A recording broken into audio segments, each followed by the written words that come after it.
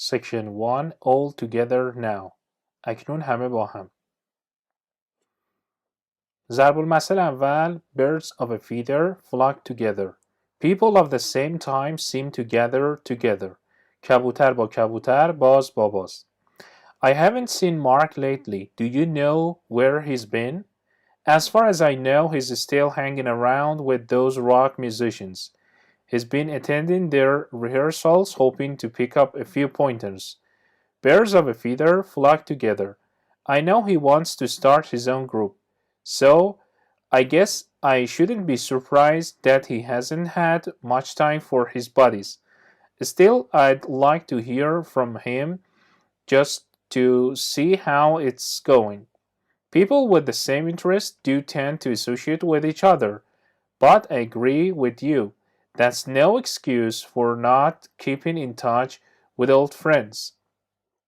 به نظر می رسد مردم از همان نوع دوره هم جمع می شوند. من اخیراً مارک را ندیدم. آیا می دانید او کجا بوده؟ تا آنجا که من می دانم او هنوز با آن نوازندگان راک معاشرت می کند. او به امید در تمرینات اونها شرکت کرده. کبوتر با کبوتر، باز با باز. من میدانم که او میخواهد گروه خودش را تأسیس کند. بنابراین حدس میزنم که او وقت زیادی برای دوستان خود ندارد و جای تعجب ندارد. دوست دارم از او بشنوم تا ببینم چطور پیش میرود. افراد با علایق یکسان تمایل به معاشرت با یکدیگر دارند. اما من با شما موافقم. این بهانه‌ای برای برقراری ارتباط با دوستان قدیمی نیست. ضرب المثل بعدی In unity there is strength. A group of people with the same goals can accomplish more than individuals can. یک دست صدا نداره. If we want better working conditions, we've got to get together and make up a list of grievances to present to administration. But what makes you think they'll listen to us? In unity, there is strength. We won't get anywhere by complaining individually. We can accomplish more as a group than we can by ourselves. That makes sense. Let's call a meeting of all the employees of the shop. We can pin down our demands and present a united front. Maybe we'll get someplace this time. گروهی که هدف یکسانی دارن از یک نفر تنها موفق ترن. اگر می‌خواهیم شرایط کار بهتری داشته باشیم، باید دور هم جمع شویم و لیستی از شکایات را برای ارائه به دولت تهیه کنیم. اما چه چیزی باعث می‌شود فکر کنید آنها به حرفهای ما گوش خواهند داد؟ در وحدت قدرت وجود دارد. با شکایت جداگانه به جایی نخواهیم رسید. ما می‌توانیم به عنوان یک گروه بیشتر از آنچه می‌توانیم توسط خودمان به موفقیت برسیم. این منطقی است. بیایید همه کارمندان فروشگاه را به یک جلسه دعوت کنیم. ما می‌توانیم خواسته‌های خود را سنجیده و در جبهه‌ای واحد ارائه دهیم. شاید این بار به جایی برسیم. ضرب المثل بعدی It takes two to tango. تر و خشک با هم می‌سوزند. When two people work as a team, they are both responsible for the team's successes and failures. Look how crooked the linoleum is along the edges of the wall. It looks just awful. I never said I was an expert in laying linoleum. Besides, it takes two to tango. Just what do you mean by that? Well, you're the one who gave me the measurements. If the job turned out badly, it was just as much your fault as it was mine. Maybe so, but if you'll remember, I wanted to hire a professional to do the job. You were the one who thought we should save money by doing it ourselves. I guess we both learned a lesson. Next time we'll know better. وقتی دو نفر کار گروهی انجام میدهند، باید هر دو برای موفقیت و شکست کار مسئول باشند. نگاه کنید. پارکت یا کفوش در امتداد لبه‌های دیوار چقدر کجه. خیلی افتضاح به نظر میرسه. من هرگز نگفتم که من متخصص کفوشی اتاق هستم. علاوه بر این تر و خشک با هم میسوزن. منظور حرفت چیه؟ خب شما کسی هستید که اندازه‌گیری‌ها من رو انجام دادید. اگر کار بد رقم بخوره هم تقصیر شما خواهد بود و هم من. شاید اینطور باشه، اما اگر به خاطر بیاورید من میخواستم برای انجام کار حرفه‌ای استخدام شوم.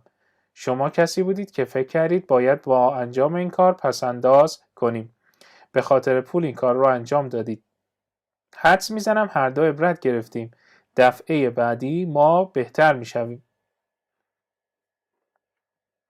ضرب المثل بعدی: A man is known by the company he keeps.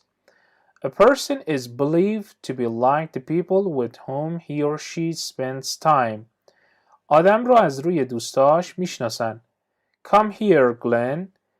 As your friend, I've got to tell you that people are starting to wonder why you're hanging around with all those anti-government demonstrators.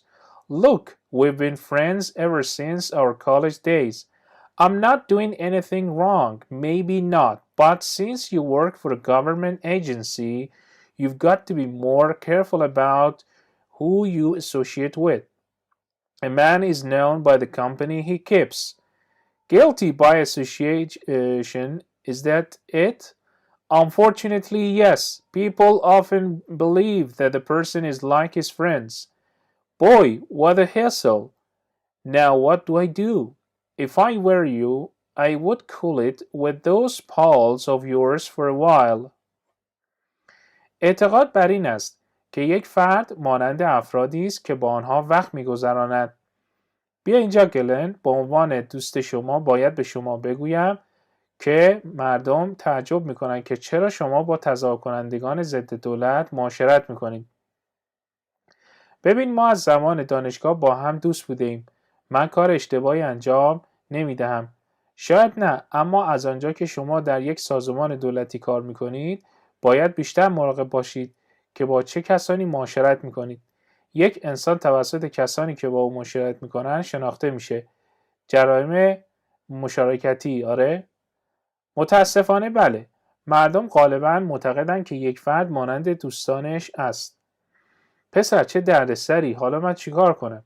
اگر جای شما بودم مدتی روابطم را با آنها کم میکردم.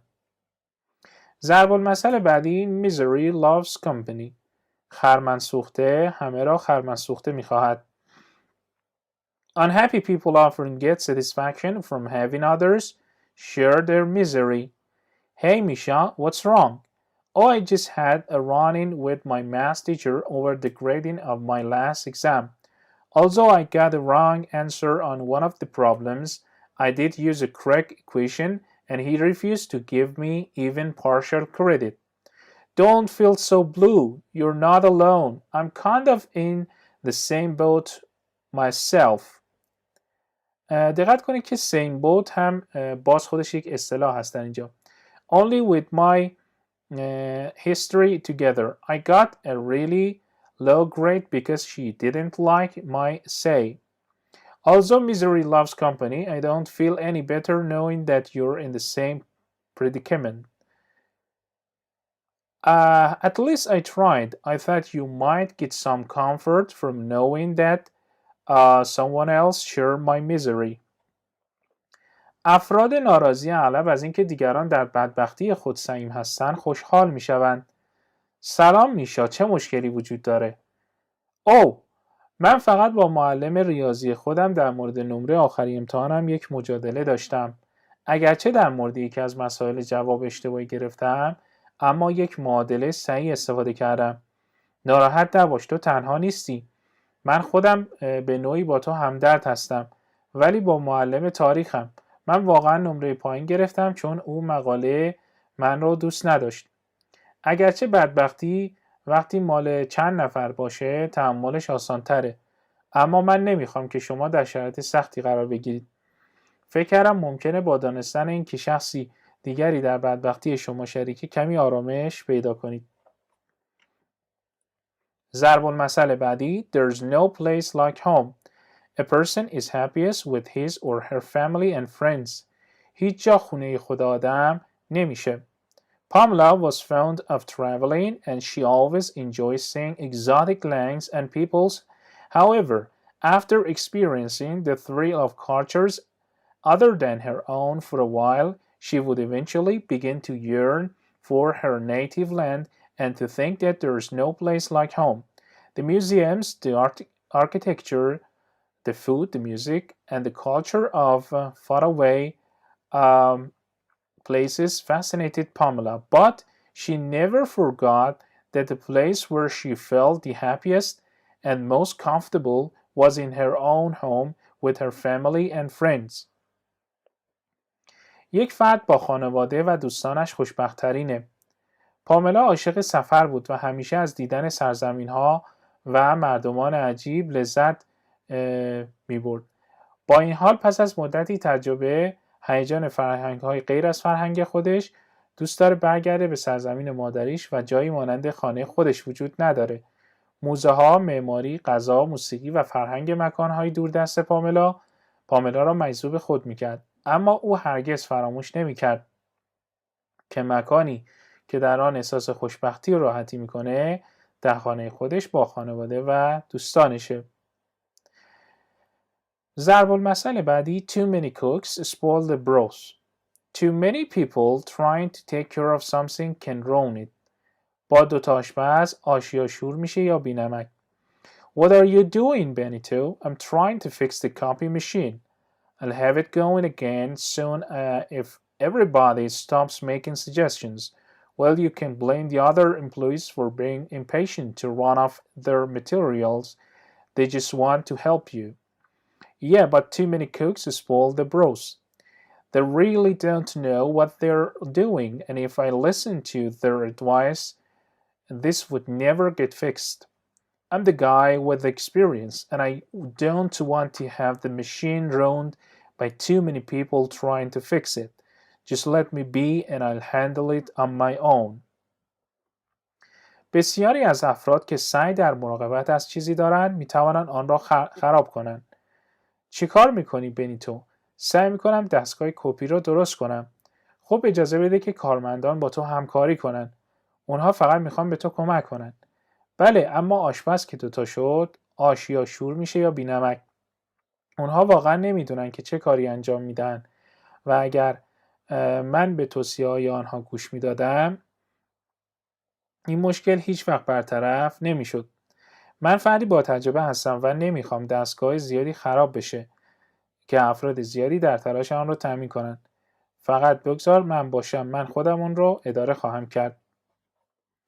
ضرب المثل بعدی two heads are better than one. دو فکر بهتر از یک فکر هست. Two people working together can solve a problem quicker and better than a person working alone. Hi, Jonathan. Come over here a minute. What's happening? I'd like to pick your brain for this composition. I have to hand it tomorrow. I've got a problem with the introduction and I figure that two heads are better than one. I need some input on the wording. To be honest with you, I'm not that good with words, but I'm willing to help you if I can. Thanks, buddy. My brain is all dried up. I'm sure the two of us working together will be able to solve this problem faster than I could do it alone. Well, I'll give it my best shot. Let me look at what you've already written and we'll take it from there. دو نفر که با هم کار میکنن میتوانند سریعتر و بهتر از شخصی که تنها کار میکنند یک مشکل رو حل کنند. سلام جاناتان، یک دقیقه بیا اینجا. چه اتفاقی افتاده؟ من به همفکری تو برای این ترکیبی که فردا باید تحویل بدم نیاز دارم.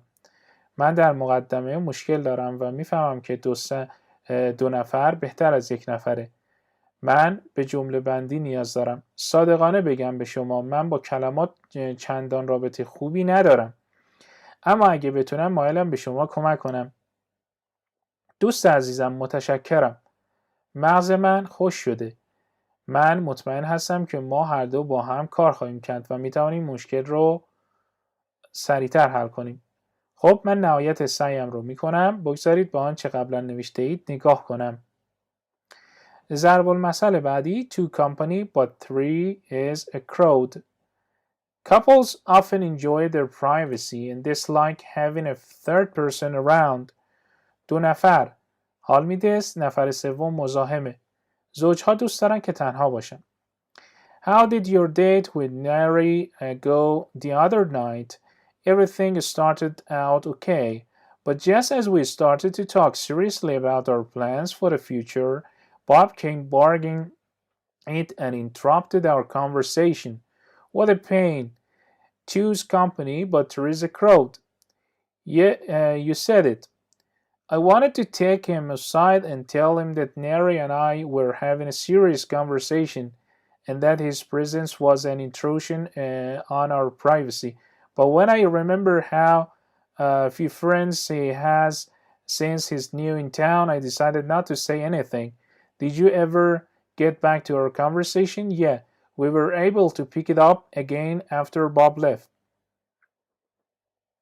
زوجین غالباً از حریم خصوصی خود لذت میبرند و از داشتن شخص سوم در اطراف بدشان میآید.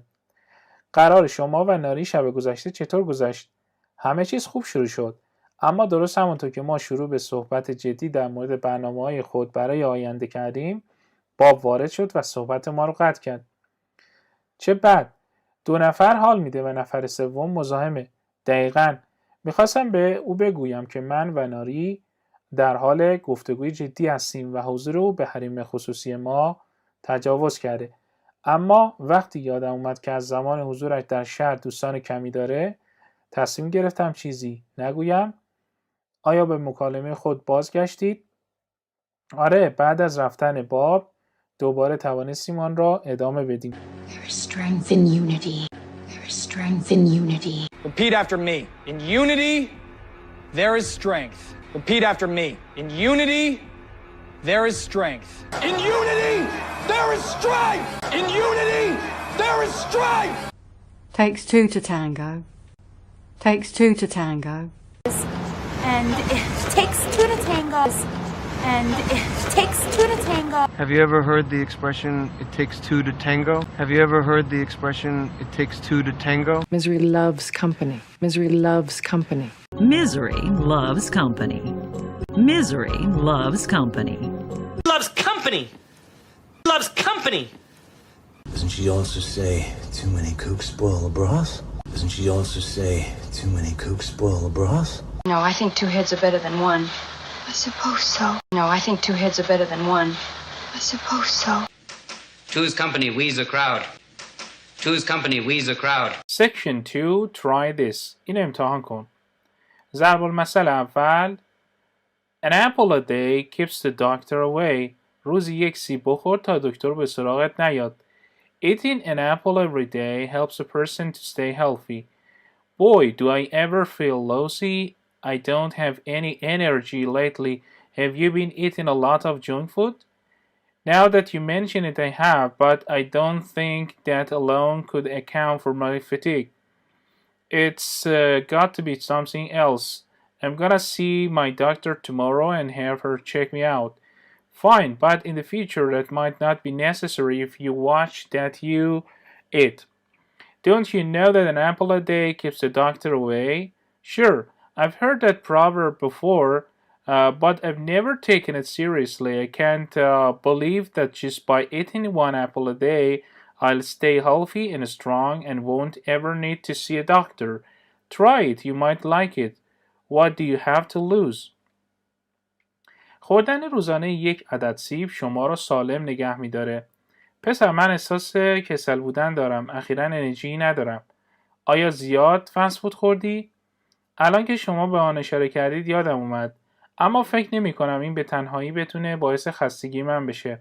باید چیز دیگه ای باشه. من میخوام فردا به دکتر مراجعه کنم و از او بخوام که منو معاینه کنه. خب اما در آینده وقتی چیزی رو میخواید بخورید بهش نگاه کنید. ممکنه لازم نباشه اون رو بخورید. آیا نمیدونید که خوردن 1 سیب در روز پزشک رو دور میکنه؟ 100%. قبلا اون ضرب المثل رو شنیدم اما هرگز جدی نگرفتم. نمیتونم باور کنم که فقط با خوردن 1 عدد سیب در روز سالم و قدرتمند خواهم بود و دیگه نیازی به مراجعه به پزشک نخواهم داشت. امتحانش مجانیه. شاید خوشت اومد. ضرب المثل بعدی do as I say not as I do.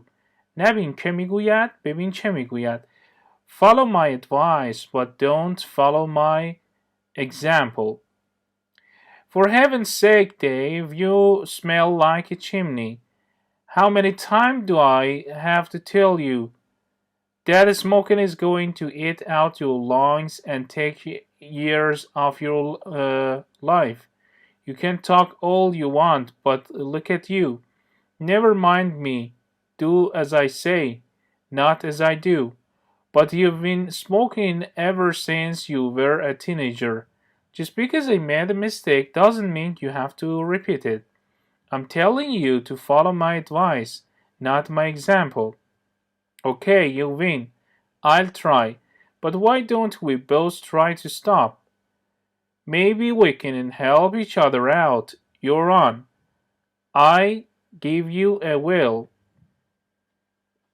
به نصیحتم گوش کن ولی کاری که من میکنم رو انجام نده. تو رو خدا دیو بوی دودکش میدی. چند بار بهت گفتم سیگار کشیدن ریه ها رو نابود میکنه و طول عمرتو کم میکنه. تو میتونی هر چیزی که میخوایی بگی اما خودت رو ببین. هرگز به من توجه نکن. همانطور که میگویم عمل کن. نه همانطور که من انجام میدم. اما تو از نوجوانی سیگار میکشیدی.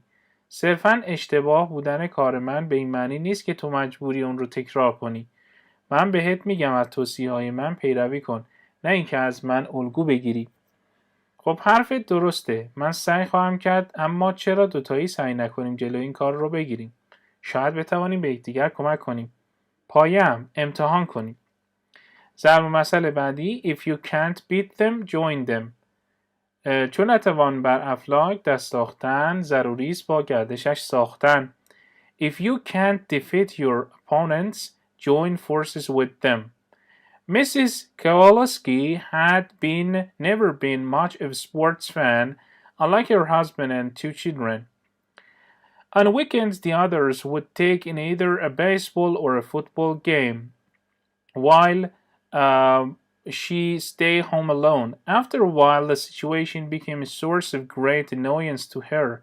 One weekend, to the utter amazement of her husband and children, she announced that she wanted to attend the football game with them. She thought if you can't beat them, join them.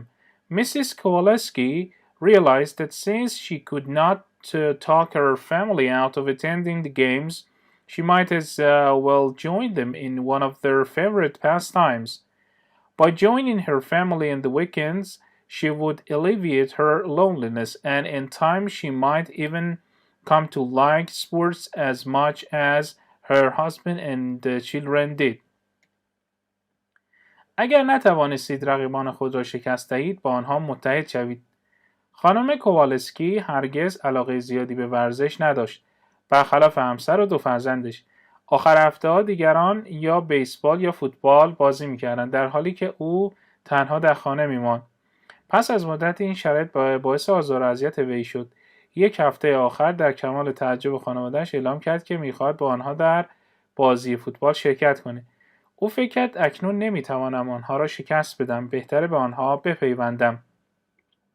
خانم کووالسکی متوجه شد که از آن جا که نمیتونه خانواده‌اش را از حضور در این بازی‌ها منع کنه، ممکنه در یکی از سرگرمی‌های مورد علاقه آنها به آنها بپیونده. با پیوستن به خانواده خود در آخر هفته‌ها میتواند از تنهایی خود بکاهد و با گذشت زمان حتی ممکن است به اندازه همسر و فرزندانش ورزش رو دوست داشته باشه. ضرب المثل بعدی. If you can't stand the heat, get out of the kitchen. خر ما از کرگی دم نداشت. If you can't tolerate the pressures of a particular situation, remove yourself from that situation. When Chris got a position as a legal secretary with one of the most prestigious law firms in the city, he was elated. However, it was not long before he became snowed under with work. As the pressures of the job increased, he began to complain about the long hours and the excessive amount of work. One day after, a fellow employee heard him complain once again about the stack of paperwork on his desk. She quite bluntly told him, if you can't stand the heat, get out of the kitchen. Actually, Chris had been thinking about quitting. After only 3 months on the job, it became apparent to him that since he could not handle the pressures of the job, he should leave the firm and seek employment elsewhere. The only reason he had been hanging on was because good jobs were so hard to come by. اگر نمی توانید فشارهای یک موقعیت خاص رو تحمل کنید، خود را از آن وضعیت دور کنید. هنگامی که کریس به عنوان دبیر حقوقی در یکی از معتبرترین شرکت‌های حقوقی در این شهر منصوب شد، خوشحال شد. با این حال طولی نکشید که او سرش خیلی شلوغ شد. با افزایش فشارهای شغلی، او شروع به شکایت از ساعت‌های طولانی و بیش از حد کار کرد.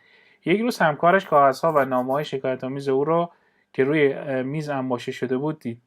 او کاملا سریع به او گفت اگر تحمل شرایط سخت رو نداری از اینجا بیرون برو. در واقع کریس در فکر ترک آنجا بود. فقط پس از 3 ماه کار احساس کرد که چون نمیتواند فشارهای شغل رو تحمل کنه، باید شرکت رو ترک کنه و در جای دیگری به دنبال کار باشه. تنها دلیل ناراحتی او این بود که به دست آوردن مشاغل خوب بسیار سخت بود. ضرب المثل بعدی live well enough alone. سری رو که درد نمیکنه دستمال نمیبندن. Don't try to improve something that is already satisfactory. Greetings, Wiki. What have you been up to lately? Oh, I've been busy working on my sculpture for the spring art exhibition. I'm just not satisfied with the symmetry between the head and the torso. I'm no connoisseur, but when I saw your sculpture last week, I was very impressed. Really, Wiki? Don't change a thing. Leave well enough alone. If you keep trying to improve your sculpture, you might end up running it. Do you really think so? Absolutely. There's no reason for you to change something that is already satisfactory. Maybe you're right. I'll speak on it and see how I feel about the whole thing tomorrow. سعی نکنید چیزی را که راضی کننده است بهبود ببخشید. سلام ویکی، اخیراً چه کارهایی انجام دادی؟ من مشغول کار بر روی مجسمه هایم برای نمایشگاه هنر بهار هستم. من فقط از تقارن بین سر و تنه راضی نیستم. من خبره نیستم، اما وقتی هفته گذشته مجسمه شما رو دیدم بسیار تحت تاثیر قرار گرفتم. واقعاً ویکی چیزی رو عوض نکنید. اگر به تلاش برای بهبود مجسمه خود ادامه بدید ممکنه در نهایت اون رو خراب کنید. واقعاً اینطور فکر میکنی؟ کاملاً. هیچ دلیلی برای تغییر چیزی که قبلا راضی کننده باشه وجود نداره. شاید حق با تو باشه. من در موردش فکر میکنم تا ببینم فردا در مورد کل موضوع چه احساسی دارم. Look before you leap. گز نکرده یا زر نکرده پاره نکن. Consider all aspects of a situation before you take any action. You sure are concentrating. What's so interesting? Oh, hi Ed. I didn't hear you come in. I'm thinking of investing in that shopping center going up near Tiburon Beach. So was just reading about the proposed shops for the center. If you want my opinion, I think you should look before you leap. That center is being built on a landfill. Aren't you worried a problem with settling, let alone an earthquake? Have no fear. I'm considering all aspects of the situation before I take any action. But from what I've read so far, it sounds like a great investment. قبل از شروع هر کاری همه جوانبش رو بررسی کن. مطمئناً در حال تمرکز هستی. چه چیزی توجهت رو جلب کرده؟ سلام اد. من نفهمیدم کی اومدی. من در فکر سرمایه گذاری در آن مرکز خرید هستم که در نزدیکی ساحل تیبورون است. بنابراین فقط در مورد مغازه‌های پیشنهادی این مرکز مطالعه می‌کردم. اگر نظر من رو می‌خوای، من فکر می‌کنم تو باید همه جوانب رو بررسی کنی. آن مرکز در محل دفن زباله ساخته میشه. آیا شما از حل مشکلات در این منطقه مطمئنی؟ نگران نباش. من قبل از اقدامی تمام جوانب اون رو بررسی کردم. اما از آن چه تاکنون خوانده‌ام به نظر می‌رسه یک سرمایه‌گذاری عالی باشه. ضرب المثل بعدی make hay while the sun shines. شانس یک بار در خونه آدم رو میزنه. Take advantage of an opportunity to do something. Come on, Jet, don't be such a wet blanket. Come with us to State Fair. I'd like to, but I'm swamped with the work. Maybe next time. That's what you're always saying, and next time never comes. You're young. Make hay while the sun shines. Trips like this one don't come around every day. I'm really tempted, but I've got to finish this paperwork. Meanwhile, life is passing you right by. You should take advantage of an opportunity to do something when it's available. Doesn't the fact that Mary Ann will be coming along tempt you? Mary Ann is going? Absolutely. Well, maybe just this once I could take a break from working. Okay, count on me. از هر فرصتی برای انجام کارت استفاده کن. بیا جد، اینقدر مایه ناامیدی نباش. با ما به نمایشگاه ایالتی بیا. دوست دارم اما غرق در کارم. شاید دفعه بعد. این چیزیه که تو همیشه میگی و دفعه بعدی هرگز نخواهد آمد. شما جوان هستید، تا تنور داغه بچسبون. فرصت‌هایی مانند این سفر هر روز پیش نمیاد. من واقعاً وسوسه شدم.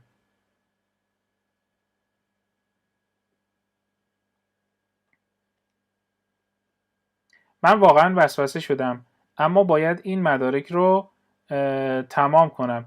در همین حال زندگی از کنار شما میگذره. شما باید از فرصت استفاده کنید. اگر بگم ماری هم خواهد آمد تو رو وسوسه نمی‌کنه؟ مری هم میاد؟ حتما. خب شاید فقط همین یک بار بتونم قید کار رو بزنم. خب پس روی من هم حساب کنید.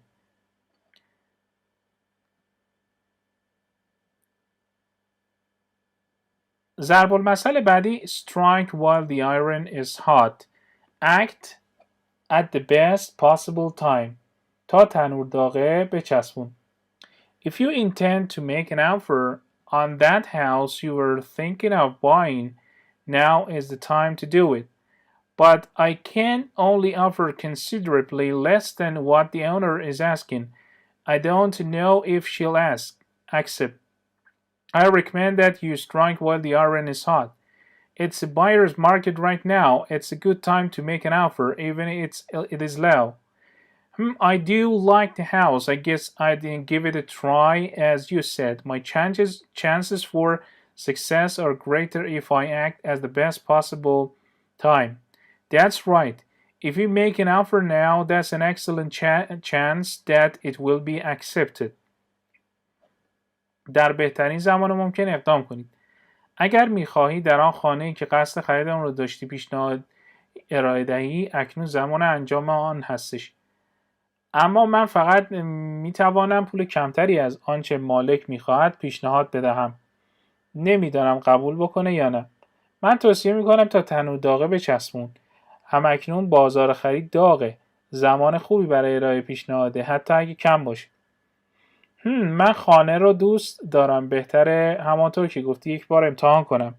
اگر در بهترین زمان ممکن اقدام کنم شانس موفقیت من بیشتره.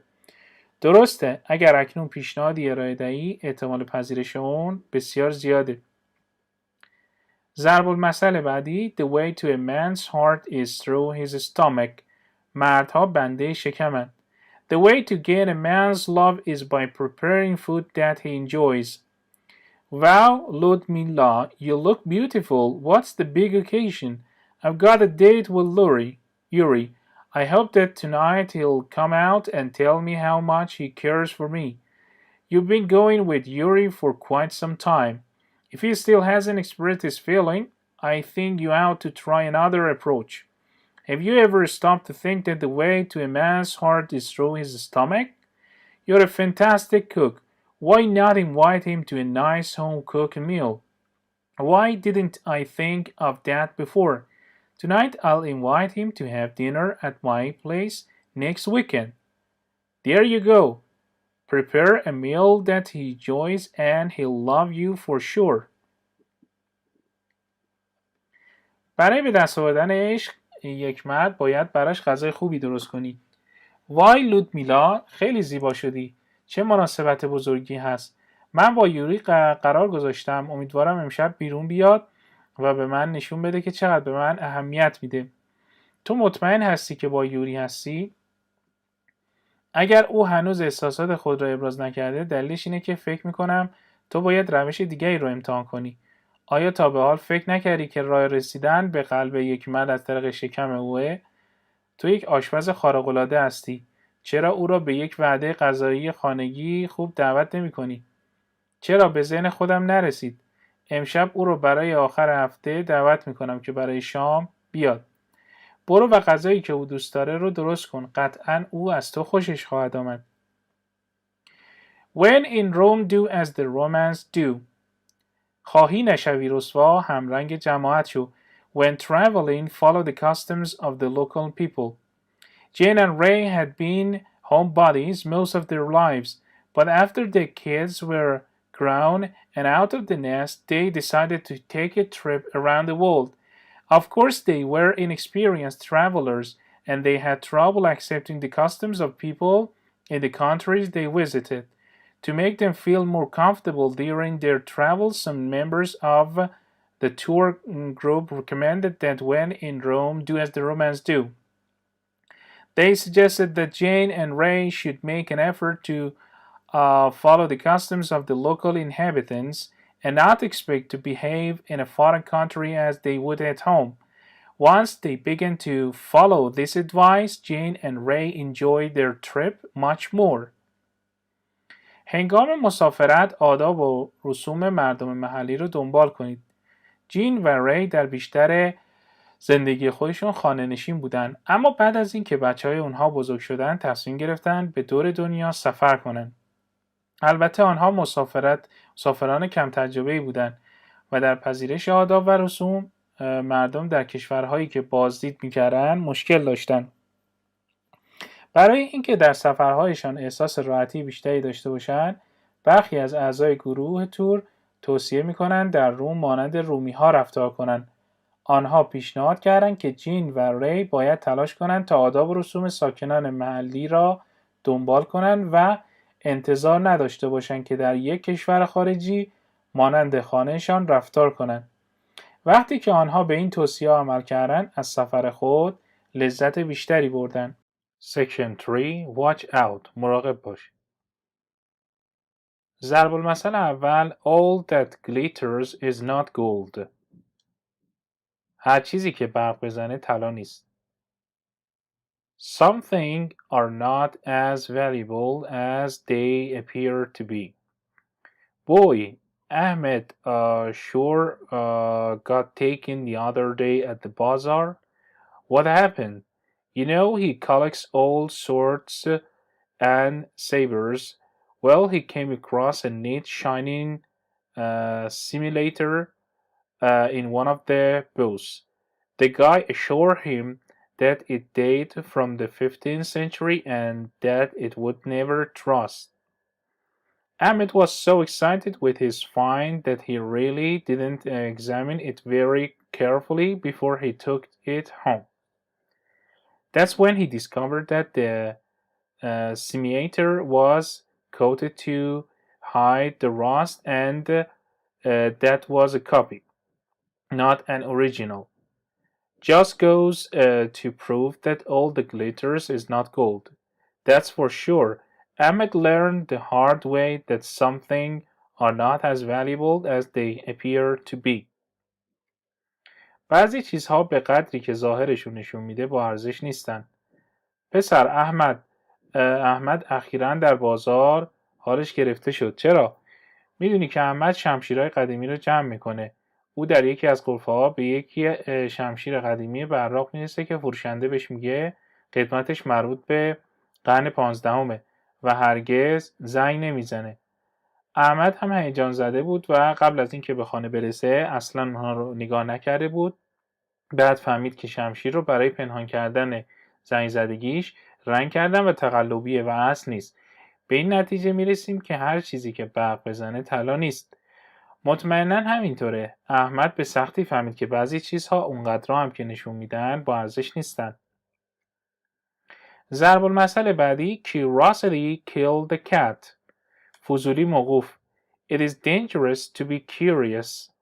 Phil, you have no business trying to find out what will be on tomorrow's exam by shuffling through those papers on the teacher's desk.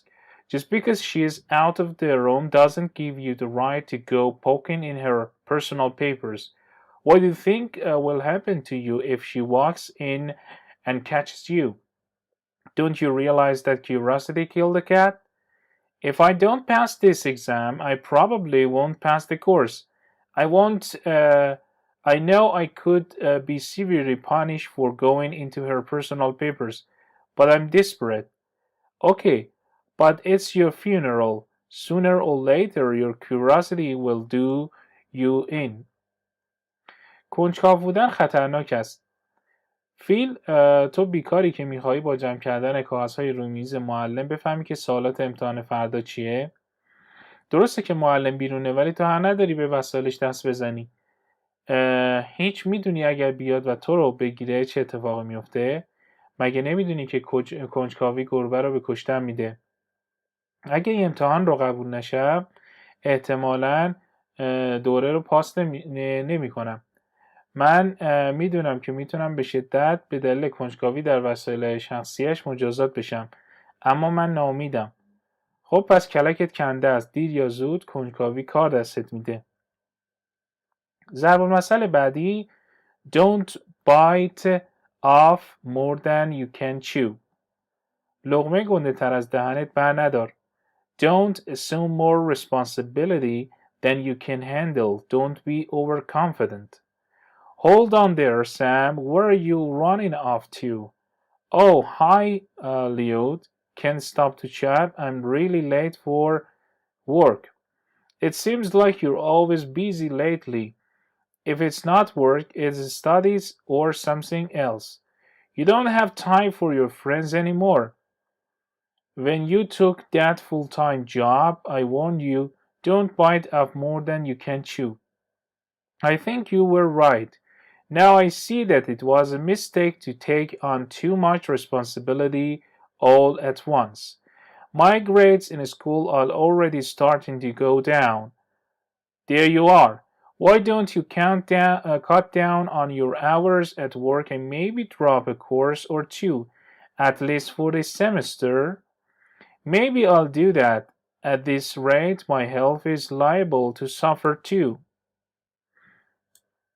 مسئولیت بیش از توان خود را بر عهده نگیرید. اعتماد به نفس کاذب نداشته باشید. وایسا سام، با این عجله کجا میری؟ او سلام لوید، نمیتونم برای گپ و گفتگو وایسم. من در حال حاضر دیرم شده.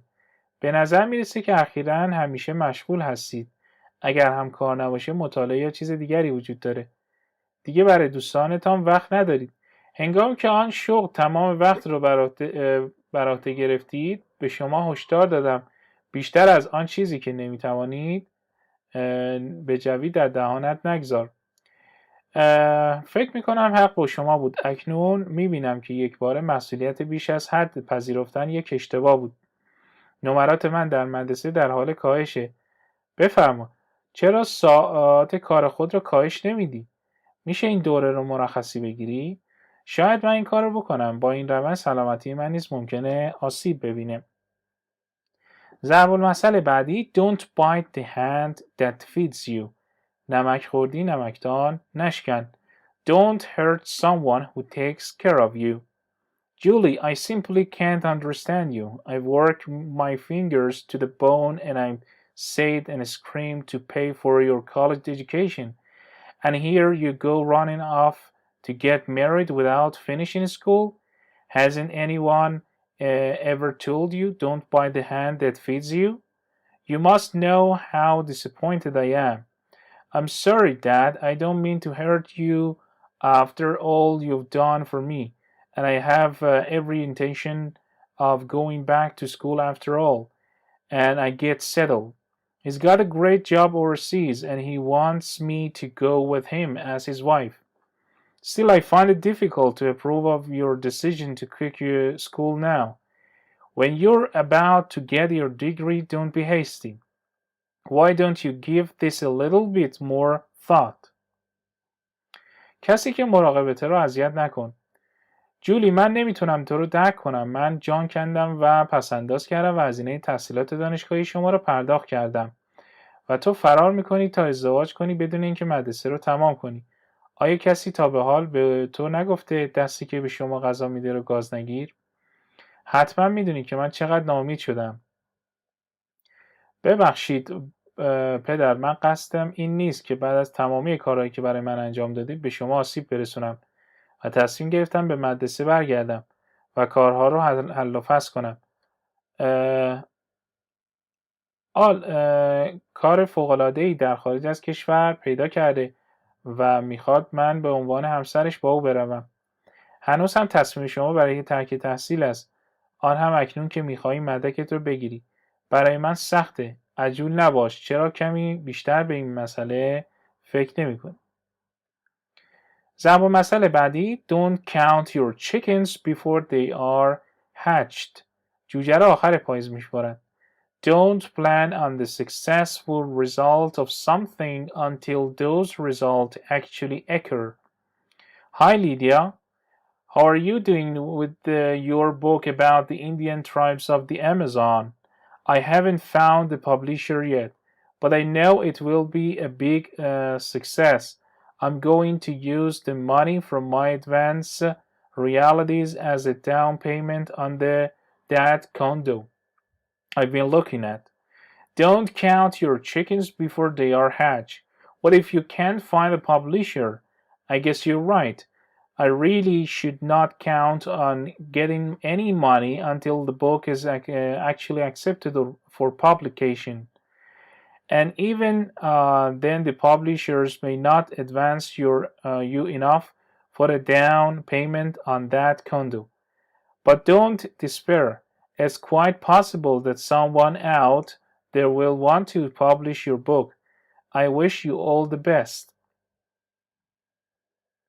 برای نتایج موفقیت آمیز چیزی نقشه نریزید تا زمانی که این نتایج واقعا رخ دهد. سلام لیدیا، با کتاب خود در مورد قبایل هندی آمازون چیکار میکنید؟ من هنوز ناشری پیدا نکردم، اما میدانم که موفقیت بزرگی خواهد بود. من قصد دارم از مبلغ پیش‌پرداخت خود به عنوان پیش‌پرداخت آپارتمان مورد نظرم استفاده کنم.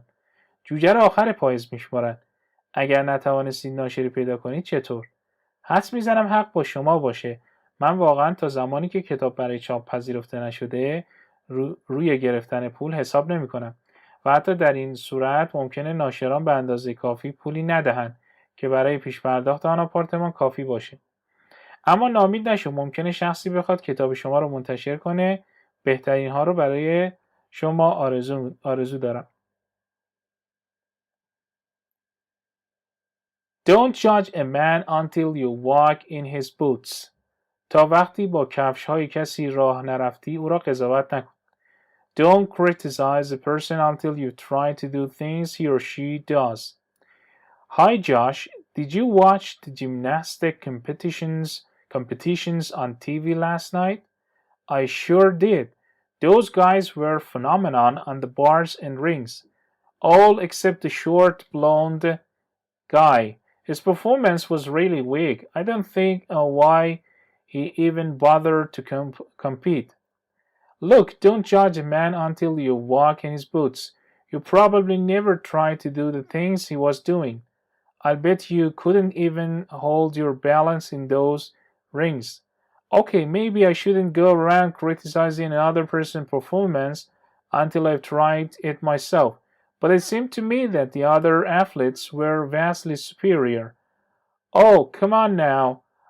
He wasn't that bad. His maneuvers were a lot more difficult than those of his competitors. از شخصی انتقاد نکنید تا زمانی که سعی کنید کارهایی را انجام بدید که او انجام میده. سلام جاش، شب گذشته مسابقه ژیمناستیک را از تلویزیون تماشا کردید؟ مطمئناً آره. بچه‌ها در مینه‌ها و حلقه‌ها فوق‌العاده بودند. همه بجز پسر کوتاه‌قد و بور. عملکرد او واقعا ضعیف بود. نمیدانم چرا او برای مسابقات آمده بود. ببین تا وقتی با کفش‌های کسی راه نرفتی او را قضاوت نکن. تو احتمالاً هرگز سعی نکرده ای کارهایی را که او انجام میده انجام بدی. شرط می‌بندم تو حتی نمی‌توانی تعادل خود را روی آن حلقه‌ها حفظ کنی. خب شاید تا زمانی که خودم آن را امتحان نکردم نباید در مورد عملکرد شخص دیگری انتقاد کنم، اما به نظرم میرسید که سایر ورزشکاران بسیار بهتر هستند. او بیخیال، اونقدر را هم بد نبود. مانورهای او بسیار دشوارتر از رقبا بود. ضرب المثل بعدی Don't look a gift horse in the mouth. دندان اسب پیشکش را نمی‌شمرند. Don't complain about something that is given to you. How are you enjoying your car, Mike? It's not bad. It doesn't look like much, but at least it's transportation. Didn't your dad just give it to you outright? Sure, but it was his old one. What I really wanted was that slick sports car I was looking at the other day. For gosh sakes, Mike, don't look a gift horse in the mouth. If I were you, I wouldn't complain. Look at me. I'm still getting around on my bike. I guess you're right. I shouldn't find fault with something I got for nothing. Exactly. You've had the car you want someday. Just be patient. All you have to do is get yourself a job and save money. از چیزی که به شما داده شده شکایت نکنید. از ماشینت لذت میبری مایک؟ بد نیست، خیلی خوب به نظر نمیرسه، اما حداقل برای حمل و نقل خوبه. پدرت آن را فقط به شما داد، درسته؟ آره خب، اما قدیمیه. آن چیزی که من میخواستم اتومبیل شیک اسپورت بود که روزها به دنبال آن بودم. به خاطر خدا مایک، دندانهای اسب هدیه رو نشمر. اگر جای تو بودم شکایت نمیکردم. به من نگاه کن، من هنوز با دوچرخه‌ام دور میزنم. حس میزنم حق با شما باشه. من نباید عیب‌جویی کنم از هدیه‌ام. دقیقاً. تو روزی اتومبیل مورد نظر خودت رو خواهی داشت. فقط صبور باش. تمام کاری که تو باید انجام بدی اینه که برای خود شوق پیدا کنی و پسنداز. Don't put all your eggs in one basket. تمام سرمایه و وقتت رو روی یک چیز نذار. Don't risk losing everything at once. Congratulations, Jay. I hear that you came into quite an inheritance. Yes, I did. My grandmother left me the bulk of her estate when she passed away. Now I'll have to start thinking of ways to invest it if I want to see it grow. True, and remember, don't put all your eggs in one basket. Never fear. I won't risk losing my money by investing all of it in a single place. I plan to spread out my inheritance in real estate, government bonds, and other low-risk investments. Now you're talking. If you're interested, I have the name of a good financial counselor. I'm certain that she could help you. Thanks. As soon as I'm ready, I'll look her up. خطر از دست دادن یک باره همه چیز را نداشته باشید. تبریک میگم جیل، شنیدم که شما کاملا به ارثیه خود رسیده اید. بله، مادر بزرگم وقتی از دنیا رفت قسمت عمده‌ای از املاک خود را برای من گذاشت. اگر بخواهم رشد آن را ببینم باید فکر کنم چگونه آن را سرمایه گذاری کنم.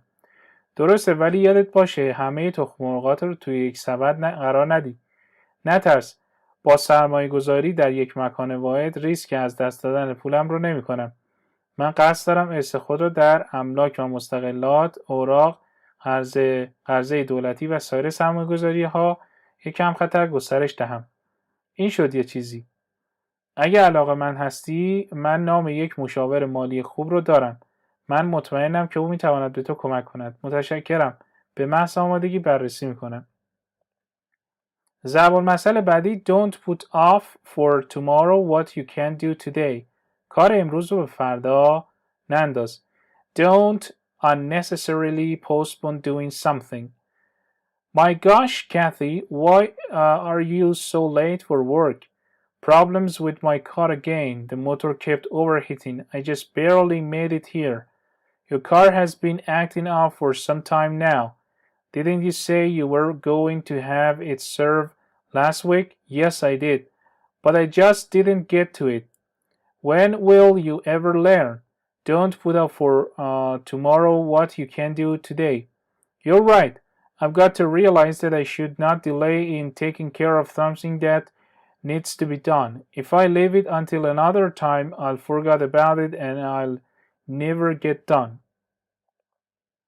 انجام کاری را به بی‌دلیل به تعویق نیندازید. وای خدا کتی چرا اینقدر برای کار دیر اومدی؟ بازم مشکلات. ماشینم موتور بیش از حد گرم میشد. من به سختی موفق شدم خودم رو به اینجا برسونم.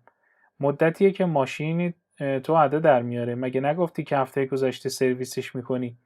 بله اما من نرسیدم انجامش بدم.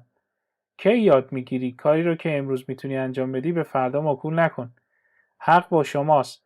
من باید سعی کنم در انجام کارهایم تأخیر نکنم.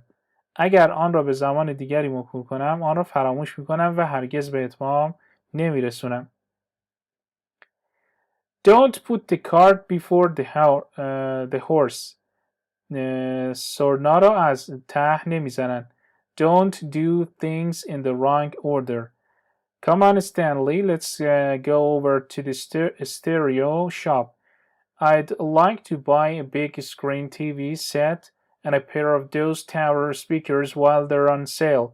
Wow, there, don't put the cart before the horse. Didn't you tell me that you were going to be crammed for space in your new apartment? Yes, I did. And don't go out and buy something that may not fit before you have all your other furniture in place. What's more important, buying a new TV and speakers or moving in all the belonging you have already? I guess you're right. I'd better wait until I see how much space I have. کارها رو برعکس به ترتیب اشتباه انجام نده. بیا استنلی، بیا برویم به فروشگاه استریو. من میخوام یک دستگاه تلویزیون بزرگ و یک جفت سینما خانواده بخرم. او کارها رو برعکس انجام نده. مگر من نگفتی که میخوای آپارتمان جدیدت کوچکتر باشه؟ بله. پس دست نگه دار و قبل از این که همه وسایلت رو در جای خود قرار ندادی چیزی رو که ممکنه مناسب نباشه خریداری نکن. چه چیزی مهمتره؟ خرید تلویزیون و بلندگوهای جدید یا جابجایی وسایل قبلی؟ حدس میزنم حق با شما باشه. بهتره صبر کنم تا ببینم چقدر فضا دارم. ضرب المثل بعدی A miss is as good as a mile. آب که از سر گذشت چه یک وجب چه 100 وجب. Losing by a narrow margin is no different than losing by a wide margin. Why so gloom, chum? I was just one number away from winning big on the state lottery. At least you won something, didn't you? Something is right. About $50, but just think, one more number and I could have won thousands. Too bad.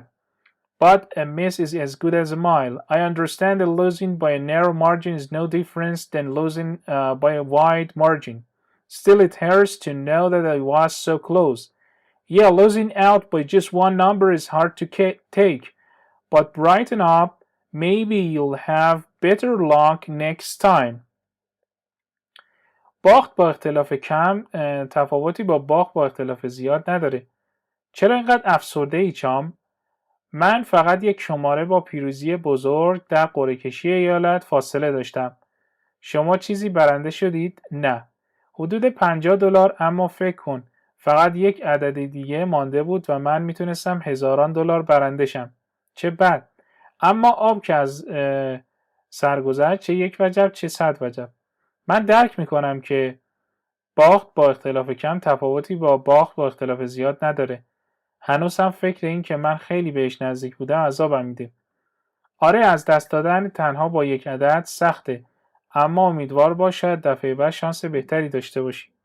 The road to hell is paved with good intentions. راه جهنم با نیت‌های خوب آسفالت شده است. Good intentions don't always lead to good actions. Eric, when are you going to repair the roof? You've been talking about it for months now. Andrea, I wish you wouldn't keep nagging me. I have every intention of getting to it this weekend. Sure, the road to hell is paved with good intentions. How long are you going to keep putting it off? Well, something always comes up. I should be able to start it on Saturday morning. Let's see what happens. I won't say another word about it after you really mean what you say. I just get annoyed when your good intentions don't lead to good actions. Have faith, I'll do it this weekend for sure. نیت‌های خوب به کارهای خوب ختم نمیشن. اریک، کی میخوای سقف رو تعمیر کنی؟ تو الان 1 ماهی که در مورد آن صحبت میکنی. آندره، کاش مدام قر نمیزدی. من قصد دارم آخر این هفته به آن رسیدگی کنم. حتما. راه جهنم با نیت خیر هموار شده. تا کی میخوای آن را به تعویق بندازی؟ خب همیشه چیزی پیش میاد. اگه بتونم صبح شنبه اون رو شروع میکنم. ببینیم و تعریف کنیم. اگه واقعا به حرفایت عمل کنی دیگه کلمه ای نمیگویم. من فقط وقتی عصبانی میشم که حرفایت تبدیل به عمل نشود. مطمئن باش من آخر این هفته حتما انجامش خواهم داد. ضرب المثل بعدی where there's smoke there's fire. تا نباشد چیزکی مردم نگویند چیزها. When there is evidence of a problem there probably is a problem. When the night watchman started on his routine patrol of premises, he noticed that the door to one of the buildings was ajar. Since the building was located in a security area, he immediately jumped to the conclusion that where there is smoke, there is fire. The doors of all the buildings were supposed to be tightly secure after working hours, and the night watchman had been trained to think that if there's evidence of a problem, there probably is a problem.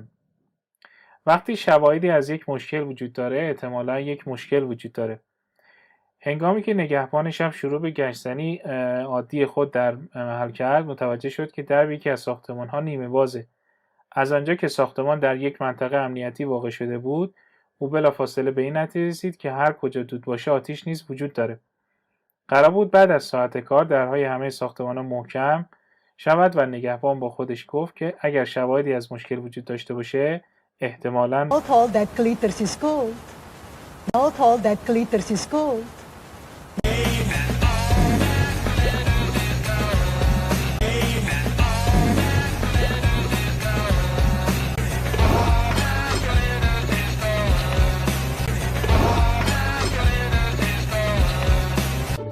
Curiosity killed the cat. Curiosity killed the cat. Curiosity killed the cat. Curiosity killed the cat. Curiosity killed the cat, you know. I know. Curiosity killed the cat, you know. I know. Don't bite off more than you can chew, Stephen. Don't bite off more than you can chew, Stephen. Did you bite off more than you can chew? Did you bite off more than you can chew? It'll get Marty transferred for good. You don't bite the hand that feeds you. It'll get Marty transferred for good. You don't bite the hand that feeds you. Count your chickens before they're hatched. Okay. Count your chickens before they're hatched. Okay. Now don't count your eggs before they're in the pudding, Mr. Calloway. Now don't count your eggs before they're in the pudding, Mr. Calloway. Hey, don't count your chickens, Buster. Hey, don't count your chickens, Buster. Don't look a gift card in the mouth. Don't look a gift card in the mouth. But I guess I shouldn't look a gift first in the mouth. Yep. But I guess I shouldn't look a gift first in the mouth. Put all his eggs in your basket, Victor. We've got put all his eggs in your basket, Victor. We've got is that we put all of our friend eggs in one basket. Is that we put all of our friend eggs in one basket. We could put all our eggs in one basket. We could put all our eggs in one basket. Why put off what you can do today? Why put off what you can do today? Well, I don't want to put the cart before the horse here. Well, I don't want to put the cart before the horse here. The cart before the horse, you said that already. The cart before the horse, you said that already. Okay, it just seems a little cart before the horse. Okay, it just seems a little cart before the horse. Like how the road to hell is paved with good intentions. Like how the road to hell is paved with good intentions. Now, y'all know that the road to hell is paved with good intentions. Now, y'all know that the road to hell is paved with good intentions. The road to hell is paved with good intentions. The road to hell is paved with good intentions. Section 4 Getting ahead. حرکت رو به سمت جلو. ضرب المثل اول The first step is always the hardest. The most difficult part of accomplishment something is getting started. اولین قدم سخت‌ترین قدم است. Well, Adam, did you enjoy the concert? Yes, I did. It was quite inspiring.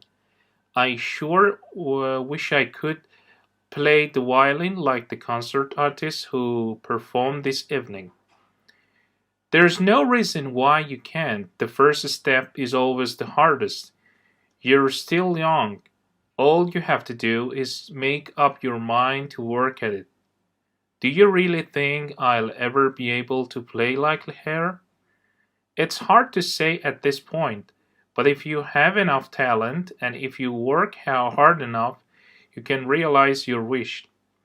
The hardest part of learning to play like that is to start taking lessons and to learn to read music. If you're serious about starting, I have the name of an excellent music teacher. Wonderful. I'll give her a call the first things tomorrow. دشوارترین قسمت برای انجام کاری شروع کار است. خب آدم از کنسرت لذت بردی؟ بله کاملا الهام بخش بود. مطمئناً آرزو میکنم کاش میتوانستم مانند هنرمند کنسرتی که امروز از اجرا شد ویولون بنوازم. هیچ دلیلی وجود ندارد که نتوانی. اولین قدم همیشه سخت‌ترین مرحله است. تو هنوز جوان هستی. تنها کاری که باید بکنی این است که تصمیم خود را بگیری تا در آن تلاش کنی. تو واقعاً فکر میکنی من میتوانم مثل او ویولون بنوازم؟ در این مرحله گفتنش سخت است، اما اگر استعداد کافی داری و اگر به اندازه کافی سخت کار کنی میتوانی آرزوی خود را محقق کنی. سخت‌ترین قسمت یادگیری نواختن شروع درس، دروس و یادگیری خواندن موسیقی است. اگر در شروع کار جدی هستی، من یک استاد عالی موسیقی را سراغ دارم. فوق‌العاده است. فردا اولین کاری که میکنم به او زنگ میزنم. ضرب المثل بعدی forewarn is forearmed. Being warned about something before it happens allows a person to prepare for it. هشدار داده شده مسلح است. When it became known that a hurricane was due to hit the coast within 24 hours, the local authorities alerted the inhabitants and outlined a series of precautionary measures for coping with the storm. Their goal was to avoid having people harmed by the devastating force of the winds and rain. The authorities rightly believed that forewarned is forearmed. اگر قبل از اتفاق افتادن چیزی از آن باخبر باشیم، می توانیم برایش آماده شویم. هنگامی که معلوم شد طوفانی در طی 24 ساعت به ساحل برخورد خواهد کرد، مقامات محلی ساکنان را آگاه کرده و مجموعی از اقدامات پیشگیرانه را برای مقابله با طوفان بیان کردند. هدف آنها جلوگیری از آسیب رساندن به مردم توسط نیروی ویرانگر باد و باران بود. مقامات به اعتقاد داشتند که اگر از احتمال وقوع چیزی باخبر باشیم می توانیم با آن مقابله کنیم. ضرب المثل بعدی He who hesitates is lost. A person who doesn't act decisively is unlikely to succeed. کسی که تردید کند باخته یا میبازد. If you want to buy that new car you've been looking at, you'd better hurry up. Why? Don't you read in the papers? Next month the state sales tax is going up a whole cent. That will add up to a lot of money on a car. He who hesitates is lost. I've been holding up because the dealer told me there would soon be a factory authorized rebate on the car I want. But I see your point. If I delay in purchasing the car, I may never get another chance to buy it at the current price. Maybe I'd better not wait for the factory rebate, especially if it comes through after the new taxes go into effect. Wise decision. Get hoping. فردی که قاطعانه عمل نکند بعید است موفق شود. اگر می‌خواهی آن اتومبیل جدیدی را که با آن نگاه کرده‌ای بخری بهتر است عجله کنی. چرا؟ مقالات را نمی‌خوانی؟ ماه آینده مالیات فروش ایالات 1 سنت افزایش می‌یابد. این مبلغ زیادی به مبلغ کل یک ماشین اضافه می‌کند. کسی که مردد شود می‌بازد. من خودم دست نگه داشتم زیرا فروشنده به من گفت که به زودی تخفیف مجاز کارخانه برای اتومبیلی که می‌خواهم اعمال می‌شود. اما در مورد شما نظرم این است در صورت تأخیر در خرید خودرو ممکن است هرگز فرصتی دیگر برای خرید آن با قیمت فعلی پیدا نکنم. شاید بهتر باشد منتظر تخفیف کارخانه نباشم، خصوصا اگر پس از اجرایی شدن مالیات‌های جدید این امر عملی شود. تصمیمت عاقلانه است. عجله کن. ضرب المثل بعدی no pain no gain. Nothing can be accomplished without effort. نابرده رنج گنج میسر نمی شود. Is Quickie off practicing again? Yes, that's all she does. She's up at 4 in the morning. And by 5 she's already at the ice rink. She puts in 2 full hours of practice before going to school. Then after school, she practices for another 3 hours with her partner. That's a crushing routine. How does she do it? No pain, no gain. She wants to be a champion ice skater, so she's working hard to perfect her technique and skills. At this rate, she'll make it by the time she's out of high school. Maybe even sooner. She's one determined young lady. She knows that without great effort and discipline, she'll never achieve her goal. بدون تلاش نمیتوان هیچ چیز را به دست آورد. آیا چیکی دوباره تمرین میکند؟ بله، این کاری است که او مدام انجام میده. او ساعت 4 صبح بیدار میشود و تا 5 ساعت بعد در پیست یخ است. او قبل از رفتن به مدرسه 2 ساعت کامل تمرین میکند. سپس بعد از مدرسه او 3 ساعت دیگر با هم‌تیمی‌های خود تمرین می‌کند. این یک روال نابود کننده است. چگونه او این کار را انجام می‌دهد؟ نابرده رنج گنج میسر نمی‌شود. او می‌خواهد یک اسکیت باز قهرمان شود. بنابراین سخت تلاش می‌کند تا تکنیک و مهارت‌های خود را کامل کند. با این سرعت او می‌تواند تا اتمام دبیرستان این کار را انجام دهد. شاید حتی زودتر. او یک جوان مصمم است. او می‌داند که بدون تلاش و نظم زیاد هرگز به هدف خود نخواهد رسید. Nothing ventured, nothing gained. You can't achieve anything if you don't try. هر که طاووس خواهد جور هندوستان کشد. For years Tanya dreamed of participating in the ice skating competitions in the Olympics. When tryouts for the team were announced, Tanya doubted that she could qualify, but she thought nothing ventured, nothing gained. After all, she knew that if she didn't at least try to make the team, she would never realize her ambition. It's a good thing she didn't let fear or uncertainty keep her from trying out. She did brilliantly and made the team, then won a silver medal for her country. اگر تلاش نکنید نمیتوانید به چیزی برسید.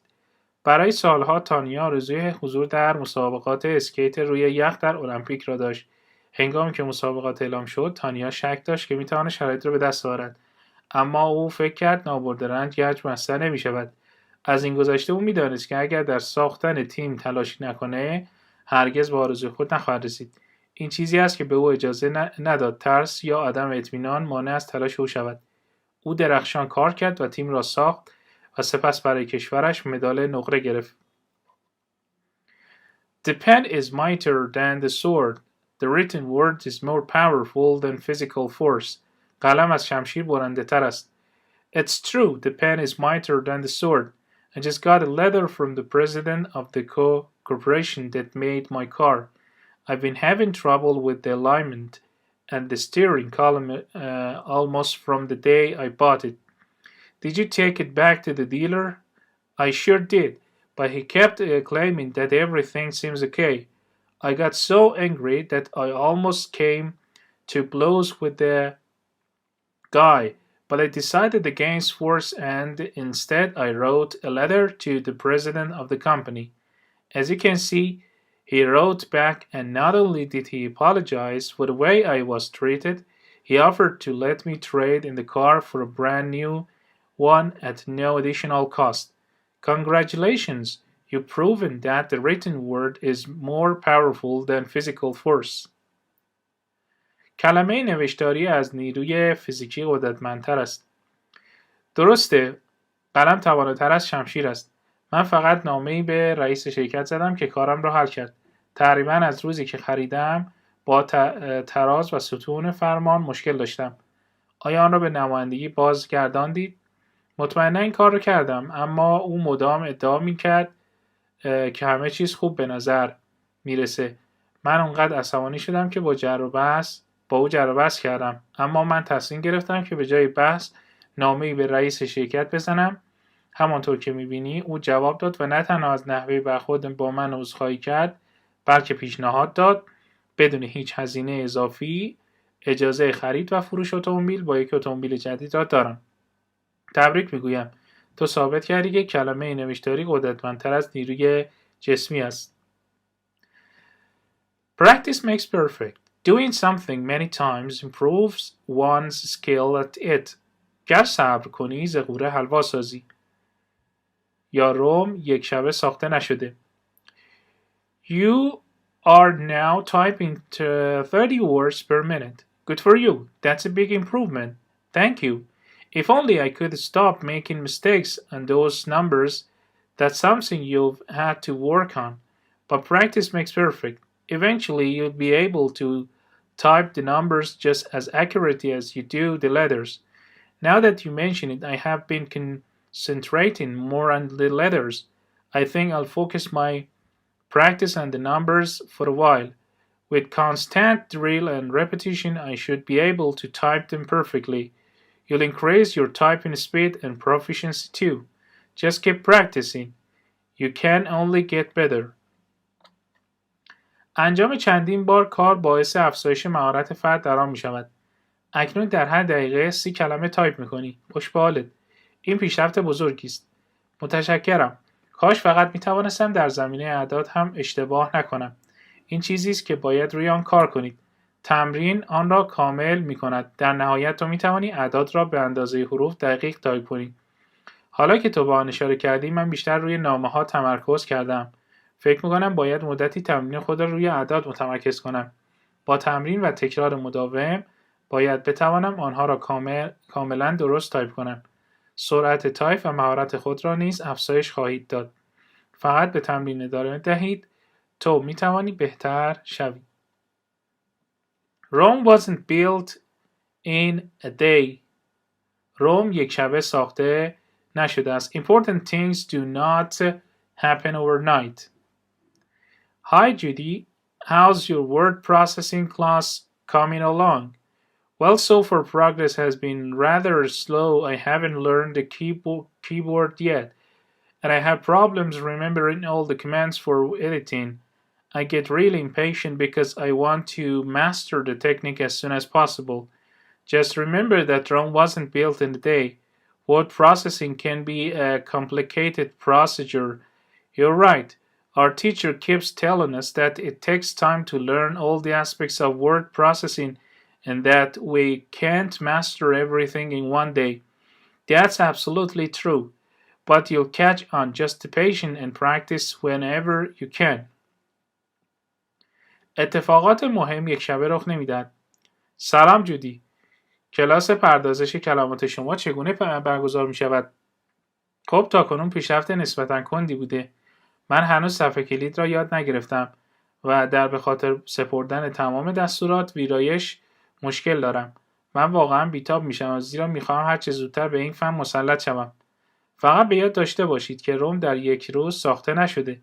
پردازش کلمه میتواند یک روش پیچیده باشد. حق با شماست. معلم ما مدام به ما میگوید که یادگیری تمام جنبه‌های پردازش کلمه زمانبر است و ما نمی‌توانیم در یک روز بر همه چیز مسلط شویم.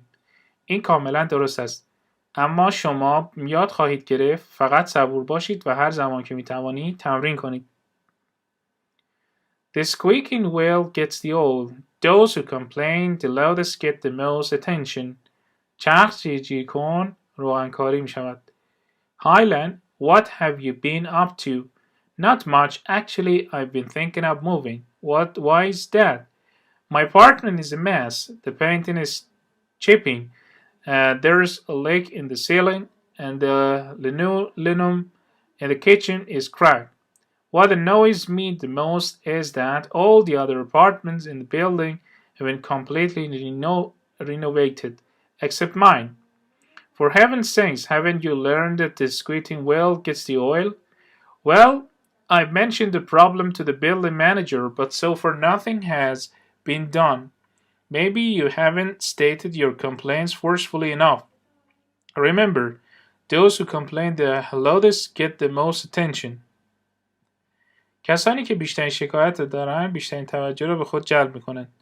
سلام لان، چیکار میکنی؟ در واقع من به فکر به جایی هستم. چرا؟ آپارتمان من خراب است. رنگهایش در حال ریختن است. در سقف نشتی وجود دارد و کفپوش آشپزخانه ترک خورده. آنچه بیشتر مرا آزار می‌دهد این است که تمام واحدهای دیگر ساختمان به جز من منظرشان کاملا بازسازی شده. محض رضای خدا مگه نمی‌دانی چرخ جیجیکون را روغنکاری می‌کنند؟ خب من مشکلات را به مدیر ساختمان گفتم، اما تا کنون کاری صورت نپذیرفته. شاید شما به اندازه کافی شکایت خود را اعلام نکرده. یاد باشه کسانی که بیشترین شکایت را دارند بیشترین توجه را به خود جلب میکنند. You're never too old to learn. A person can learn at any age. ز گهواره تا گور دانش بجوی. Chinese, what are you doing to study Chinese? I've always wanted to learn it, but I've never got around to it before. All those years I was so involved with business that there was never any time. Now that I'm retired, I thought I'd give it a shot. I figure you're never too old to learn. More power to you. I've been thinking of going back to school myself, but I'm getting up in years and I didn't know if I was too old to learn. Listen, my friend, a person can learn at any age. You can do it if you want badly enough. Just stick with it. I appreciate your words of encouragement. Maybe I will take that class in real estate after all. شخص میتواند در هر سنی یاد بگیرد. چینی، شما در حال تحصیل چینی هستید؟ من همیشه دوست داشتم آن را یاد بگیرم، اما قبلا اصلا وقت نشد. در تمام آن سالها من آنقدر درگیر تجارت بودم که هرگز زمانی نبود. حالا که بازنشسته شدم فکر کردم که آن را امتحان کنم. من فکر میکنم شما هرگز برای یادگیری پیر نیستید. موفق باشی. من خودم به این فکر میکردم که به مدرسه برگردم، اما بعد از سالها نمیدانستم برای یادگیری خیلی پیر شدم یا نه. گوش کن دوست من. فرد میتواند در هر سنی یاد بگیرد. اگر میخواهی به خوبی این کار را انجام دهی فقط با آن همراه باشید. من از تشویق‌های شما متشکرم. شاید در آن کلاس مشاور املاک شرکت کنم. Forewarned is forearmed. Forewarned is forearmed. We are forewarned, and so now we will be forearmed. We are forewarned, and so now we will be forearmed. But he who hesitates is lost. But he who hesitates is lost. He who hesitates is lost. He who hesitates is lost. No pain, no gain. No pain, no gain. Hey, what's nothing ventured, nothing gained, right? Hey, what's nothing ventured, nothing gained, right? Nothing ventured, nothing ventured, nothing. Hey, nothing ventured, nothing gained. Hey, nothing ventured, nothing gained. Rome wasn't built in a day. Rome wasn't built in a day. But Rome wasn't built in a day. But Rome wasn't built in a day. Rome wasn't built in a day, was it? No. Rome wasn't built in a day, was it? No. Well, you're never too old to learn something. Well, you're never too old to learn something. Never too late to learn. Never too late to learn. One is never too old to learn from a master, Mr. Kid. One is never too old to learn from a master, Mr. Kid. Section 5. It never works. ضرب مثل اول beggars can be choosers. When a person has nothing, he or she must accept whatever help is offered. گدا حق انتخاب ندارد. What's up, Jennifer? I heard you were in a little accident the other day. Yeah, this guy bumped into the back of my car when I studied at an intersection. Was there much damage to your car? Well enough that I had to leave it at the body shop for several days. How did you get around? The shop gave me a loaner, but it ran very poorly. For heaven's sakes, why did you accept it? Beggars cannot be choosers. I needed another car until mine was repaired, so I had to accept whatever the shop offered me. هنگامی که شخصی چیزی ندارد، باید هر کمکی را که پیشنهاد شود بپذیرد. چه خبر جنیفر؟ شنیدم که روز قبل تصادف کردی. آره، وقتی در یک تقاطع متوقف شدم، یک پسر به عقب ماشین من برخورد کرد. آیا آسیبی به ماشین شما وارد شده؟ خب مجبور شدم آن را برای چند روزی در یک تعمیرگاه بگذارم. چطور رفت آمد کردید؟ مغازه ماشین اجاره‌ای به من داد، اما خیلی ضعیف بود. تو رو خدا چرا قبول کردی؟ گدایان نمیتوانند انتخاب کننده باشند. من به ماشین دیگری احتیاج داشتم تا اینکه ماشین من تعمیر شود. بنابراین مجبور شدم مغازه هر پیشنهادی که به من میدهد را قبول کنم. Clothes do not make the man. A person should not be judged by the clothes he or she wears. لباس انسان شخصیت آن فرد را نمی سازد. I saw Howard the other day in a costume store. He was renting a suit of armor for a costume ball. Sally's going to be there and he thinks she might agree to go out with him if he projects a more manly image. He must be dreaming. Does he know that clothes do not make the man? He's convinced that Sally has always refused his invitations because of his pony appearance. Evidently, he doesn't realize that she's not going to judge his character by observing the clothes he's wearing. You said it. A suit of armor won't change his appearance or her personality. Still, I wish him luck. شخص نباید با توجه به لباسی که می‌پوشد قضاوت شود. هاوارد را روزی در فروشگاه لباس دیدم. او برای رقص محلی یک لباس زری اجاره می‌کرد. سالی قرار است آنجا باشد و او فکر می‌کند اگر او تصویری مردانه‌تر ارائه دهد ممکن است موافقت کند که با او بیرون برود. او حتما خواب می‌بیند. آیا او نمی‌داند که لباس مرد را نمی‌سازد؟ او باور کرده که سالی به دلیل ظاهر ضعیفش همیشه دعوتهایش را رد کرده است. بدیهی است که او نمی‌داند که سالی با دیدن لباسی که او پوشیده است قرار نیست شخصیت او را قضاوت کند. دقیقاً، یک زره پوش ظاهر و شخصیت او را تغییر نمی‌دهد. هنوز هم برای او آرزوی موفقیت می‌کنم. A leopard cannot change his spots. A person cannot change his or her basic character once it has been formed. ترک عادت موجب مرض است. Pat, I'm at my wit's end. I don't know what to do about having Stephen clean up his room. Didn't he promise to tidy it up this afternoon? He did. And look at it. It's still a mess. I cannot and won't keep picking up after him. It looks like a leopard cannot change his spots. No matter what we do, he won't keep his room in order. Please don't accept me to believe that his habits are already formed and he cannot change them. He's too young for that. Okay, I'll have a talk with him and see what I can do.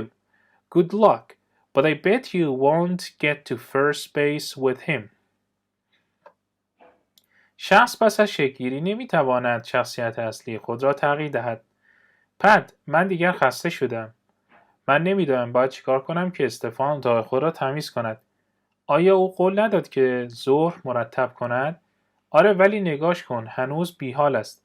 من نمیتوانم و نمیخواهم به دنبال او بروم. به نظر میرسد یک پلنگ نمیتواند لکه های خود را تغییر دهد. هر کاری که میکنیم او اتاق خود را مرتب نگه نمیدارد. لطفاً انتظار نداشته باشید که من باور کنم که عادتهای او از قبل شکل گرفته و نمیتواند آنها را تغییر دهد. او برای این کار خیلی جوان است. خب، من با او صحبت میکنم و میبینم که چه کاری میتوانم انجام دهم.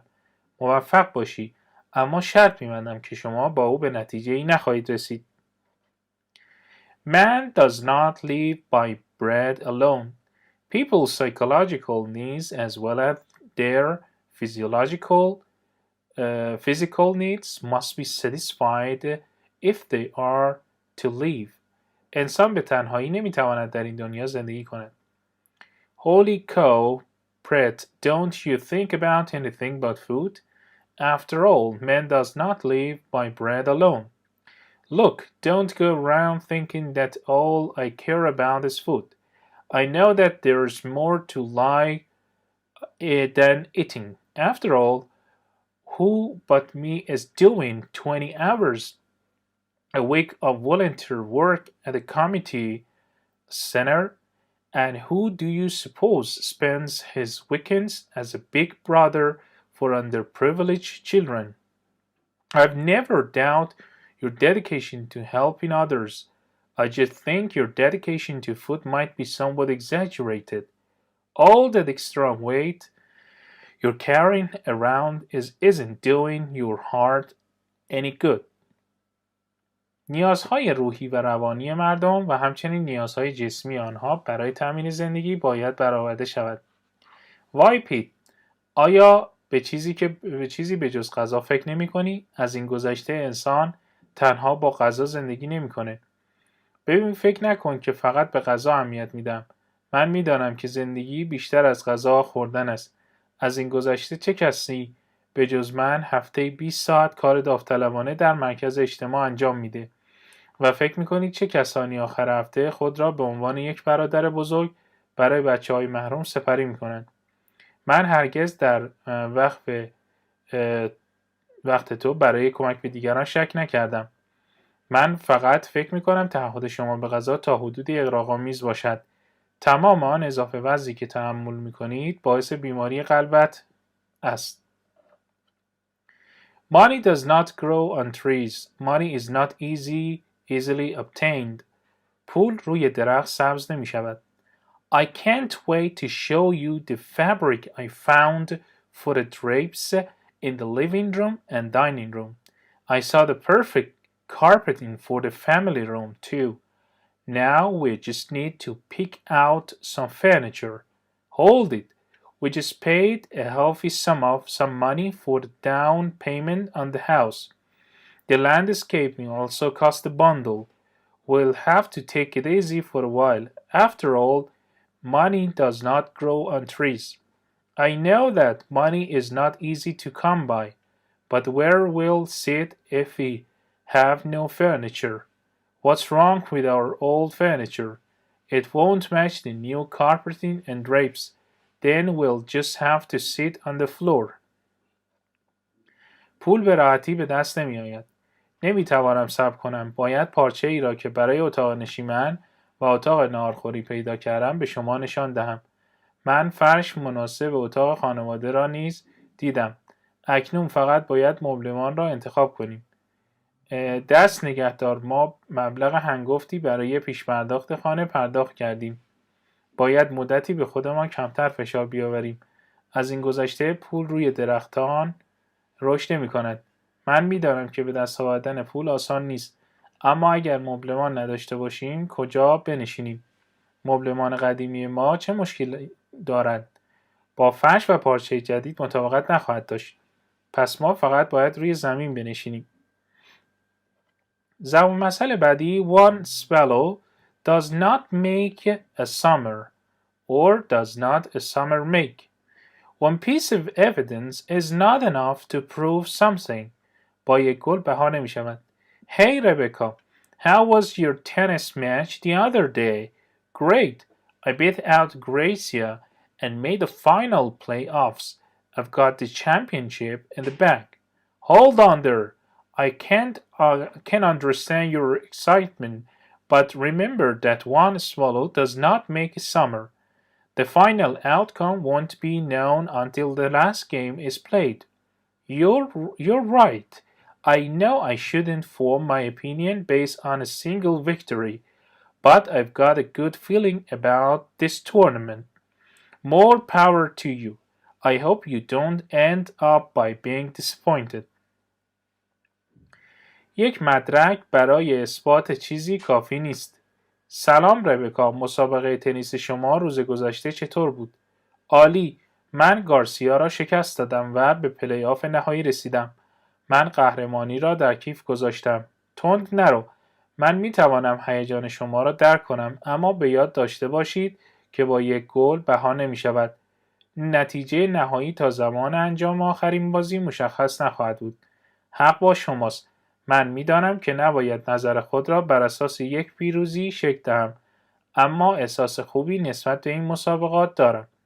موفق باشی. امیدوارم سرانجام ناامید نشوید. Too many chiefs, not enough Indians. Too many people are giving orders and not enough people are following others. رئیس های پرتعداد و سرخپوست های کم تعداد. What's going on here? I told you guys to get these trucks loaded and have them ready to roll out 2 hours ago. Why is the job only half done? Well, boss, the trouble is that you weren't around, and everybody had his own idea on how the job should be done. Since nobody would listen to anyone else, we couldn't do the job. Oh, I see. Too many chiefs, not enough Indians. You've got it. Okay, let's get it together. From now on, I'll be giving the orders and you guys will be following through. If everybody keeps trying to run the show, nothing will ever get done. تعداد زیادی از افراد دستور میدهند و تعداد کافی از افراد نیز دستورات را دنبال نمی‌کنند. اینجا چه خبره؟ من به شما گفتم که این کامیون ها را بارگیری کنید و 2 ساعت پیش باید آماده می شدن. چرا فقط نیمی از کار انجام شده؟ خب رئیس، مشکل این است که شما در آنجا نبودید و همه ایده خاص خود را در مورد چگونگی انجام کار داشتند. از آنجا که هیچ کس به حرف دیگران گوش نمیداد، ما نمی توانستیم کار را انجام دهیم. اوه میفهمم. سران بسیار زیاد، سرخپوستان ناکافی. دقیقاً. خب بیا با هم انجام بدهیم. از این به بعد من دستور میدهم و شما عمل میکنید. اگر همه سعی در اجرای نمایش داشته باشند، هیچ وقت هیچ کاری انجام نمی شود. You can lead a horse to water, but you can't make him drink. You can propose a course of action to someone, but you can't force that person to accept it. می توانی اسب را تا لبه آب ببری، اما نمی توانی مجبورش کنی آب بخورد. Did you enjoy your dinner at the new French restaurant last night? I sure did, but Larry might as well not have come. I ordered the house special and both the waiter and I recommended that Larry do the same, but he ended up ordering what he could have had in many coffee shop. A cheeseburger and fries. Imagine that. Well, you know what they say. You can lead a horse to water, but you can't make him drink. If I remember correctly, Larry was always stuck to American cuisine. That's true. And I realize that you can't suggest to another person what he should do, but you can't make him take your advice. I guess I'll just have to keep Larry away from continental cuisine until he's ready to try something new. می توانید عملی را به شخصی پیشنهاد دهید، اما نمی توانید آن شخص را مجبور به پذیرش آن کنید. شب گذشته از شام خود در آن رستوران جدید فرانسوی لذت بردید؟ من لذت بردم، اما ممکن است لری خوشش نیامده باشد. من غذای خانگی مخصوص سفارش دادم و هم پیشخدمت و هم من به لاری توصیه کردیم که همان کار را انجام دهد. اما او در آخر آنچه را که می‌خواست، یک چیزبرگر و سیب زمینی سرخ کرده سفارش داد. تصور کن. خب شما می‌دانید که آنها چه می‌گویند. شما می‌توانید یک اسب را به سمت آب هدایت کنید، اما نمی‌توانید به او آب بنوشانید. اگر درست به خاطر بیاورم، لری همیشه به غذاهای آمریکایی پایبند بوده است. درست است. و من فهمیدم که شما می‌توانید به شخصی پیشنهاد کنید که چه کاری انجام دهد، اما نمی‌توانید او را وادار کنید که از توصیه شما استفاده کند. حدس می‌زنم فقط باید لری را از این غذاها دور نگه دارم تا زمانی که حاضر شود تا چیز جدیدی را امتحان کند. You can have your cake and eat it too. You can't enjoy the advantages of two conflicting activities at once. نمی‌توانی هم کیک رو داشته باشی هم اون رو بخوری. نمی‌شود هم خدا را بخواهی هم خرما را. Are we going to see you at Bill's place tonight? I don't think I'll be able to make it. I've been getting a little static from my wife about our weekly boys' night out. She's getting tired of being left alone every Friday night. We had a bit of a tiff and she came right out and told me, "You cannot have your cake and eat it too." Gee, that's too bad. You'll be missed. And I'll miss seeing you guys, but she's right. Now that I'm married, I can't keep enjoying the advantages of bachelorhood without jeopardizing my relationship with my wife. I understand, and I'll let the other guys know, but don't hesitate to drop in any time you happen to be free in the future. You'll be always welcome. نمی توانید از مزایای دو فعالیت متضاد همزمان بهره مند شوید. آیا امشب می توانیم تو را در خانه بیل ببینیم؟ فکر نمی کنم بتوانم موفق شوم. همسرم از پارتی شبانه پسران هفتگیمان مرا محدود کرده. او از تنها ماندن در شب جمعه خسته شده. ما کمی قول و قرار داشتیم و او راست می گوید. به من گفت تو نمی توانی هم کیک خود را داشته باشی همان را بخوری. عزیزم این خیلی بده. دلتنگ می شوی. دلم برای دیدن شما تنگ خواهد شد. اما حق با اوست. اکنون که ازدواج کردم بدون به خطر انداختن روابطم با همسرم نمیتوانم از مزایای مجردی لذت ببرم. من میفهمم و به بچه‌های دیگر اطلاع میدهم، اما دریغ نکن. هر وقت در آینده وقت داشتی میتوانی بیایی.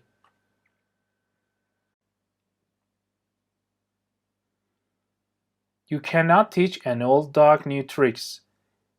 Elderly people cannot change their behavior or learn anything new. تو نمیتوانی به یک سگ پیر حقه یاد بدهی. To many of his friends, Mr. Jones seems quite eccentric. Although he was getting on in years, he had a long-standing habit of going out alone to walk in a shoddy part of town late at night. His friends warned him that was a dangerous practice, and they advised him to do his walking during the day. However, he made no effort to change his routine. It was evident that you cannot teach an old dog new tricks. Even his closest friends had to accept the fact that it's almost impossible for an elderly person to adopt a new routine. افراد مسن نمیتوانند رفتار خود را تغییر دهند یا چیز جدیدی یاد بگیرند. تغییر عادت. از نظر بسیاری از دوستانش آقای جونز کاملا عجیب و غریب به نظر می رسید. اگرچه سالها بود که زندگی را ادامه میداد، اما او عادت دیرینه‌ای داشت که اواخر شب به تنهایی بیرون میرفت و در یک منطقه نامناسب شهر قدم میزد. دوستانش به او هشدار دادند که این یک عمل خطرناک است و آنها به او توصیه کردند که پیاده روی خود را در طول روز انجام دهد. با این حال او هیچ تلاشی برای تغییر روال خود نکرد. بدیهی بود که نمیتوانید به یک سگ قدیمی کلاهبرداری جدیدی یاد دهید. حتی نزدیکترین دوستانش نیز مجبور بودند این واقعیت را بپذیرند که تقریباً غیر ممکن است که یک فرد مسن یک روال جدید را در پیش بگیرد.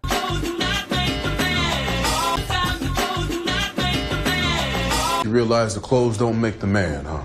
You realize the clothes don't make the man, huh? Guess a leopard can't change his spots. Guess a leopard can't change his spots. Nor teach the leopard to change its spots. Nor teach the leopard to change its spots. Man does not live on bread alone. Man does not live on bread alone. The book says, man don't live by bread alone. The book says, man don't live by bread alone. You taught them not to live by bread alone. You taught them not to live by bread alone. Shazam! This time, money does grow on trees. Shazam! This time, money does grow on trees. Money might grow on trees where you're from. Money might grow on trees where you're from. Money doesn't grow on trees, you know. Money doesn't grow on trees, you know. It's perfect. Dude, you can have your cake and eat it too. It's like, it's perfect. Dude, you can have your cake and eat it too. It's like. You ever have one of those have your cake and eat it 2 days? You ever have one of those have your cake and eat it 2 days? Have your cake and eat it too? I won't be your baker. What? Have your cake and eat it too? I won't be your baker. What? You can't teach an old dog new tricks. You can't teach an old dog new tricks. You can't teach an old dog new trick. You can't teach an old dog new trick. Oh, I guess you can't teach an old dog new tricks. Oh, I guess you can't teach an old dog new tricks. Section 6. It's human nature. ضرب المثل اول The apple doesn't fall from the tree. Children take after their parents. سیب زیاد دور از درختش نمیافتد. Well, Mr. West, this rash is nothing serious. Just apply this ointment and it should gone in a few days. Thanks, doctor. By the way, how is your son doing? Great. He's not his second year of medical school and doing quite well. Ah, the apple doesn't fall from the tree. So it seems. Actually, I'm very proud of him. He says that he wants to specialize in heart surgery. That's ambitious. I'm sure you're pleased that your son is following in your footsteps by going into medicine. Yes, that makes me happy. He should make a fine surgeon. فرزندان به دنبال والدین خود می روند. از آنها تقلید می کنند. خب آقای وست، این جوشها چیز جدی نیست. فقط این پماد را بزنید. ظرف چند روز باید از بین برود. ممنون دکتر. راستی حال پسرت چطوره؟ عالی، او در سال دوم دانشکده پزشکی است و بسیار خوب کار میکنه. سیب دور از درخت نمیافتد. همینطور به نظر میرسه. من بسیار به او افتخار میکنم. او میگوید که میخواهد در جراحی قلب تخصص داشته باشد. این بلند پروازانه است. من مطمئن هستم که باعث افتخار شما است که پسرتان با رفتن به رشته پزشکی راه شما را دنبال میکند. بله، این باعث خوشحالی من است. او باید یک جراح خوب شود. ضرب المثل بعدی Barking dogs seldom bite. People who threaten others shouldn't usually do not hurt themselves. سگ‌هایی که سر و صدایشان بیشتر است به ندرت گاز می‌گیرند. از آن نترس که هایاهوی دارد، از آن بترس که سر به زیر دارد. Hi Frank, what are you doing back in class today? I thought Mr. Tucker kicked you out yesterday for misbehaving. He did, but you know that barking dogs seldom bite. I've had Mr. Tucker for other classes, so I know that he never stays angry for long. He has threatened to punish other students before, but he has seldom followed through. Actually, he's a very forgiving person. So how did you get him to let you back in? I went to his office after class and apologized for causing such a ruckus. I gave him my word that it would never happen again. Sure enough, he accepted my apology and here I am. افرادی که دیگران را تهدید می‌کنند معمولاً آنها را آزار نمی‌دهند. سلام فرانک، امروز در کلاس چه کار می‌کنی؟ من فکر کردم آقای تاکر دیروز شما را به دلیل بدرفتاری بیرون کرد. بله، اما می‌دانید که سگ‌هایی که بیشتر پارس می‌کنند به ندرت گاز می‌گیرند. من آقای تاکر را برای کلاس‌های دیگر داشتم. بنابراین می‌دانم که او هرگز برای مدت طولانی عصبانی نمی‌ماند. او قبلا دانشجویان دیگر را تهدید به مجازات کرده، اما به ندرت پیگیری کرده است. در واقع او فردی بسیار بخشنده است. پس چه کاری کردی که شما اجازه ورود دوباره بدهد؟ من بعد از کلاس به دفتر او رفتم و به دلیل کاری که کردم عذرخواهی کردم. من به او قول دادم که دیگر هرگز تکرار نشود. مطمئناً او عذرخواهی من را پذیرفت و من اینجا هستم.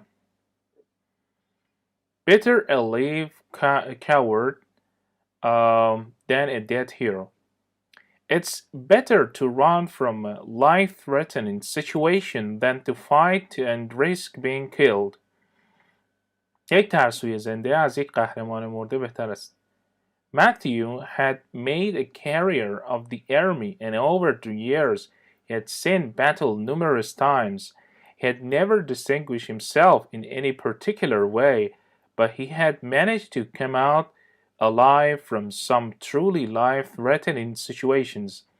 His basic philosophy had always been, better a live coward than a dead hero. Frankly, that's how he managed to stay alive. He was no hero, and he didn't want to be. He preferred to run from danger rather than die an act of bravery. فرار از وضعیت بد، زندگی بهتر از جنگیدن و خطر کشته شدن است. ماتیو کار خود را در ارتش انجام داده بود و در طول این سالها بارها جنگ را دیده بود. او هرگز به روش خاص خود را متمایز نکرده بود، اما موفق شده بود از بعضی موقعیت‌های واقعا تهدید کننده زنده بیرون بیاد. فلسفه اساسی او همیشه این بوده: بهتر از یک قهرمان مرده ترسوی زنده است. صادقانه بگویم او اینگونه موفق شد زنده بماند. او قهرمان نبود و نمیخواست باشد. او ترجیح داد از خطر فرار کند تا اینکه در یک اقدام شجاعانه بمیرد. ضرب مثل بعدی: A fool and his money are soon parted. A foolish person quickly spends his or her money on worthless things. احمق و پولش زود از هم جدا میشوند. Rick had always thrown caution to the winds when it came to money. He would often spend his money carelessly on things he really didn't need. When he won a large sum of money in the lottery, he was very excited. However, a fool and his money are soon parted. First, Rick went on a shopping spree, and then he wanted some friends to spend the weekend at a fancy, expensive resort. It was not long before he went through every cent he had won. He foolishly spent his winnings on worthless and unnecessary things, and soon he had nothing left. How easy it would have been to put some of the money away for a rainy day. یک آدم احمق سریع پولش را خرج چیزهای بیارزش می کند. وقتی صحبت از پول می شد، ریک همیشه احتیاط را به باد می داد. او اغلب پول خود را با بی‌دقتی خرج چیزهایی می کرد که واقعا نیازی به آنها نداشت. وقتی او در قرعه کشی مبلغ زیادی برنده شد، بسیار هیجان زده شد. با این حال یک احمق و پولش به زودی از هم جدا می شوند. ابتدا ریک به خرید فروش پرداخت و سپس برخی از دوستان را به گذراندن آخر هفته در یک استراحتگاه زیبا و گران قیمت دعوت کرد. طولی نکشید که او همه پولش را از دست داد. او احمقانه پول خود را صرف کارهای بی‌ارزش و غیر ضروری کرد و دیگر چیزی برای او باقی نماند. چقدر آسان بود که مقداری از پول را برای یک روز بارانی کنار بگذارد. He who laughs last laughs best. The person who succeeds in making the last move has the most fun. کسی که آخر میخندد بهتر میخندد. I still cannot believe it. Sue Carson, the homecoming queen, was Kate's date at the prom last night. That is one of the boats. She's one of the most beautiful girls in school. I thought for sure she would be going with Al, the captain of the football team. Caleb is such a bookworm. What does she see in him? Evidently, Al was taking Sue for granted and assumed she would go to prom with him without his even asking her. Caleb compliments and a book of love poems. So she agreed to go with him. When Al found out he hit the ceiling, it just goes to show you that he who laughs last laughs best. Who would have ever believed it? Al has always been so cocky. Yes, but Caleb really came out on top in this situation and won the lasting victory. شخصی که موفق به انجام آخرین حرکت می شود بیشتر خوشحال می شود. هنوز باورم نمی شود سو کارلسون ملکه زیبا شب گذشته با کالب در مراسم جشن بود. این یکی دیگر افسانه بود. او یکی از زیباترین دختران مدرسه است. مطمئنم فکر کردم او با آل کاپیتان تیم فوتبال می رود. او چه چیزی در کالب می بیند؟ بدیهی است که آل تصور می کند که او حتی بدون اینکه از سو بخواهد با او به جشن عروسی خواهد رفت. کالب با تعریف و کتاب شعر عاشقانه دل سو را برد. بنابراین او موافقت کرد که با او برود. وقتی آل فهمید از کوره در رفت. این اثبات می کند که کسی که آخرین نفر می خندد بهتر می خندد. چه کسی فکرش را می کرد؟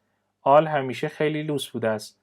بله، اما کالب در این شرایط واقعا در رده نخست قرار گرفت و پیروزی ماندگار را به دست آورد.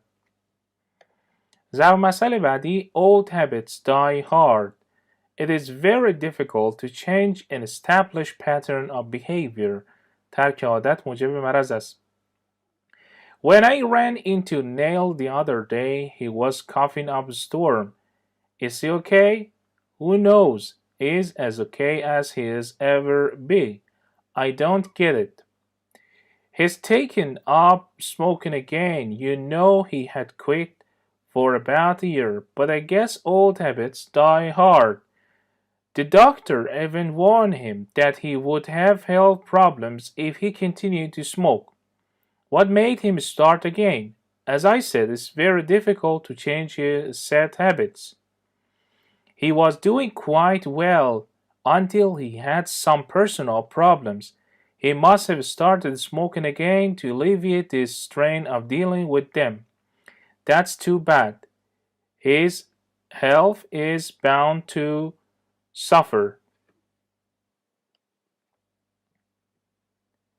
تغییر الگوی رفتاری تثبیت شده بسیار دشوار است. یک روز که نیل را دیدم او شدید سرفه می کرد. آیا او حالش خوب است؟ چه کسی می داند؟ او مثل همیشه خوب است. منظورت را متوجه نمی شوم. او دوباره سیگار می کشد. می دانی که او حدود 1 سال ترک کرده بود. اما من حدس می زنم عادتهای قدیمی به سختی می میرن. دکتر حتی به او هشدار داد که در صورت ادامه دادن به سیگار کشیدن از نظر سلامتی دچار مشکل خواهد شد. چه باعث شد او دوباره شروع کند؟ همانطور که گفتم تغییر عادت تعیین کننده بسیار دشوار است. او خیلی خوب پیش رفت تا اینکه به مشکلات شخصی برخورد کرد. او باید دوباره سیگار کشیدن را شروع می‌کرد تا فشار برخورد با آنها را کاهش می‌داد. خیلی بعد از سلامتی او قطعاً به مشکل خواهد خورد. One man's gravy is another man's poison. What is pleasing to one person may not be pleasing to another. گوشت یک فرد سم فرد دیگر است. Alien, we haven't been out for a while. Why don't we take in the symphony together night? Charles, you know I've never been able to sit through an entire concert of classical music. How about going to hear that new rock group at Dennis instead and get my ears blown off? No way. It just goes to show you that one man's gravy is another man's poison. Well, I realize that what pleases one person may not please someone else. But let's compromise. Come to the symphony concert together night, and on Saturday I'll take you to hear that rock group. Is it a deal? Okay. I'll even get you a set of earplugs so you won't go deaf. آنچه برای یک نفر خوشایند است ممکن است برای دیگری خوشایند نباشد. ایلین مدتی است که بیرون نرفتیم. چرا فردا شب سمفونی نرویم؟ چارلز، تو میدانی که من هرگز نتوانستم در یک کنسرت موسیقی کلاسیک شرکت کنم. چطوری که به جای اون گروه راک جدید رو در دنی بشنویم و گوشهایم ناشنوا شود؟ به هیچ وجه. این فقط به شما نشان می‌دهد که آب نبات یک مرد سم مرد دیگر است. خب من فهمیدم که آن چیزی که یک شخص را خوشنود می‌کند ممکن است شخص دیگری را راضی نکند. اما بیایید سازش کنیم. فردا شب به کنسرت سمفونی بیا و شنبه من با تو به کنسرت گروه راک میایم. معامله خوبی است؟ خب من یک جفت گوش برایتان میآورم تا ناشنوا نشوید. ضرب المثل بعدی The spirit is willing but the flesh is weak. A person's body is not always as strong as his or her mind. روح اراده می کند اما جسم ضعیف است. Greetings, Elena. Where have you been keeping yourself lately? Hi, Paula. Actually, I've been working out at the gym and doing aerobic dance. It really shows. What prompted you to go in for all this exercise? I had my yearly checkup and Dr. Mena told me that I had to lose 20 pounds. So he put you on a diet, right? He sure did, but I couldn't stay with it. I would lose 5 or 6 pounds and then I'd put the weight right back on again. The truth is, I can't keep away from food. I see. The spirit is willing, but the flesh is weak. Absolutely right. I want to lose the weight, but I don't have the willpower to ignore those gnawing pangs of hunger. Since I love to eat, I decided to exercise in addition to trying to diet. That way I can burn off any extra calories. You're obviously succeeding. I've never seen you look better. بدن شخص همیشه به اندازه ذهن او قوی نیست. سلام النا، اخیراً برای تناسب اندام چه کار کردی؟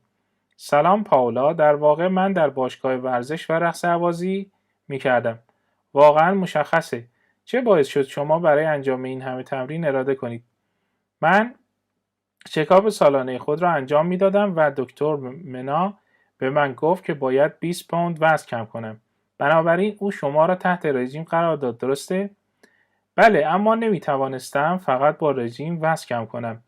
من 5 یا 6 پوند وزن کم کردم و سپس وزن را دوباره برگرداندم. حقیقت این است که من نمی توانم از غذا دور باشم. درست است، روح تمایل دارد اما جسم ضعیف است. دقیقاً. من میخواستم وزن کم کنم اما اراده نداشتم که از غذا چشم‌پوشی کنم. از آنجا که من عاشق غذا خوردن هستم، تصمیم گرفتم علاوه بر تلاش برای رژیم گرفتن ورزش کنم. به این ترتیب میتوانم کالری اضافی را بسوزانم. معلوم است که موفق میشوید. من هرگز ندیدم که شما اینقدر خوب به نظر بیایید. ضرب المثل بعدی There is no honor among thieves. One dishonest person cannot trust another. هیچ افتخاری در میان دزدان وجود ندارد. After the bank robbery, the members of the gang decided to split up and go in different directions in order to avoid getting picked up by the police. The leader of the gang said that he would hold all the money and distribute it to the other members after pressure from the authority had died down. All the robbers agreed and went their separate ways. Needless to say, none of them ever received his share of the money. They should have known better, for there is no honor among thieves. In time, all the gang members were caught and sentenced to long prison terms. They remained fully aware of the fact that one dishonest person cannot trust another. یک فرد غیر صادق نمیتواند به دیگری اعتماد کند. اعضای باند پس از سرقت از بانک تصمیم گرفتند که جدا شوند و به جهات مختلف بروند تا از شک توسط پلیس جلوگیری کنند. رئیس باند گفت که پس از کم شدن فشار مقامات همه پول را در دست خواهند گرفت و به سایر اعضا تقسیم خواهد کرد. همه سارقین توافق کردند و راهی جداگانه خود را طی کردند. نیازی به گفتن نیست که هیچ یک از آنها هرگز سهم خود را از پول دریافت نکردند. آنها باید می‌دانستند، زیرا هیچ افتخاری در میان دزدان وجود ندارد. با گذشت زمان همه اعضای باند دستگیر و به حبس‌های طولانی مدت محکوم شدند. آنها کاملا از این حقیقت آگاه بودند که یک فرد نادرست نمی‌تواند به دیگری اعتماد کند. ضرب‌المثل بعدی There's more than one way to skin a cat. There are many ways to achieve a goal. بیش از یک راه برای پوست کندن گربه وجود دارد. Maynard, what answer did you get for that question? I came out with 45. So did I. Could I see how you arrive at your answer? Sure. Be my guest. Let's take a look. I used different calculations in steps 2 and 3. It doesn't matter. We both got the same answer, didn't we? We sure did. See, there's more than one way to skin a cat. That's why what counts, it just goes to show you that the same goal can be achieved in more than one way. Math certainly is no exception. راه‌های زیادی برای رسیدن به هدف وجود دارد. مینهارد برای این معادله جوابت چند شد؟ 45. من هم همینطور. آیا می توانم ببینم که چگونه به این جواب رسیدید؟ حتما. بیا یک نگاهی بیاندازیم. من در مراحل 2 و 3 از محاسبات مختلفی استفاده کردم. مهم نیست هر دو جواب یکسانی گرفتیم مگه نه؟ درسته. خب بیش از یک راه برای پوست گربه وجود دارد. این چیزی است که اهمیت دارد. این فقط به شما نشان می‌دهد که می‌توان با بیش از یک راه به همان هدف رسید. ریاضیات قطعاً از این قاعده مستثنا نیست. ضرب‌المثل بعدی There is no fool like an old fool. A foolish act seems even more foolish when performed by an older person who should have a lot of wisdom. بدترین احمق پیر است. Did you hear about Henry is gotten married again? I can't believe it. At his age, this is his 3rd time, isn't it? Yeah, there's no fool like an old fool. You'd think he would have learned when his first 2 marriages ended in disaster. I honestly don't see how this one can last either. What makes you think that? Henry's job, it requires long hours and keeps him away from home 6 months out of the year.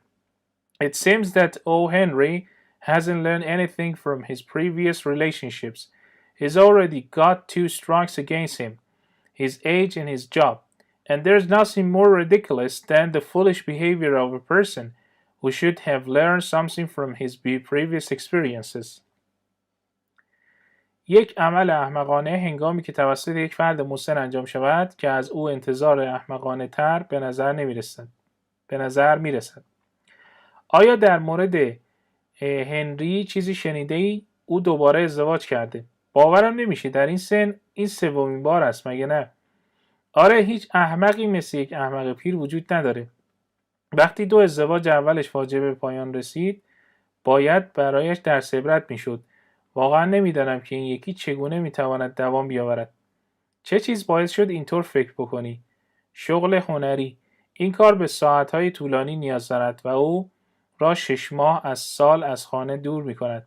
به نظر میرسد که هنری چیزی از روابط قبلی خود یاد نگرفته.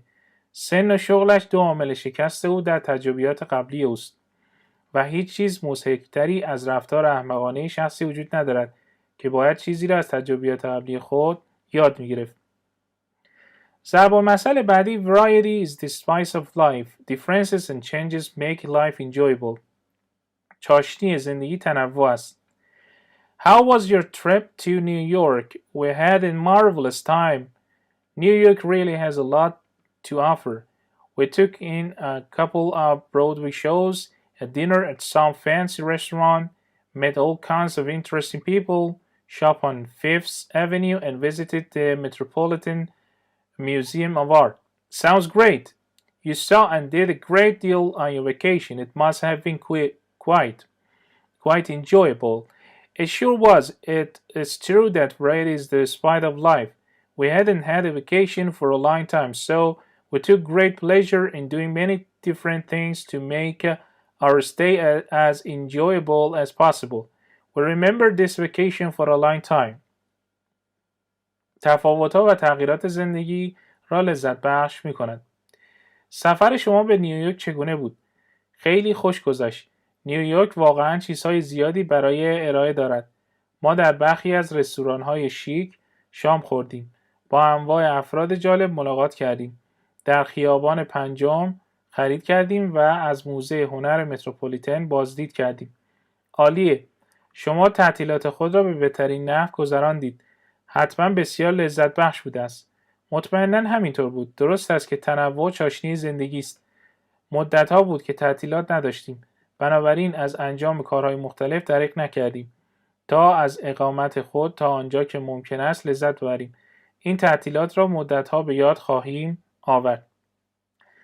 ضرب المثل بعدی when the cat's away the mice will play. Some people will misbehave when they are not being watched. موش که چشم گربه را دور ببیند دم در می آورد. Orlando, are you going on that Alaskan cruise with your parents? No, Mrs. Stevenson. I've got to stick around for school. Then you'll have the house all to yourself. That's right.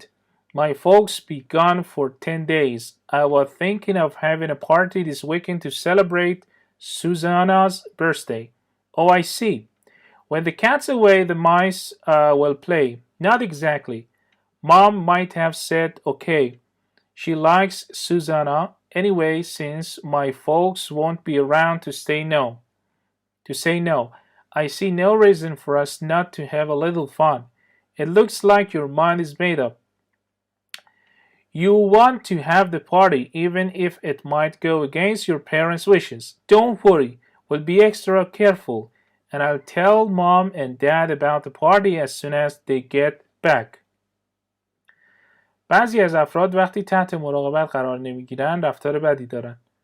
اورلاندو، آیا با پدر و مادرت به سفر دریایی آلاسکا می روید؟ نه خانم استیونسون، من باید برای مدرسه در خانه بمانم. پس خانه در اختیار شما خواهد بود. درست است. خانواده‌ام 10 روز نیستن. به این فکر میکردم که آخر هفته برای جشن تولد سوسنا مهمانی بگیرم. او میفهمم وقتی گربه دور باشد موش بازی میکند. نه، مادرم گفت سوسنا را دوست دارد. به هر حال از آنجا که امثال من دوست ندارن جواب نبشنوند دلیلی نمیبینم که اکنون که فرصتش هست کمی سرگرم نشوید. به نظر میرسد این ساخته ذهن شما برای توجیه خودتان است. شما میخواهید مهمانی را برگزار کنید حتی اگر این هم برخلاف خواسته والدین شما باشد. نگران نباش، ما بیشتر احتیاط میکنیم و به محض بازگشت آنها با مادرم راجع به مهمانی صحبت میکنم. A fool and his money are soon parted. A fool and his money are soon parted. It is willing, the flesh is weak. It is willing, the flesh is weak. Realized his spirit was willing, but the flesh was weak. Realized his spirit was willing, but the flesh was weak. Guess there's no honor among thieves. Guess there's no honor among thieves. At least there's honor among thieves. At least there's honor among thieves. Is there no honor amongst blood diamond thieves? Is there no honor amongst blood diamond thieves? There's more than one way to skin a cat. There's more than one way to skin a cat. There's more than one way to skin a cat. There's more than one way to skin a cat. There's more than one way to skin a cat. There's more than one way to skin a cat. While the cat was away, these mice tried to play. While the cat was away, these mice tried to play. Section 7 فصل هفتم Friend or foe دوست یا دشمن. ضرب المثل اول Absence makes the heart grow fonder. People often feel more affectionate toward each other when they are apart. جدایی قلب انسان را مشتاق‌تر می‌سازد. Say Peter, I haven't seen you with Lillian these days. Where has been hiding out? She's been traveling overseas for the past 2 months. To tell you the truth, I never thought I'd miss her so much. They say that absence makes the heart grow fonder. It's true in my case. Anyway, I guess I was taking Lillian for granted. I didn't realize how much she means to me until she was gone. I think most people react the same way. When two people are separated, they often feel more affectionate toward each other. Tell me, when is Lillian due back?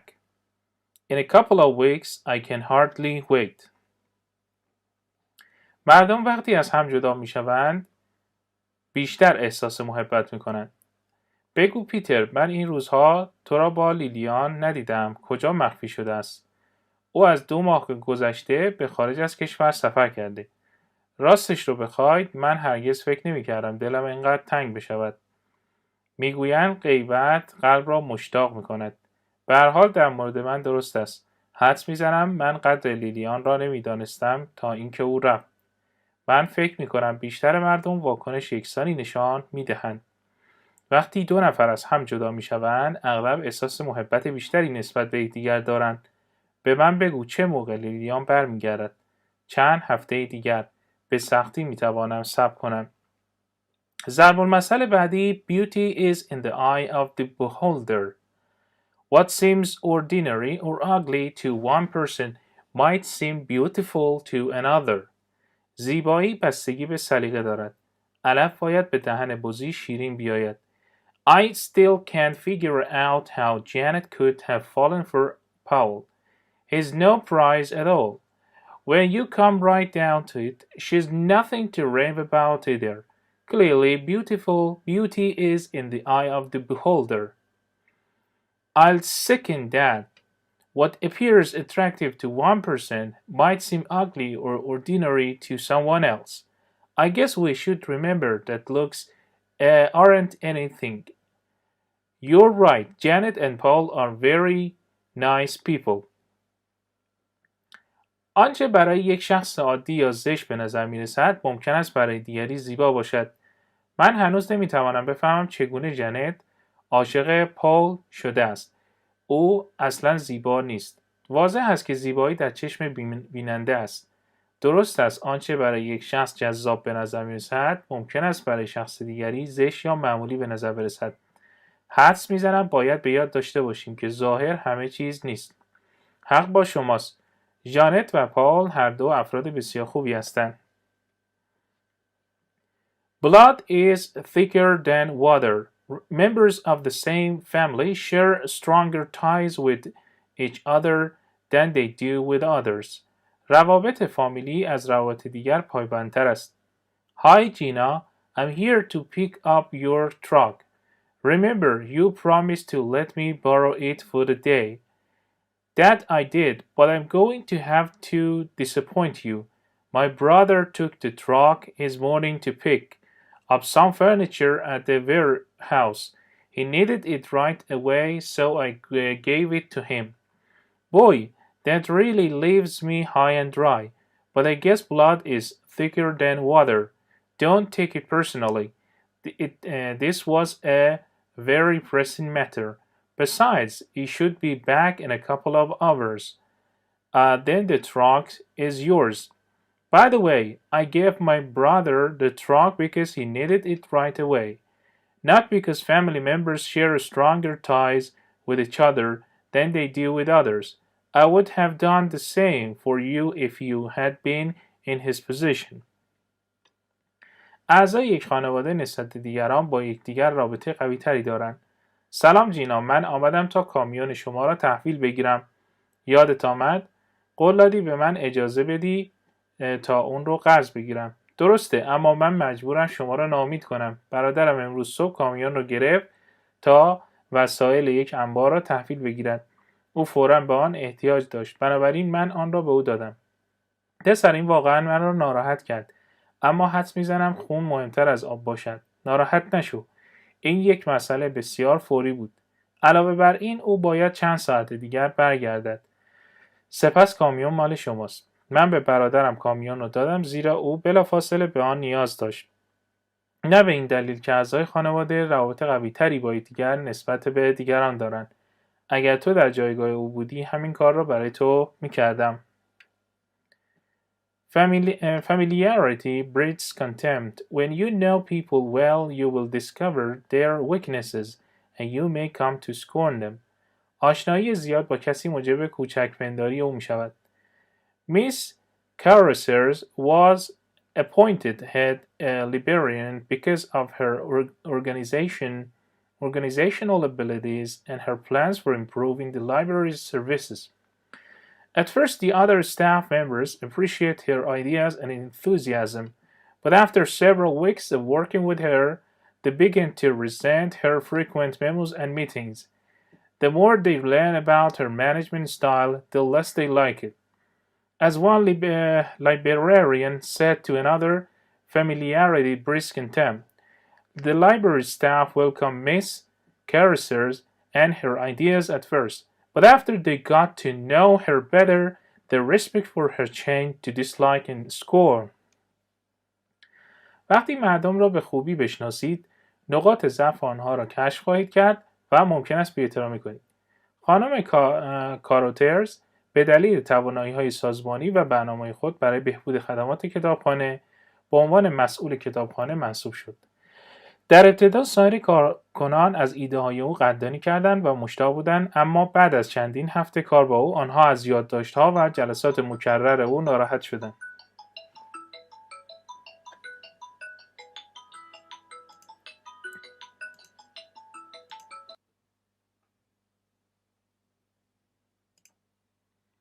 وقتی مردم را به خوبی بشناسید، نقاط ضعف آنها را کشف خواهید کرد و ممکن است بی‌احترامی کنید.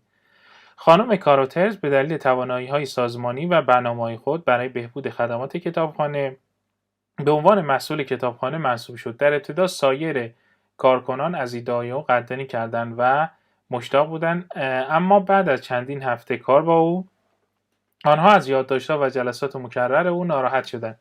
هرچه بیشتر در مورد شیوه مدیریت او بیاموزند، کمتر از این سبک خوششان می‌آید. همانطور که یکی از کتابداران به دیگری گفت، آشنایی باعث تحقیر می‌شود.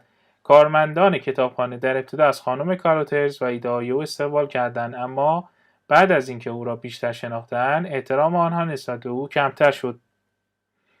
ضرب‌المثل بعدی: A friend in need is a friend indeed.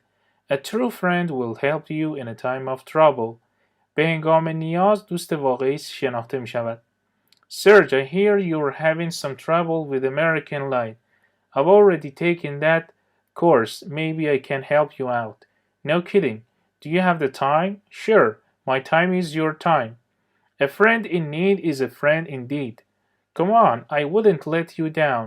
We've been pals for a long time, and I know you'll help me out if I needed it. After all, true friends come to your aid whenever you need them. I'm glad you feel that way. I do too. Now I'd like to get your interpretation of this passage from Tom Sawyer. No problem. I remember when we discovered it in class. یک دوست واقعی در مواقع دردسر به شما کمک خواهد کرد. سرج، من شنیدم که شما با ادبیات آمریکا مشکل دارید. من قبلا آن دوره را گذراندم. شاید بتوانم به شما کمک کنم. شوخی نکن. وقت داری؟ مطمئناً. وقت من وقت شماست. انسان محتاج یک دوست واقعی است. بیا، من تو را ناامید نمی کنم. ما مدت هاست که با هم دوست هستیم و میدانم اگر شما هم جای من بودید به من کمک میکردید. به هر حال دوستان واقعی هر زمان که با آنها احتیاج پیدا کنید به کمک شما میآیند. خوشحالم که چنین احساسی داری. الان آماده‌ام که تفسیرت را از این متن بشنوم. مشکلی نیست. یادم میآید وقتی در کلاس راجع به آن بحث کردیم. ضرب المثل بعدی: A friend who shares is a friend who cares. A true friend unselfishly shares what he or she has. انسان محتاج یک دوست واقعی است. Hi Janet, what brings you to Benitez Pizza Parlor today? Oh hi John, I'm treating myself to a nice lunch. You know this place serves the best pizza around. Have a seat and join me.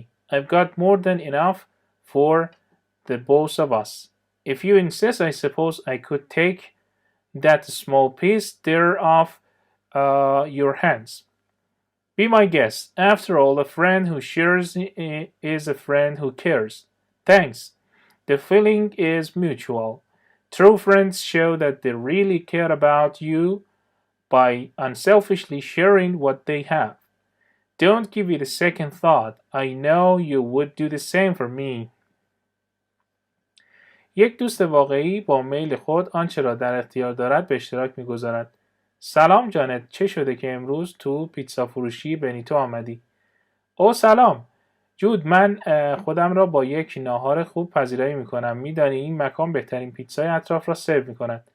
صندلی بیار و به من ملحق شو. برای هر دوی ما به اندازه کافی غذا هست.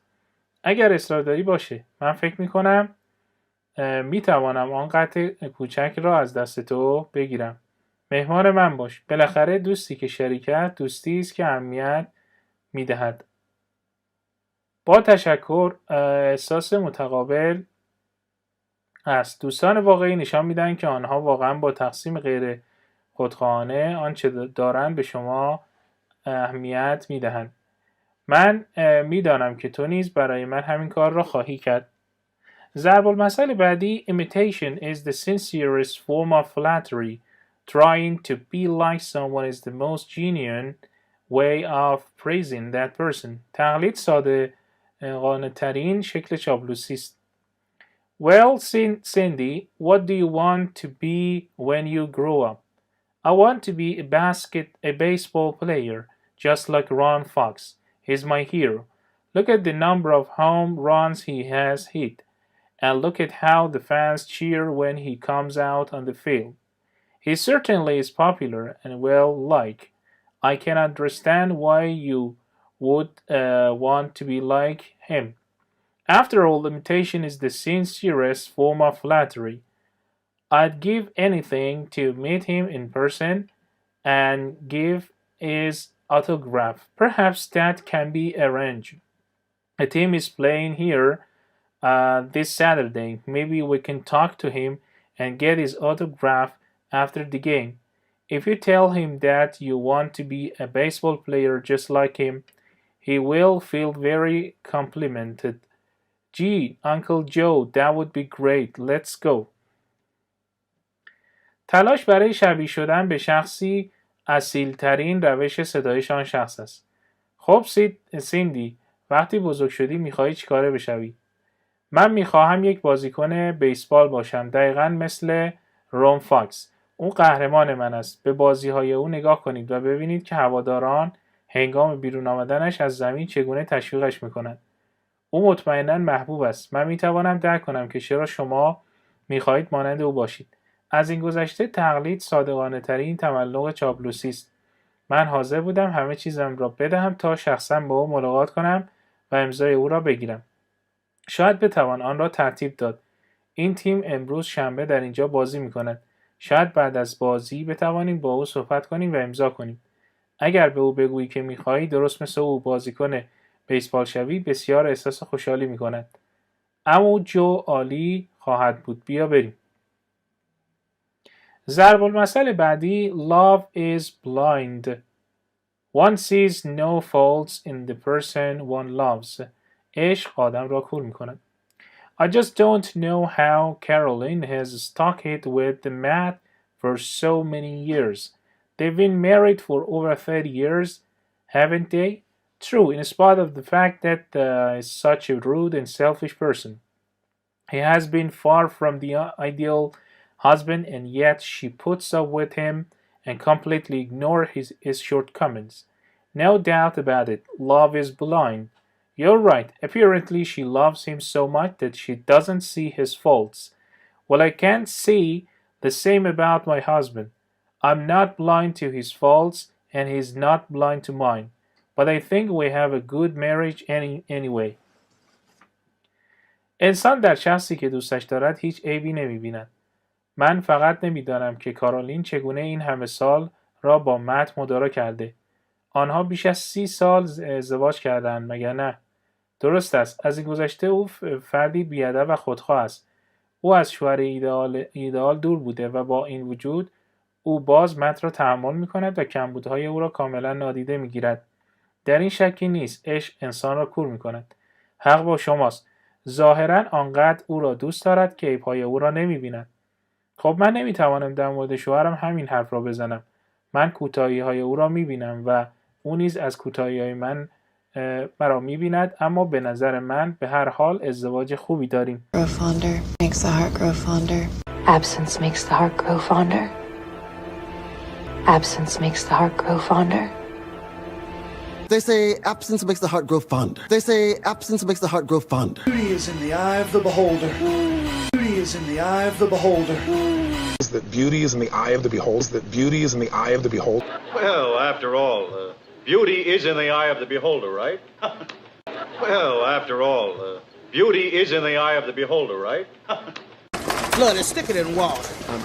Blood is thicker than water. Familiarity breeds contempt, cadet. Familiarity breeds contempt, cadet. You know what they say, familiarity breeds, you know what they say, familiarity breeds, He's a friend indeed. He's a friend indeed. A true, true friend of the friend in. A true, true friend of the friend in. Imitation is the sincerest form of flattery. Imitation is the sincerest form of flattery. زبان مسائل بعدی charity begins at home. One should take care of one's own family, friends or fellow citizens before helping other people. نیکوکاری از خانه شروع می شود. یا چراغی که به منزل رواست به مسجد حرام است. You're home late again. What have you been up to? I've been playing Santa Claus. Last night I was at the children's ward at the hospital, and tonight I stopped off at the orphanage to help wrap gifts and put up the Christmas tree. That's very nice of you, but charity begins at home. Your own children haven't seen you at all lately. Don't you think you should pay some attention to them too? You have a point, but we have so much and others have so little. I was just trying to spread some Christmas cheer. I'm sure your efforts are immensely appreciated, but we need your attention too. I don't think it's unreasonable to ask you to take care of your own family before going out to help others. شخص باید از خانواده، دوستان و یا همشهریان خود مراقبت کند قبل از اینکه به دیگران کمک کند. شما دوباره دیر به خانه آمدید. چه کار میکردید؟ من در نقش بابا نوئل بازی میکردم. شب گذشته در بخش کودکان بیمارستان بودم و امشب در یتیمخانه بودم تا به بسته‌بندی هدایا کمک کنم و درخت کریسمس را برپا کنم. این بسیار خوب است، اما امور خیریه از خانه شروع می شود. فرزندان خود شما اخیراً شما را ندیدند. فکر نمی کنید باید به آنها نیز توجه کنید؟ درسته، اما ما خیلی داریم و تعداد نفراتی که کمک میکنن کم هستند. من فقط سعی میکردم هدایای کریسمس را پخش کنم. من مطمئن هستم که تلاش‌های شما بسیار با ارزش است، اما ما نیز به توجه شما نیاز داریم. به نظر من بی‌منطقی نیست که از شما بخواهیم قبل از بیرون رفتن برای کمک به دیگران از خانواده خود مراقبت کنید. ضرب المثل بعدی haste makes waste. عجله باعث هدر رفتن می شود. When one hurries too much, one is likely to do a poor job and have to waste time doing it over. Jocos, I warned you not to be in such a hurry to clear those dirty dishes off the tables. Now look what you did. Okay, so I slipped and dropped all the plates. Don't get so upset. I'll clean up the mess. That's not the point. How many times do I have to tell you that haste makes waste? I'll admit that hurrying often creates problems that must be solved, but this really wasn't my fault. The floor was slippery. That's no excuse. If you hadn't been rushed around, you would have been more careful and probably wouldn't have slipped. وقتی فرد خیلی عجله می کند، احتمالاً کار ضعیفی انجام می دهد و مجبور است وقت خود را برای انجام آن از دست بدهد. ژاک، من به شما هشدار دادم که برای پاک کردن آن ظروف کثیف از روی میزها خیلی عجله نکنید. حالا ببین چی کار کردی. خب سر خوردم و همه بشقاب‌ها را انداختم. اینقدر ناراحت نشو، من خرابکاری را پاک می کنم. مسئله این نیست. چند بار باید به شما بگویم که عجله باعث هدر رفتن می شود. اعتراف می کنم که عجله کردن اغلب مشکلاتی را ایجاد می کند که باید حل شود. اما این واقعا تقصیر من نبود. کف زمین لغزنده بود. بهانه این نیست. اگر عجله نکرده بودید دقت بیشتری میکردید و احتمالا سر نمیخوردید. ضرب المثل بعدی love makes the world go round. When people show respect and consideration for one another, the world is a better place. عشق دنیا را دور میزند. What's wrong, Comey? What are you so upset? Why are you so upset? If those new neighbors of ours, they play their stereo so loud at night that can't sleep. I've had it. I'm going to go over there and give them a piece of my mind. Hold it. You won't accomplish anything by hollering at them. You're all worked up now. Why not wait until you cool down a bit? Don't you know that love makes the world go round? I agree that the world would be a better place to live if people respected and love each other. But right now, not another word. Let's try it my way. I'll bake some cookies and later on we take them next door and introduce ourselves. We can casually mention the problem after we get to know our new neighbors. I'm sure they'll cooperate. وقتی مردم نسبت به دیگر احترام و ملاحظه دارند دنیا مکان بهتری است. چه شده است کومی؟ چرا آنقدر نگرانی؟ مشکل همسایگان جدید ما است. آنها آنقدر شب صدای استریوی خود را زیاد می‌کنند که خوابم نمیبرد. من قصد دارم آنجا برم و با آنها بفهمم که باید کمی عقل داشته باشند. دست نگهدار. با مقاومت در برابر آنها به نتیجه‌ای نخواهی رسید. چرا صبر نمی‌کنید تا کمی آرام شوید؟ آیا نمی‌دانید عشق دنیا را دور می‌زند؟ من موافقم که اگر مردم به یکدیگر احترام بگذارند و یکدیگر را دوست داشته باشند جهان مکان بهتری برای زندگی خواهد بود. اما در حال حاضر حرف دیگری نیست. بیایید آن را به روش من امتحان کنید. من چند کلوچه میپزم و بعدا آنها را به همسایه میدهیم و خود را معرفی میکنیم. بعد از شناخت همسایگان جدید میتوانیم به طور عادی مشکل را ذکر کنیم. من مطمئن هستم که آنها همکاری خواهند کرد. ضرب المثل بعدی one good turn deserves another. A favor should be repaid with another favor. به کسانی که به تو نیکی کردن نیکی کن. Eva felt very sorry for her next door neighbor, Alien. The two women had been living next to each other for years and had become close friends. Years ago, when Eva lost her husband, Alien was there to console her and bolster her spirits. Eva had never forgotten the emotional support of her friend, and she strongly believed that one good turn deserves another. Now Alien was quite ill, so Eva made a point of spending the days with her friend, tending to her needs and helping to nurse her back to health. It was not just because she felt that Alien's kindness should be repaid with another favor. Eva was genuinely concerned about her friend and wanted to help her out. یک لطف باید با یک لطف دیگر بازپرداخت شود. اوا بابت همسایه‌اش الین بسیار متاسف بود.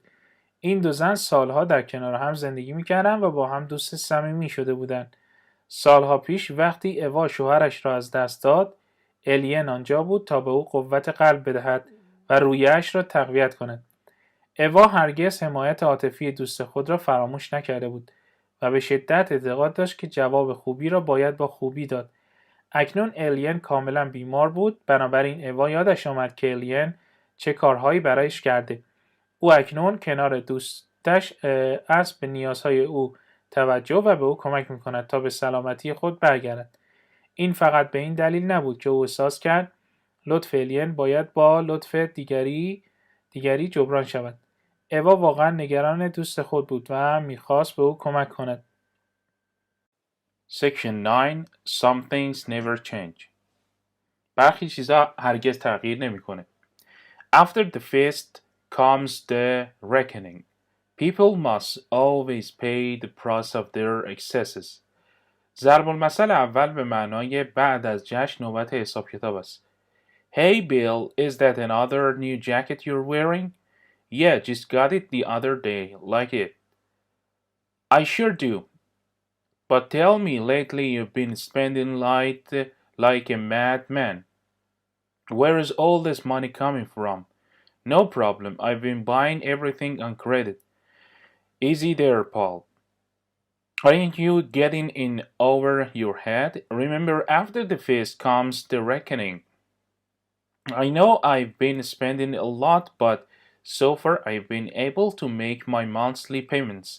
Sure, but what happens if you get laid off? That construction job you have won't last forever, and you've still have to pay for your excesses. I know, but I'll cross that bridge when and if I get to it. مردم باید همیشه بهای زیادی خواهی خود را بپردازند. هی بیل، آیا این جاکت جدیدی که میپوشی این جاکت جدیدی است که میپوشی؟ آره، تازه خریدمش. دوستش داری؟ مطمئناً آره، اما به من بگو اخیراً شما مثل یک دیوانه خرج میکردید. این همه پول را از کجا میآورید؟ مشکلی نیست، من همه چیز را به صورت اعتباری خریداری کردم. به خودت آسان بگیر. به نظرت این از سرت زیاد نیست؟ به یاد داشته باش بعد از جشن نوبت حساب کتاب می شود. می دانم که هزینه‌های زیادی را صرف کردم، اما تاکنون توانستم اقساط ماهیانه خود را انجام دهم. درست است، اما اگر از کار بیکار شوید چه اتفاقی می افتد؟ آن شغل ساختمانی که دارید برای همیشه دوام نخواهد داشت و هنوز هم باید هزینه‌های زیادی اضافی خود را پرداخت کنید. میدانم، اما وقتی به آن رسیدم آن را حل خواهم کرد. ضرب المثل بعدی bad news travels fast. Reports of problems and misfortune spreads quickly. خبر بد زود به گوش همه میرسد. I just heard about Joy's loss. He must have taken it quite hard. He sure did. His investments were completely wiped out when the price of those speculative stocks fell. But how did you find out so soon? Bad news travels fast. The office staff has been talking about nothing else. People say he's pretty broken up. No doubt about it. It's amazing the way news about the people's problems spreads so quickly. Well, knowing Joey, I'm sure he'll get back on his feet in no time.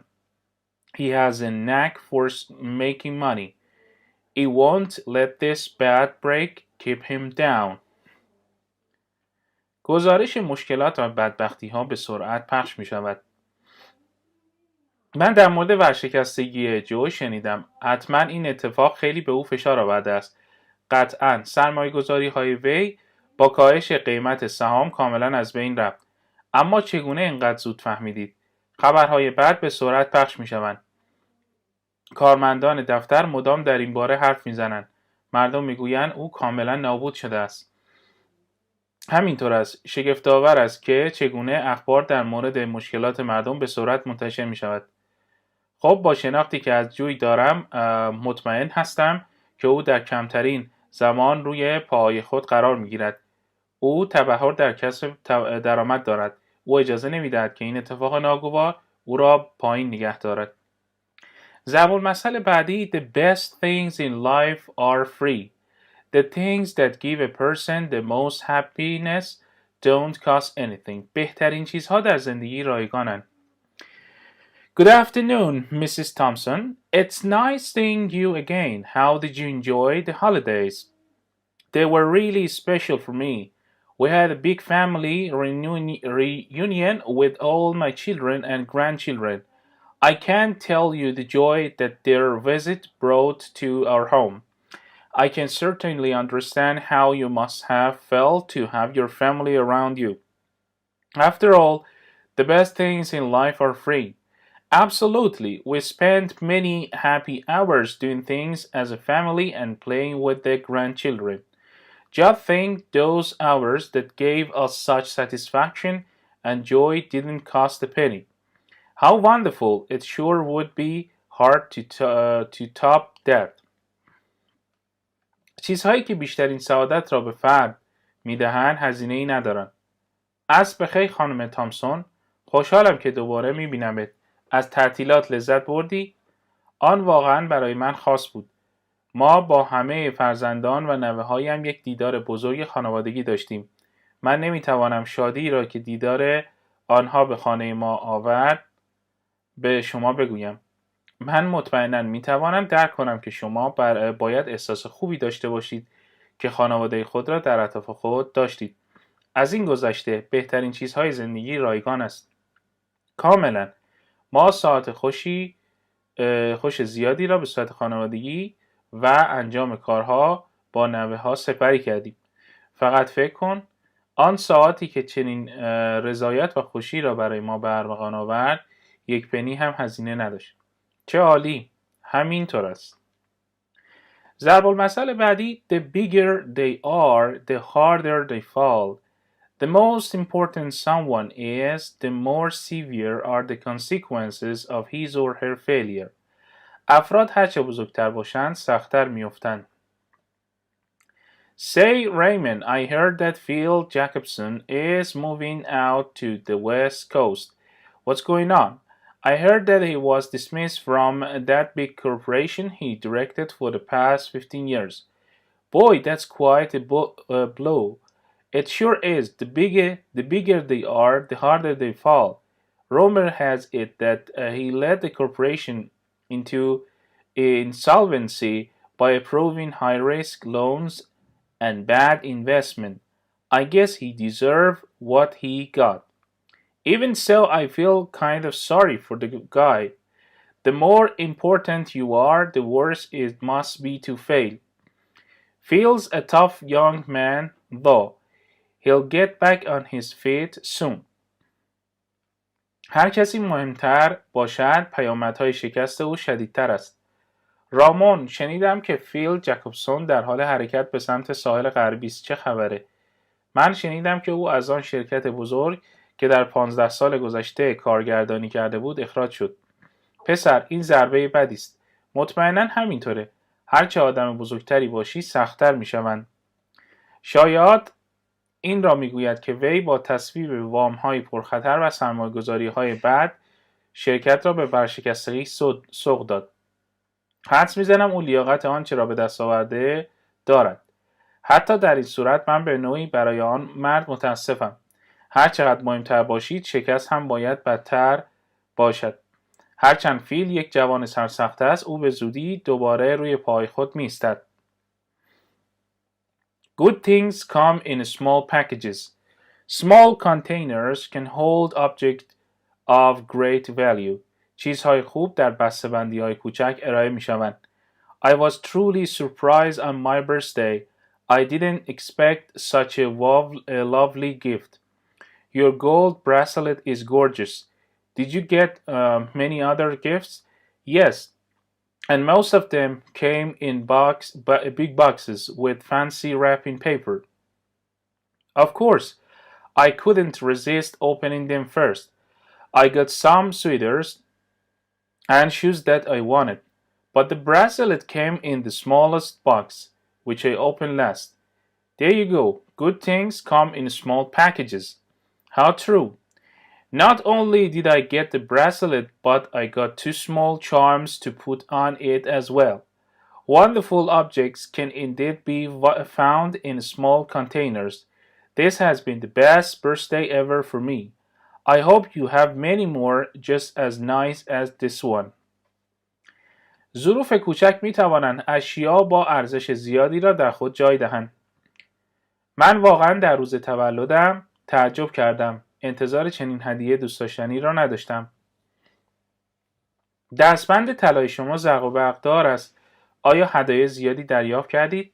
بله، و بیشتر آنها در جعبه‌های بزرگ با کاغذ بسته‌بندی فانتزی آمده بودند. البته من نمیتوانستم در برابر باز کردن آنها مقاومت کنم. چند جاکت و کفش هدیه گرفتم که نیاز داشتم. اما دستبند در کوچکترین جعبه بود که آخرین کادو آن را باز کردم. خب چیزهای خوب در بسته‌بندی کوچک عرضه می شود. دقیقاً نه تنها در آن دستبند بود بلکه 2 جواهر کوچک دیگر نیز در آن جعبه وجود داشت. در ظروف کوچک می توان اشیای شگفت‌انگیزی را یافت. این بهترین تولد برای من بوده است. امیدوارم هدیه‌های دیگری به زیبایی این یکی داشته باشی. ضرب المثل بعدی The grass is always greener on the other side of the fence. Another place or situation always appears to be better than your own. مرغ همسایه قاز است. Jim and Alex had been friends since childhood, but as adults their lives went in different directions. Jim achieved great success in business, while Alex worked as a clerk in a department store. Although Alex was basically happy with his job, he would often think that the grass is always greener on the other side of the fence. When he considered Jim's financial success, it appears to Alex that his friend was much better off in a more advantageous position than he was.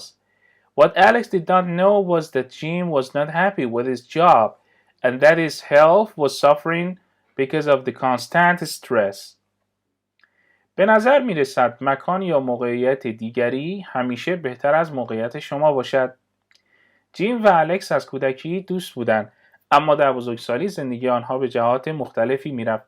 جیم در کسب و کار موفقیت زیادی کسب کرد، در حالی که الکس به عنوان دفتردار در یک فروشگاه بزرگ کار میکرد.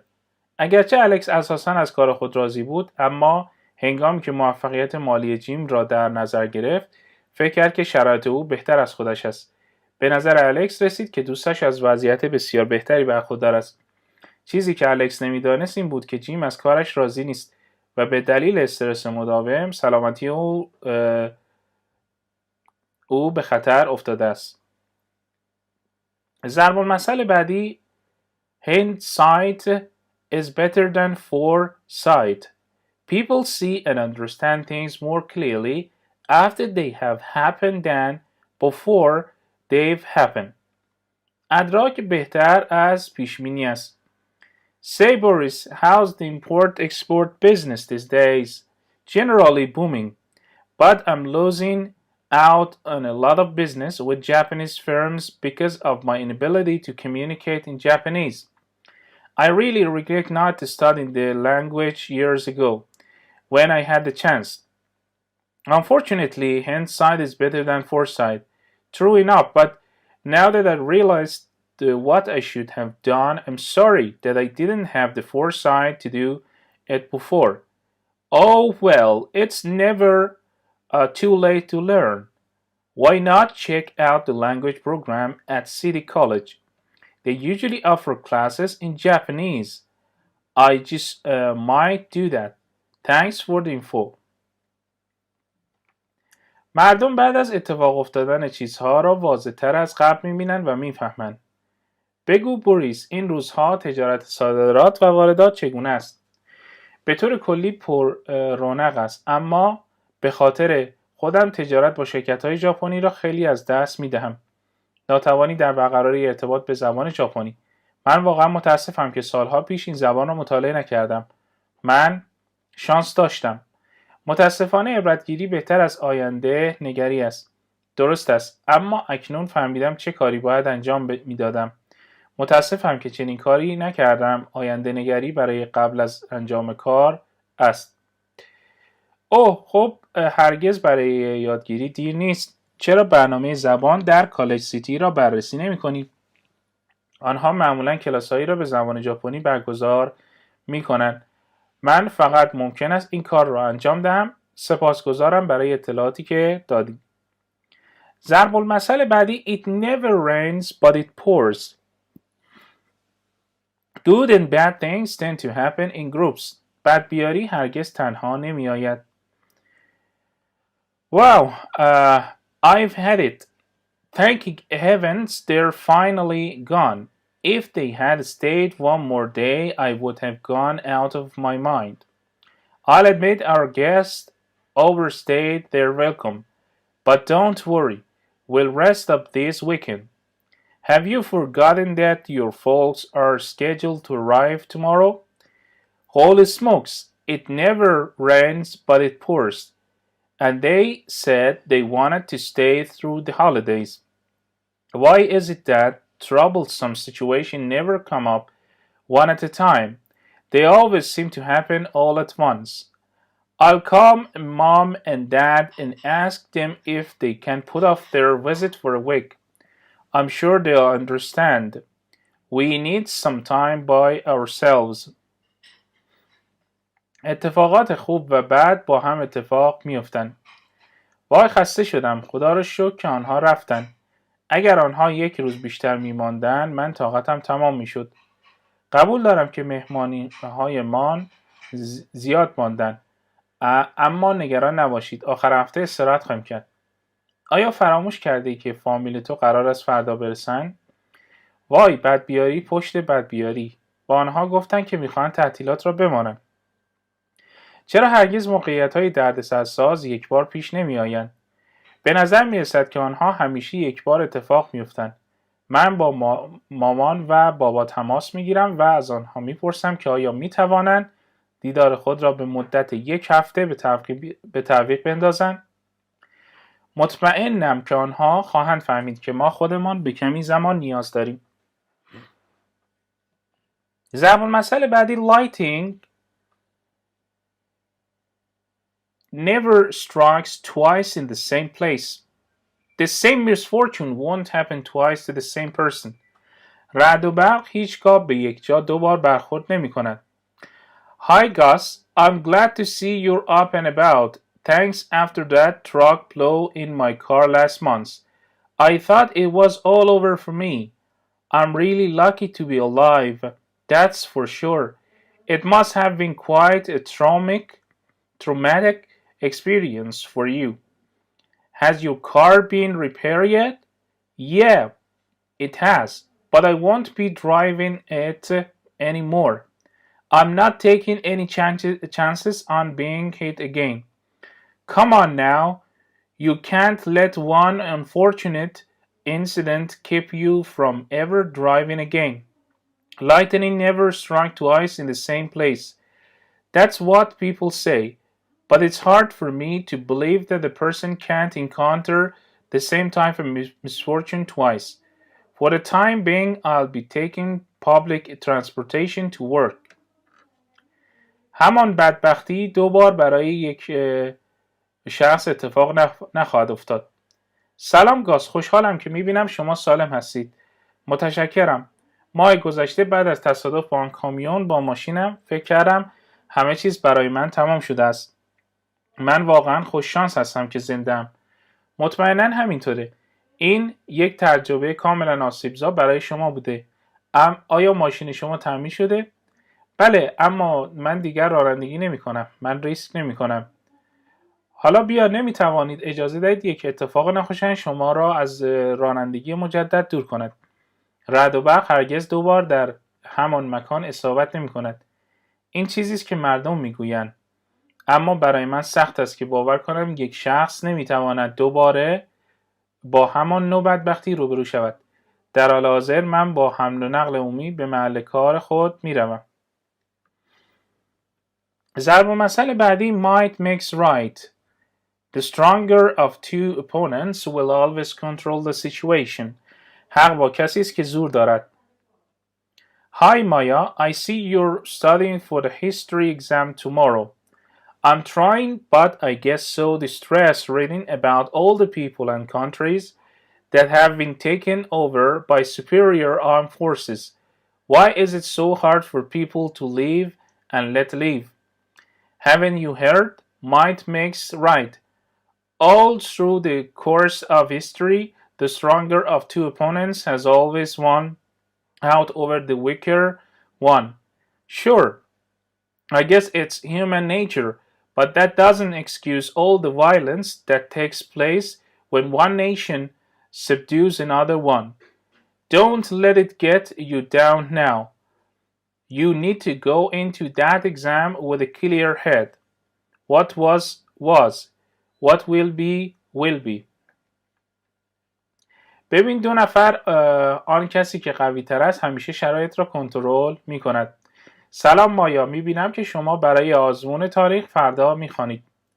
من در تلاش هستم، اما در مورد همه مردم و کشورهایی که توسط نیروهای مسلح برتر تسخیر شده‌اند بسیار ناراحت می شوم. چرا زندگی برای مردم انقدر سخت است؟ نشنیدی؟ حق با کسی است که زور دارد. در طول تاریخ قدرتمندترین حکومت بر یک ضعیفتر پیروز شده. مطمئناً من حدس میزنم که این طبیعت انسانی باشد، اما اینها خشونت‌هایی را که وقتی یک ملت به یک ملت دیگر وارد می‌کنند را توجیه نمی‌کند. نگذارید الان این ذهن شما را درگیر کند. شما باید با تمرکز وارد آن امتحان شوید. هرچه می‌خواهد بشود. جلوی سرنوشت را نمی‌توان گرفت. ضرب المثل بعدی no news is good news.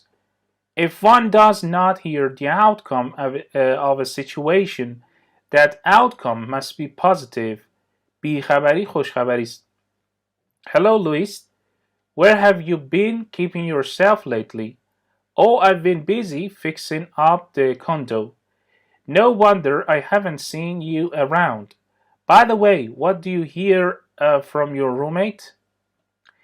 Not a word for a month now. I guess no news is good news. It's too bad he had to leave so suddenly. What was the problem? There was a serious illness in his family. I asked him to keep me informed, but since I've received no information, everything must be okay so far. I sure hope so. I know you'll be glad when he gets back. اگر کسی نتیجه یک وضعیت را نشنود، نتیجهش مثبت است. سلام لوئیس، اخیراً چه کار میکنی؟ اوه، من مشغول کارهای کاندو بودم. جای تعجب نیست چون من شما را در این اطراف ندیدم. راستی از هم اتاقیات چه خبر؟ الان 1 ماه هم حرفی نیست. حدس میزنم در بیخبری خبری خوب است. خیلی بد است که مجبور شد ناگهانی آنجا را ترک کند. مشکل چی بود؟ در خانواده‌اش بیماری جدی وجود داشت. من از او خواستم تا مرا در جریان بگذارد. اما از آنجا که هیچ اطلاعاتی دریافت نکردم، باید تاکنون همه چیز خوب باشد. امیدوارم. من میدانم که وقتی او برگردد خوشحال خواهد شد. ضرب المثل بعدی Nothing hurts like the truth. It is painful to discover an unpleasant truth about oneself. هیچ چیز مثل شنیدن حقیقت تلخ نیست. Since childhood, Jan had a flair for music, and as he was growing up, he trained long and hard for a career as a concert pianist. Although he believed he played well, in truth, he wasn't particularly gifted. He refused to accept this fact, and against his teacher's wishes, he decided to give a debut recital. The critics all praised his performance. Nevertheless, they were unanimous in their opinion that he did not have the necessary talent to become a great concert artist. Upon reading the reviews, Jan thought that nothing hurts like the truth. For the first time, he became aware of his shortcomings, and it pained him greatly to accept the fact that he lacked the talent to play on the concert stage.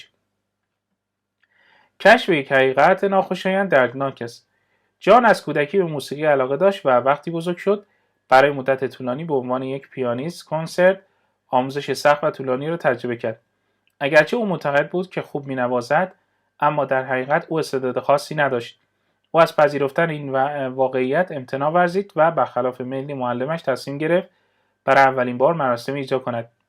منتقدان همه عملکرد او را ستودند. با این وجود آنها اتفاق نظر داشتند که او استعداد لازم برای تبدیل شدن به یک هنرمند بزرگ کنسرت را ندارد. با خواندن نظرات جان فکر کرد که هیچ چیز مانند واقعیت ناخوشایند تلخ نیست. برای اولین بار او از کمبودهای خود آگاه شد و پذیرفتن این واقعیت که فاقد استعداد بازی در صحنه کنسرت است برای او بسیار دردناک بود. ضرب المثل بعدی Possession is 9 tenths of the law. The person who possesses something has the stronger claim to owning it. تصرف شرط عمده مالکیت است. Say Chris, that's a nice gold chain you're wearing. Did you buy it or did someone give it to you? Why are you asking? Well, it looks just like the one I lost a couple of days ago. To tell you the truth, I found it on the sidewalk on my way home from school. And what's more, I intend to keep it. After all, possession is 9 tenths of the law. Yeah, but it doesn't really belong to you. What if it's mine? How are you going to prove it? Your chain wasn't one of a kind. Since this chain is my possession now, I lay claim to it. Maybe you misplaced yours somewhere.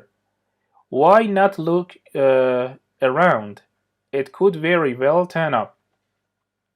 شخصی که چیزی را در اختیار دارد قوی ترین ادعا در مالکیت آن را دارد. کریس، این یک زنجیره طلا که انداخته‌ای زیباست. آیا شما آن را خریدی یا کسی آن را به شما هدیه داده؟ چرا میپرسی؟ خب دقیقاً شبیه همان موردی است که من چند روز پیش گم کردم. راستش رو بخواید من آن را در پیاده‌رو که از مدرسه به خانه برگشتم پیدا کردم و من قصد دارم آن را حفظ کنم. از این گذشته تصرف بخش عمده مالکیت است. بله، اما واقعاً متعلق به شما نیست. اگر مال من باشه چی؟ چگونه می‌خواهید آن را اثبات کنید؟ از آنجا که این زنجیره اکنون در اختیار من است، من ادعای آن را دارم. شاید جای دیگر گم کرده ای. چرا به اطراف نگاه نمی کنی؟ می توانی پیدایش کنی. ضرب المثل بعدی The proof of the pudding is the eating. The only way to judge something is to try it. حلوای تنتنانی تا نخوری ندانی. Hey pet, how come you don't go out for the basketball team? I don't know, coach. I've never had any interest in sports. But you've been a natural. I've been observing you in a gym class. You're fast and well coordinated, and you have good height. Yeah, but basketball isn't my thing.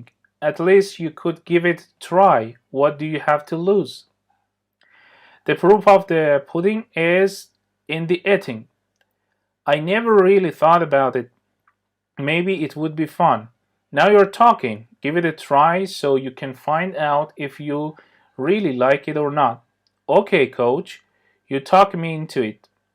I'll try out for the team if you agree to let me bow out if I decide I don't like it. تنها راه قضاوت در مورد چیزی امتحان کردن آن است.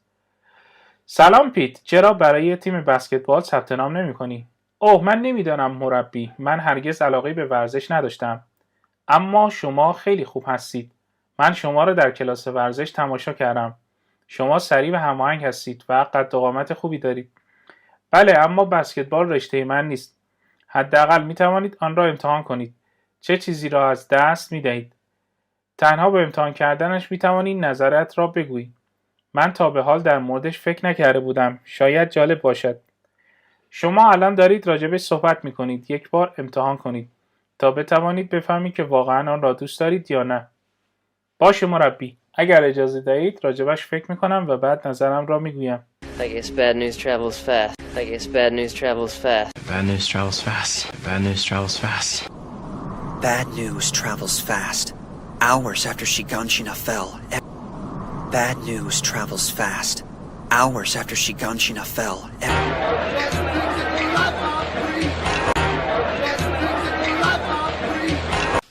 You know what they say, best things in life are free.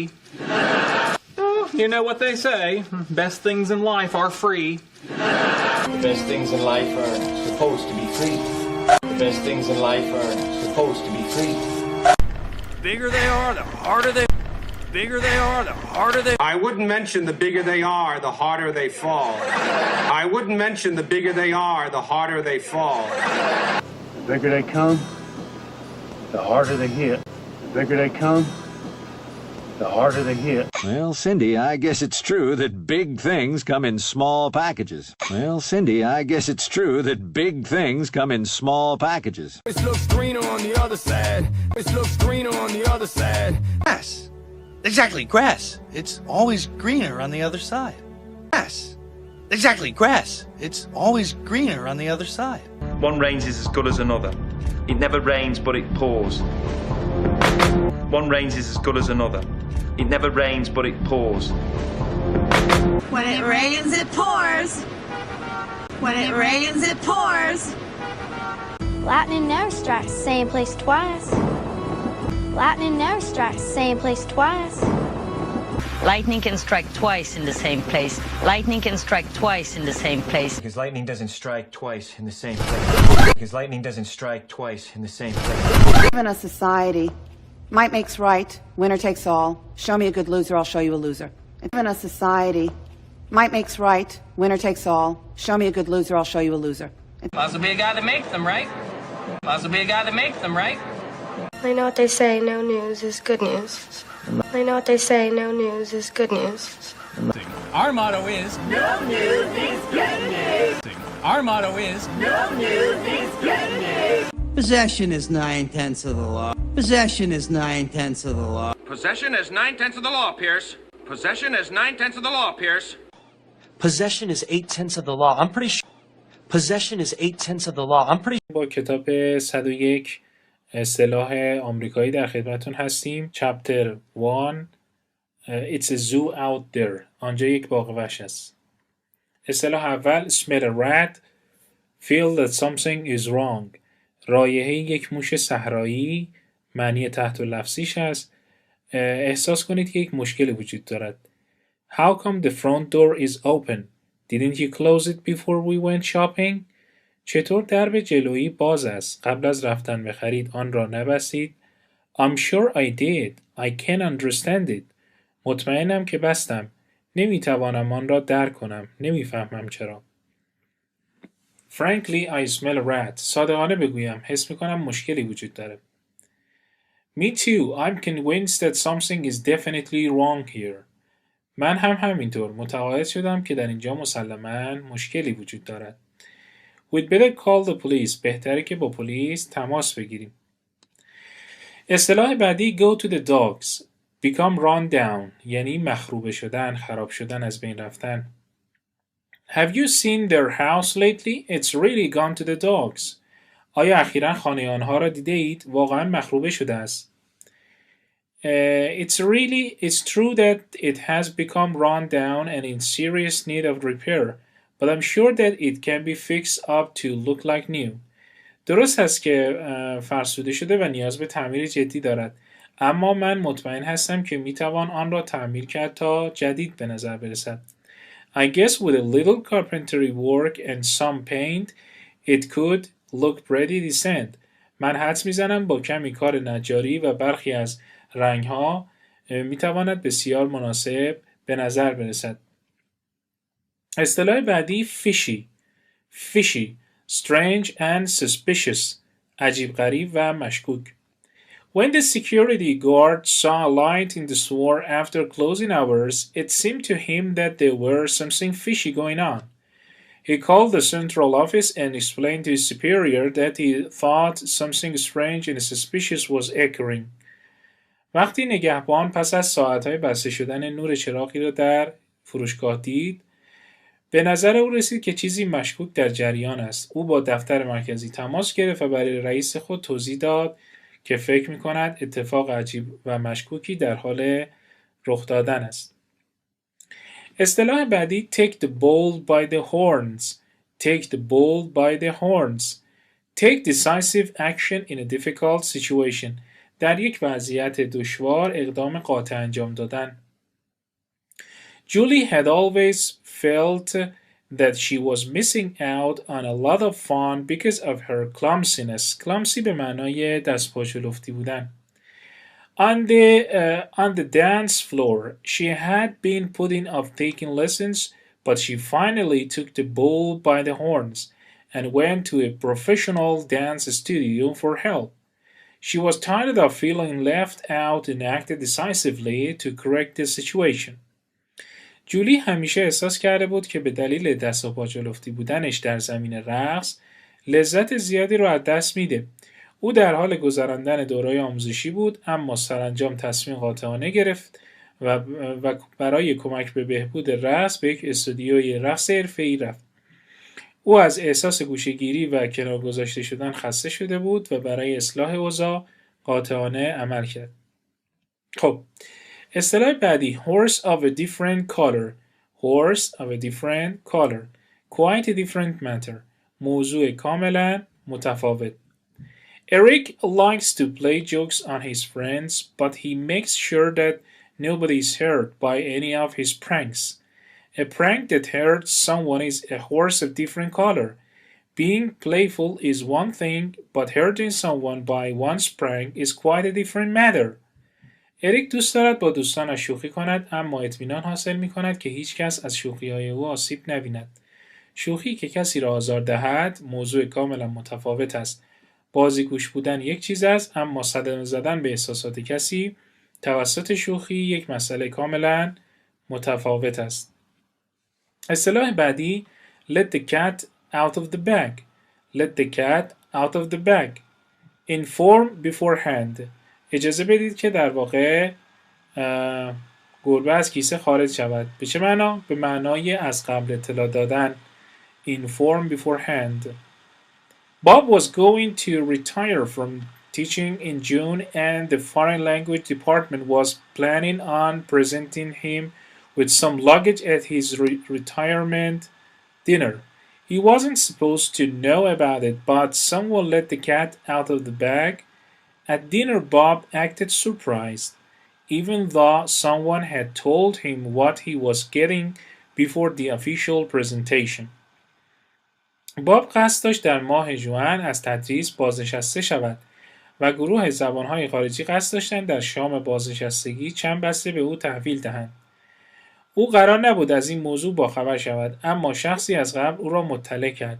در هنگام شام، حتی با اینکه کسی از قبل از ارائه رسمی به او گفته بود که چه چیزی را دریافت می‌کند، باب حیرت زده عمل کرد. اصطلاح بعدی for the birds. For the birds. Uninteresting and meaningless. غیر جالب و بی‌معنی. They went to a poetry reading, but they got bored and restless. As far as they were concerned, it was for the birds. They left during an intermission because they found the reading totally uninteresting and meaningless. آنها به شعرخوانی رفتند، اما بی‌حوصله و بیقرار شدند تا آنجا که به آنها مربوط میشد غیر جالب و بی‌معنی بود. آنها در طی یک لحظه آنجا را ترک کردند، زیرا این خواندن را بدون جذابیت و بی‌معنی می‌دانستند. اصطلاح بعدی straight from the horse's mouth. Straight from the horse's mouth. Straight یعنی مستقیم. From a reliable source. From a reliable source. از یک منبع معتبر یا موثق. How did you find out that Jill was engaged? چگونه فهمیدید جیل نامزد کرده است؟ I got the information from a very reliable source. من اطلاعات را از یک منبع بسیار معتبر دریافت کردم. You mean Jill told you so herself? منظورت اینه که جیل خودش اینطور بهت گفته؟ That's right. I got it straight from the horse's mouth. درست است. مستقیم آن را از یک منبع معتبر گرفتم. اصطلاح بعدی horse around. Play around یعنی بازی کردن. Did you hear about Dave's back injury? آیا در مورد آسیب دیدگی کمر دیو چیزی شنیده اید؟ No, how did he get hurt? نه، چگونه آسیب دید؟ Well, after the coach left the gym, he decided to stay and horse around on the parallel bars. He somehow lost his grip and fell on his back. و بعد از اینکه مربی از سالن بدنسازی خارج شد، تصمیم گرفت که بماند و در میله‌های موازی بازی کند. او به گونه‌ای تعادل خود را از دست داد و به پشت افتاد. That's too bad. but he shouldn't have been aimlessly playing around on the equipment without proper supervision. این خیلی بده، اما او نباید بدون نظارت مناسب با تجهیزات بی هدف بازی میکرد. اصطلاح بعدی cat got your tongue. موش زبونتو خورده. Can't talk. نمیتواند صحبت کند. Come on, Connie, tell us what you think about our little ride down the rapids yesterday. Well, یالا کانی، به ما بگو که دیروز در مورد سوار شدن سریع ما چی فکر میکردی؟ خب wasn't it exciting؟ مشکل چیه؟ موش زبونتو خورده؟ What's the matter? Cat got your tongue. موش زبونتو خورده؟ If you must know, I'm keeping quiet because I was scared out of my wits. حتما میدانید من ساکت میمانم زیرا ترسیده بودم. Real, something smells fishy. Something smells fishy. See that all this went down? Something smells fishy. Damn straight something smells fishy. Sounds fishy. When you take the bull by the horns. Well, you should take the bull by the horns. You know, I'll be right behind you. Taking the bull by the horns and rectifying the problem. And at work, I am taking the bull by the horns. Okay, look. I'm taking the bull by the horns right now, okay? Oh, I'm just here for the birds. For the birds, Your Majesty? Yes. Yes, the bird. This is for the birds. I'm for the birds. Just kind of horse around like this as friends. Only steak horse around, you know that? What's that? Horse around with it. They used to horse around. Go fly a kite. Get back your tongue. Cool of beans. What's the matter? Has the cat got your tongue? Cat got your tongue, Andy? What? Cat got your tongue. What's the matter with you? Cat got your tongue. Cat got your tongue? What's the matter? Cat got your tongue? What's the matter? Cat got your tongue? What's the matter? Cat got your tongue? بخش دوم Section 2 The body has many uses. بدن استفاده های زیادی داره. اصطلاح اول Get in someone's hair. Bother someone. موی کسی را گرفتن یا به معنای کسی را اذیت کردن. Children, would you please stop making so much noise and for heaven's sake pick up your clothes and toys. It's hard enough trying to keep this house clean without your throwing your things all over the place. Clara, I know that the children get in your hair, but you should try not to let it upset you so much. Listen, Jim, I can't help it. The children bother me and make me very angry when they are so noisy and messy. بچه ها لطفاً دیگر انقدر سر صدا نکنید. محض رضای خدا لباس ها و اسباب بازی خود را بردارید. تلاش برای تمیز نگه داشتن این خانه بدون پرتاب کردن وسایل خود به اندازه کافی سخت است. کلارا، من میدانم که بچه ها شما را اذیت میکنند، اما شما باید سعی کنید اجازه ندهید اینقدر شما را ناراحت کنند. گوش کن جیم، من نمیتوانم کاری انجام بدهم. بچه ها من را اذیت میکنند و وقتی بسیار سر و صدا میکنند و کثیف هستم من رو عصبانی میکنند. خب بریم اصطلاح بعدی. Shoot off one's mouth. Express one's opinions loudly. نظرات خود را با صدای بلند بیان کردن. Jim doesn't play tennis very much, but he's always shooting off his mouth about how good he is, yet he's fooling nobody. Jim is somewhat of a braggart, and everyone knows that he gives opinions without knowing all the facts and talks as if he knew everything about the game. جیم خیلی تنیس بازی نمیکنه، اما همیشه در مورد خوب بودن نظرات خود را با صدای بلند بیان میکنه. با این حال اون هیچ کس رو گول نمیزنه. جیم تا حدودی اهل رجزخوانیه و همه میدونن که او بدون اینکه از همه واقعیت‌ها آگاهی داشته باشه نظرات خود را میده و طوری صحبت میکنه که گویی همه چیز را در مورد این بازی میدونه. اصطلاح بعدی jump down someone's throat. Jump down someone's throat. become angry with someone. از کسی عصبانی شدن. That's it, Greg. You'd better not come in after midnight again tonight. Greg, بهتره امشب دوباره بعد از نیمه شب نیایی. I know that. You don't have to jump down on my throat. I told you that I'd make it home around 11:30. I don't intend to be late. میدانم پدر، لازم نیست منو عصبانی کنید. من به شما گفتم که حدود ساعت 11:30 به خانه برمیگردم. قصد دیر آمدن ندارم. Well, you said that before and in your come at 2:30 in the morning. You can't blame me for getting angry and scolding you. I've got good reason. خب شما قبلا گفتید در ساعت 2:30 بامداد اومدی. شما نمیتونید من رو به خاطر عصبانی شدن سرزنش کنید. دلیل خوبی دارم. اصطلاح بعدی pay through the nose. Pay too high a price.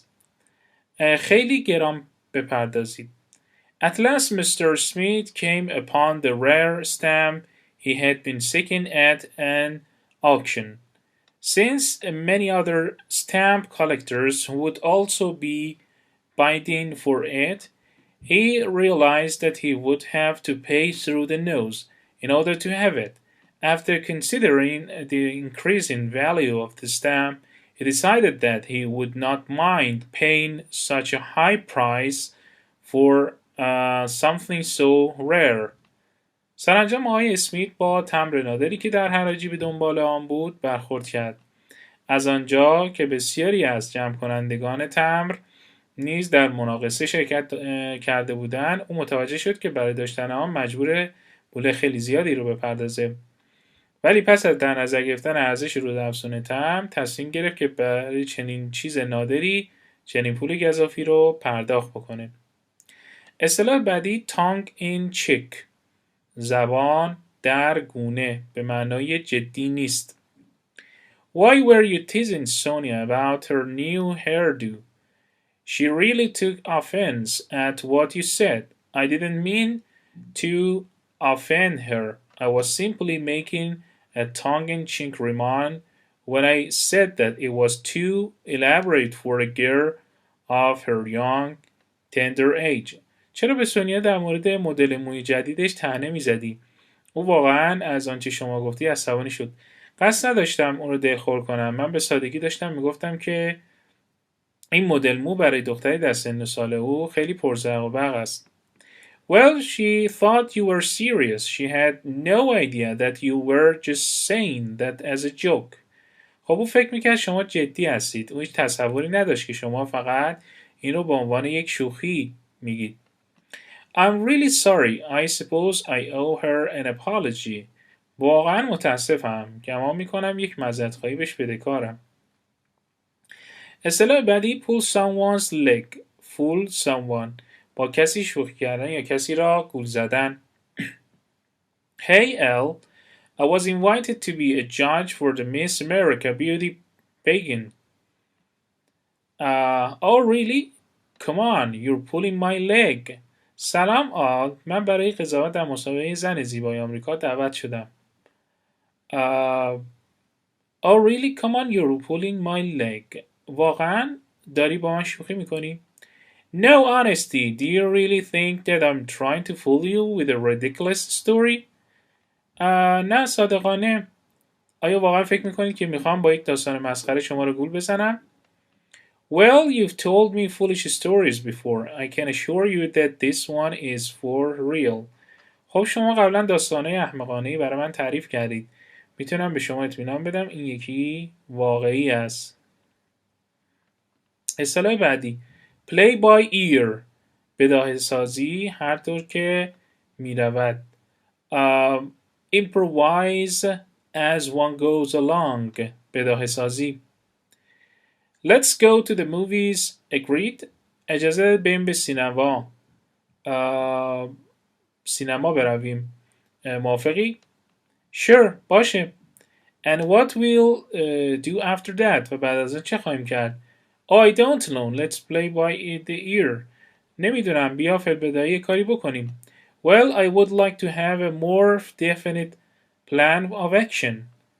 خب من دوست دارم همه کارام رو برنامه باشه. Don't be like that. It's always more fun not knowing what to expect and deciding what to do as we go along. اینطور نباش. این همیشه جالبه که ندونی میخوای چه کار کنی. خب اصطلاح بعدی stick out of one's neck. Take a risk. یعنی ریسک کردن. Stick out one's neck. How come they're asking me to act as their guide through their jungle? چطور آنها از من میخواهند که به عنوان راهنمای آنها در جنگل عمل کنم؟ Evidently they think you're the only one who can lead them to the lost temple. بدیهی است که آنها فکر میکنند شما تنها کسی هستید که میتواند آنها را به معبد گم شده هدایت کند. That jungle has danger lurking around every corner. Why should I stick my neck out for them? They didn't pay me for my services. آن جنگل که خطر در گوشه گوشه آن کمین کرده، چرا باید ریسک کنم؟ آنها هزینه خدمات من را ندادن. They know that you would be taking a great risk and could possibly get hurt, but you're the only one who enough knowledge to take them to their destination. I'm sure you'll be amply rewarded. آنها میدانند که شما بسیار ریسک‌پذیر هستید و احتمالاً صدمه می‌بینید، اما شما تنها کسی هستید که دانش کافی برای بردن آنها به مقصد دارید. من مطمئن هستم که شما پاداش خیلی خوبی زیادی خواهید گرفت. اصطلاح بعدی shake a leg یعنی عجله کردن. Mary, you always take such a long time to put on your makeup. Come on, shake a leg. I'll be finished in a minute. Be patient. You've got to hurry or else we won't arrive on the time to see the last show. Mary, شما همیشه اینقدر برای آرایش زمان صرف میکنی؟ یه تکونی به خودت بده. 1 دقیقه دیگه تموم میشه. صبور باش. شما باید عجله کنید وگرنه ما به موقع برای دیدن آخرین نمایش نمیرسیم. اصطلاح بعدی old thumbs یعنی دست پاچرفتی. Hey B, can you help me out? I don't seem to be able to button up the back of my dress. Sure, let's see if I can do it for you. I guess I'm old thumbs because I'm so nervous. I'm already late for my date. Well, I suppose that being so nervous would make you clumsy. Clumsy یعنی دست و پا چلفتی. And awkward. But don't worry, I'm sure your date will wait. سلام، بیا هی بی، میتونی به من کمک کنی؟ به نظر نمیرسه بتونم دکمه پشت لباسم رو ببندم. باشه، ببینم آیا میتونم این کار رو برای شما انجام بدهم. حدس میزنم چون خیلی مضطرب هستم دیگه برای قرار ملاقات هم دیر شده. خب من فکر میکنم اینقدر نگران بودن شما باعث میشه که دست و پاتون رو گم کنید، اما نگران نباش، مطمئنم که قرار شما سر موقع خواهد بود. اصطلاح بعدی not have a leg to stand on. To have no good defense for one's opinions or actions. دفاع از عقاید یا اقدامات خود نداشته باشید. Not have a leg to stand on. To have no good defense for one's opinions of actions. خب این دقیقا همینه. Tom maintains that the firm owes him some back wages for having worked overtime. However, he won't have a leg to stand on unless he can provide that he put in all those extra hours. He doesn't stand the chance of getting his money without a strong foundation of facts to support his position. تام اظهار داشت که این شرکت به دلیل کار اضافی به وی مقداری حقوق عقب مانده بدهکار است. با این حال او نمیتواند از اقدامات خود دفاع کند مگر اینکه بتونه شرایطی رو فراهم کنه که تمام آن ساعت اضافی را بگذارد. او شانسی ندارد که بتواند پول خود را بدون داشتن پایه و اساسی واقعی برای تایید موقعیت خود به دست آورد. Get off someone's back. Stop bothering someone. توقف کردن اذیت کسی. Hey John, I'm bored. Come on, let's go out and do something. Sorry, I'm right in the middle of studying for a physics exam. I won't be able to make it tonight. سلام جان، حوصله‌ام سر رفته، بیا بریم بیرون و کاری انجام بدیم. با عرض پوزش من در وسط مطالعه که امتحان فیزیک هستم، امشب نمیتوانم. You've been studying for a long time. Why don't you take a break? Come on, forget studying for a while. شما مدت طولانی هست که مطالعه میکنی. چرا استراحت نمیکنی؟ بیا دیگه مدتی مطالعه رو فراموش کن. Look, get up my back. I can't go everywhere. ببین دست از سرم بردار، نمیتونم جایی برم. Okay, I'll stop bothering you only if you promise to let me know the minute you're finished. خب فقط اگر قول دهید هر وقت که تمام شد به من اطلاع دهید، دیگر مزاحم شما نخواهم شد. Not going to have you shooting your mouth off all over Biloxi, blemishing my record with innuendo. Done nothing but shoot your mouth off about it since the day it happened. Never heard that. Actually, honey, you did kind of shoot your mouth off. Every little thing you gotta shoot your mouth off like you're the Sort of jumped down my throat. And before you all jump down my throat, I'd like you to think about it. I could have told you from day one and you would still be jumping down my throat. No. I wouldn't like jump down the throat of someone. Why doctors pay through the nose for malpractice insurance. They will pay through the nose to get it. In fact, they'll pay through the nose for it. Plan, and they'll pay through the nose to get it. Well, I feel that they were just trying to be tongue-in-cheek. Well, I feel that they were just trying to be tongue-in-cheek. Tongue, but it's still tongue-in-cheek. Fuck you. Well, if I'm saying something tongue-in-cheek. Pull her leg for a while. Mine are long enough already. Pull her leg for a while. Mine are long enough already. Why don't we just forget the pig in the poke itinerary and play it by ear? After that, we'll play it by... It's good play it by ear. It's good play it by ear. Or stick my neck out for no. Here, I stick my neck out for you. I'd stick my neck out for nobody. Will he stick his neck out like that? Thought I could only shake a leg, huh? Thought I could only shake a leg, huh? Well, shake a leg. You better shake a leg, you better shake a leg, Thumbs, you see. Thumbs. Useless. thumbs. I'm all thumbs today. Boss says he's all thumbs. I'm all thumbs. Just so stupid. I'm all thumbs. It's my computer. I'm sorry. Sorry, I'm all thumbs today. Now you're all thumbs. It's not my thumbs, and it's not me. Since you appear to be all thumbs. The kids walked through my house to get here. We don't have a leg to stand on. Sir, have no leg to stand on. You guys don't have a fucking leg to stand on. You don't have a leg to stand on. Section 3 فصل سوم. That's not nice. That's not nice یعنی آن زیبا نیست، قشنگ نیست. اصطلاح اول drive someone up a wall. Annoy someone greatly. کسی را اذیت کردن.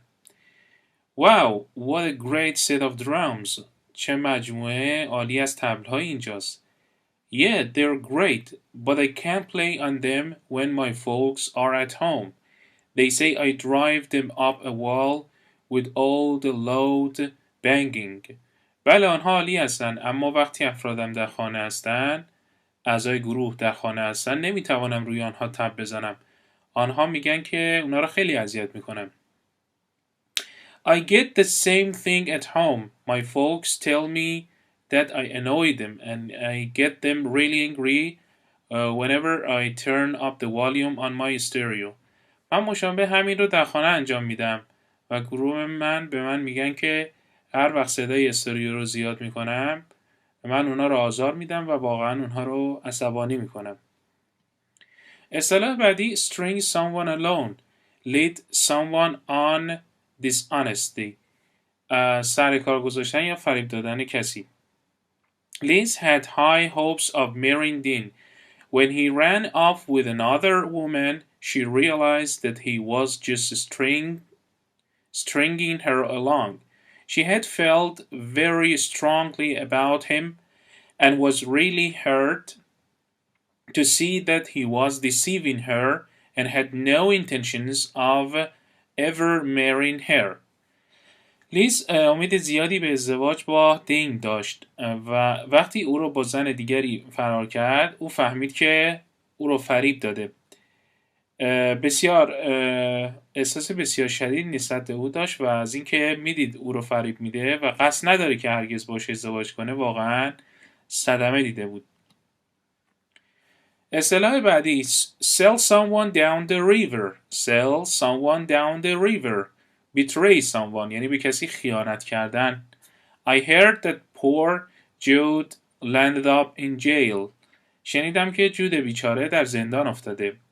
Yeah, his so-called girlfriend sold him down the river and claimed the reward on him. میگه آره دوست دختر به اصطلاح دوست دخترش او رو در رودخانه فروخت، یعنی بهش خیانت کرد و پاداش این کارش رو گرفت. I can't understand that. I thought she was devoted to him. نمیتونم درک کنم، فکر میکردم بهش علاقه داره. She couldn't have been very devoted to him if she betrayed him and informed the police about his hiding place. اگه بهش خیانت کرده و پلیس رو از مخفیگاهش مطلع کرده پس نمیتونسته بهش علاقه داشته باشه. That just goes to show you what people will do for money. این فقط به شما نشان میده که مردم به خاطر پول چه کارهایی که انجام نمیدن. اصطلاح بعدی leave someone high and dry. abandon someone یعنی رها کردن کسی. Say Jill, I thought that John was going to help you do the dishes tonight. بگو جیل فکر کردم جان قرار است که امشب به شما کمک کند که ظرفا رو بشویید. So did I, but he left me high and dry. من هم همین کارو کردم اما منو تنها گذاشت. همین فکر رو میکردم اما منو تنها گذاشت. Where did he go? کجا رفت؟ Well, he got a call from some of Paul's at work to go bowling, and he left me alone to do all this work without any help at all. خب او از محل کار و از طرف بعضی از افراد تماس داشت تا به بازی بولینگ بره و من تنها گذاشت و همه این کارا رو بدون هیچ کمکی انجام دادم. اصطلاح بعدی sell someone short. underestimate someone یعنی کسی رو دست کم گرفتن. Just because he does not say very much is no reason to sell him short. Actually, he's a profound thinker and a most talented writer. People tend to underestimate him and not give him the credit he deserves because they think he's shy. صرف این که خیلی حرف نمیزنه دلیلی بر دست کم گرفتنش نیست. در واقع او یک انسان متفکر و با استعدادترین نویسنده است. مردم تمایل دارن که او را دست کم بگیرن و اعتباری که شایسته اوست را به او نمیدهند، زیرا فکر میکنن که خجالتیه. اصطلاح بعدی show job یعنی صحبت غیر صادقانه. insincere talk صحبت غیر صادقانه. The salesman tried to convince a group of investors that the properties he was selling would soon be worth much more money than he was asking. However, no one bought anything from him because they felt he was giving them a show job. No one was deceiving by his insincerity and exaggerated claims about the worth of the properties. این فروشنده سعی کرد گروهی از سرمایه‌گذاران رو متقاعد کنه که به زودی ارزش املاکی که او می‌فروخت بسیار بیشتر از آنچه که می‌خرند ارزش داشته باشه. با این حال هیچ کسی از او نخرید، زیرا احساس کردن که صحبت‌هایش حقیقتی نداره. هیچ کس فریب اخلاص و ادعای اغراق‌آمیز وی درباره ارزش این املاک رو نخورد. اصطلاح بعدی spill the beans, reveal a secret یعنی فاش کردن یک راز. Did you know that Harry was going to take Cathy on a Caribbean cruise? آیا می‌دانید هری قصد داشت کتی را برای یک سفر دریای کارائیب ببره؟ Yes, I did. He was planning on surprising her with the tickets for the anniversary, but someone spilled the beans. بله او قصد داشت او را با بلیط‌های سالگرد ازدواجش شگفت زده بکنه، اما کسی این قضیه رو فاش کرد. What a shame. That was supposed to have been a surprise. چه حیف شد. این قرار بود یه غافلگیرنده کننده باشه براش. Yes, it's too bad that someone told her about the trip beforehand and ruined Harry's surprise. بله خیلی بده که کسی از قبل درباره آن سفر بهش گفت و تعجب هری از بین رفت. That's okay. Her enthusiasm was not dampened in the least. مشکلی نیست، اشتیاق او حداقل کم نشده. اصطلاح بعدی feed someone a line. Feed someone a line. Deceive someone. Mr. Jones had been telling Louise how efficient she was and how much he admired her work at the office. He had promised her a promotion in the near future, but she soon discovered that he was feeling her a line when he passed her by and gave the promotion to someone else, someone less capable. Louise was acutely disappointed to find out that Mr. Jones was not telling her the truth and that he was deceiving her. آقای جونز به لوئیس میگفت که چقدر کارآمده و چقدر کار او رو در دفتر تحسین میکرد. بهش قول ارتقای کاری دونده نزدیک داده بود، اما به زودی متوجه شد که او وقتی اون رو کنار گذاشت و به کسی دیگه که توانایی کمتری داشت ارتقای شغلی داد، بهش داره دروغ میگه و او رو داره گول میزنه. لوئیس از این که فهمید آقای جونز به او حقیقت رو نمیگه و اینکه او رو فریب میده به شدت ناامید شد. It would drive you up the... You're going to string him along till you feel something you don't? Did not string you along. Okay, yeah, right, fine, that's right. You didn't string me along. I'm just saying you shouldn't You string me along for 2 years. I'm not gonna let that loving wife of yours sell you down the river. Anyone else here would sell you down the river in a second. But I need proof if I'm going to sell him down the river. Just sit here and let you sell me down the river? Daddy. Again, you can't leave my daughter high and dry. You were going to leave me high and dry here. I don't want to leave you high and dry. You just can't leave Galindo high and dry. Oh, don't sell yourself short, cook. Don't sell yourself short, sir. Don't sell yourself short. Don't sell yourself short.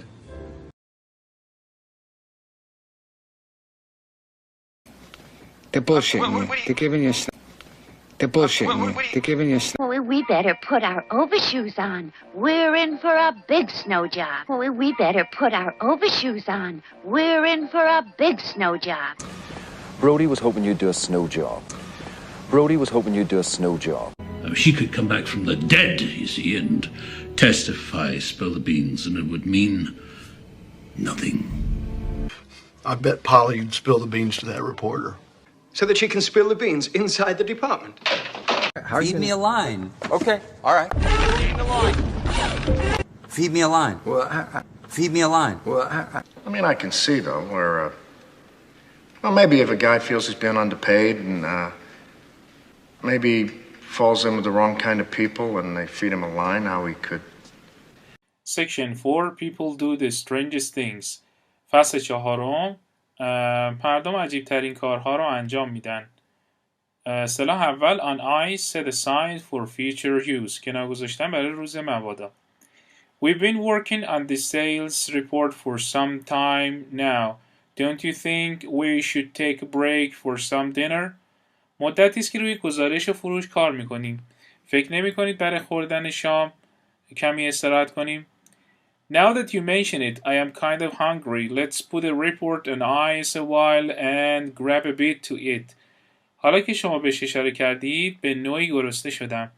بیاید کمی گزارش رو کنار بذاریم و یه لقمه غذا برای خوردن بگیریم. That's fine. I'd be happy to stop working on it and set it aside until we get some food. خوشحال میشم که دیگه روی این کار نکنم و اون رو کنار بذارم تا وقتی که مقداری غذا بخوریم. Great. That's lock up and go. عالیه. بریم مغازه رو قفل کنیم و بریم. اصطلاح بعدی shoot the breeze. chat informally. وراجی کردن، پرحرفی کردن معنی این اصطلاح هستش. What are you going to be doing this afternoon? امروز بعد از ظهر قراره چیکار کنی؟ Oh, I don't have anything in particular in mind. چیز خاصی تو ذهنم ندارم. Why don't you come over to my place? We can listen to some records and shoot the breeze. چرا خونه من نمیای؟ میتونیم چند تا موزیک گوش بدیم و کمی گفتگوی دوستانه داشته باشیم. That sounds okay to me. I'd like to relax listening to music and visit and chat informally until my folks get back from shopping. به نظر من خوبه. دوست دارم تا وقتی که افراد خانه از خرید برمیگردن با گوش دادن به موسیقی آروم بگیرم و به طور دوستانه از آنها بازدید و گفتگو کنم. اصطلاح بعدی bite the dust. Go down in defeat. شکست خوردن. Andy did exceptionally well in all of the track events, but he bite the dust in the high jump competition. Much to the disappointment of his fans, he went down in defeat, losing to a competitor from the visiting team. اندی در تمام مسابقات پیست عملکرد خیلی خوبی داشت، اما در مسابقات برش ارتفاع با شکست روبرو شد. با ناامیدی هوادارانش او با شکست روبرو شد و به یک رقیب از تیم مهمان باخت. اصطلاح بعدی bend over backwards. Bend over backwards. Try very hard. بسیار تلاش کردن. When Joan first started teaching, she was afraid that she would have a lot of trouble getting used to the kids and to the faculty. Her fears turned out to be unfounded, since everybody bent over backwards to help her. Everyone tried very hard to help her feel comfortable and adjust to the school. bend over backward به معنی از خودگذشتگی کردن یا بسیار تلاش کردن. وقتی جوان برای اولین بار شروع به تدریس کرد، ترسید که در عادت کردن به بچه‌ها و اعضای هیئت‌علمی مشکلی وجود داشته باشه. ترس او بی‌اساس بود، زیرا همه برای کمک به او سخت تلاش می‌کردند. همه بسیار تلاش کردند که به او کمک کنند تا احساس راحتی کند و با مدرسه سازگار شود. اصطلاح بعدی hit the hay. hit the hay به معنای go to bed، به رخت خواب رفتن. Listen, Kim, we're going to be really busy with moving tomorrow and we've got to get an early start. I guess you're right. We'll need all the rest we can get. What do you say we hit the hay now? Agreed. Let's go to bed and get a good night's sleep. It's going to be a long day. گوش کن که ما فردا واقعا مشغول جابجایی خواهیم بود و باید زود شروع کنیم. حدس میزنم حق با شما باشد. ما به تمام تجدید قوا که میتوانیم به دست آوریم نیاز داریم. چه میگویید ما الان بریم بخوابیم؟ موافقم. بیایید به رخت خواب برویم و یه خواب خوب داشته باشیم، چون که قراره روز طولانی در پیش داشته باشیم. اصطلاح بعدی cough up هستش. give unwillingly، یعنی پول را در واقع پس دادن یا با بیمیلی پول را دادن. Say, Greg, did you finally get that computer that you wanted so much? Not yet. I needed to raise a couple of $100 more. Is it going to take you a while to raise the money? It would have taken me forever, but Dad said he'd cough up the money, and I need since I'm going to be using the computer for my schoolwork.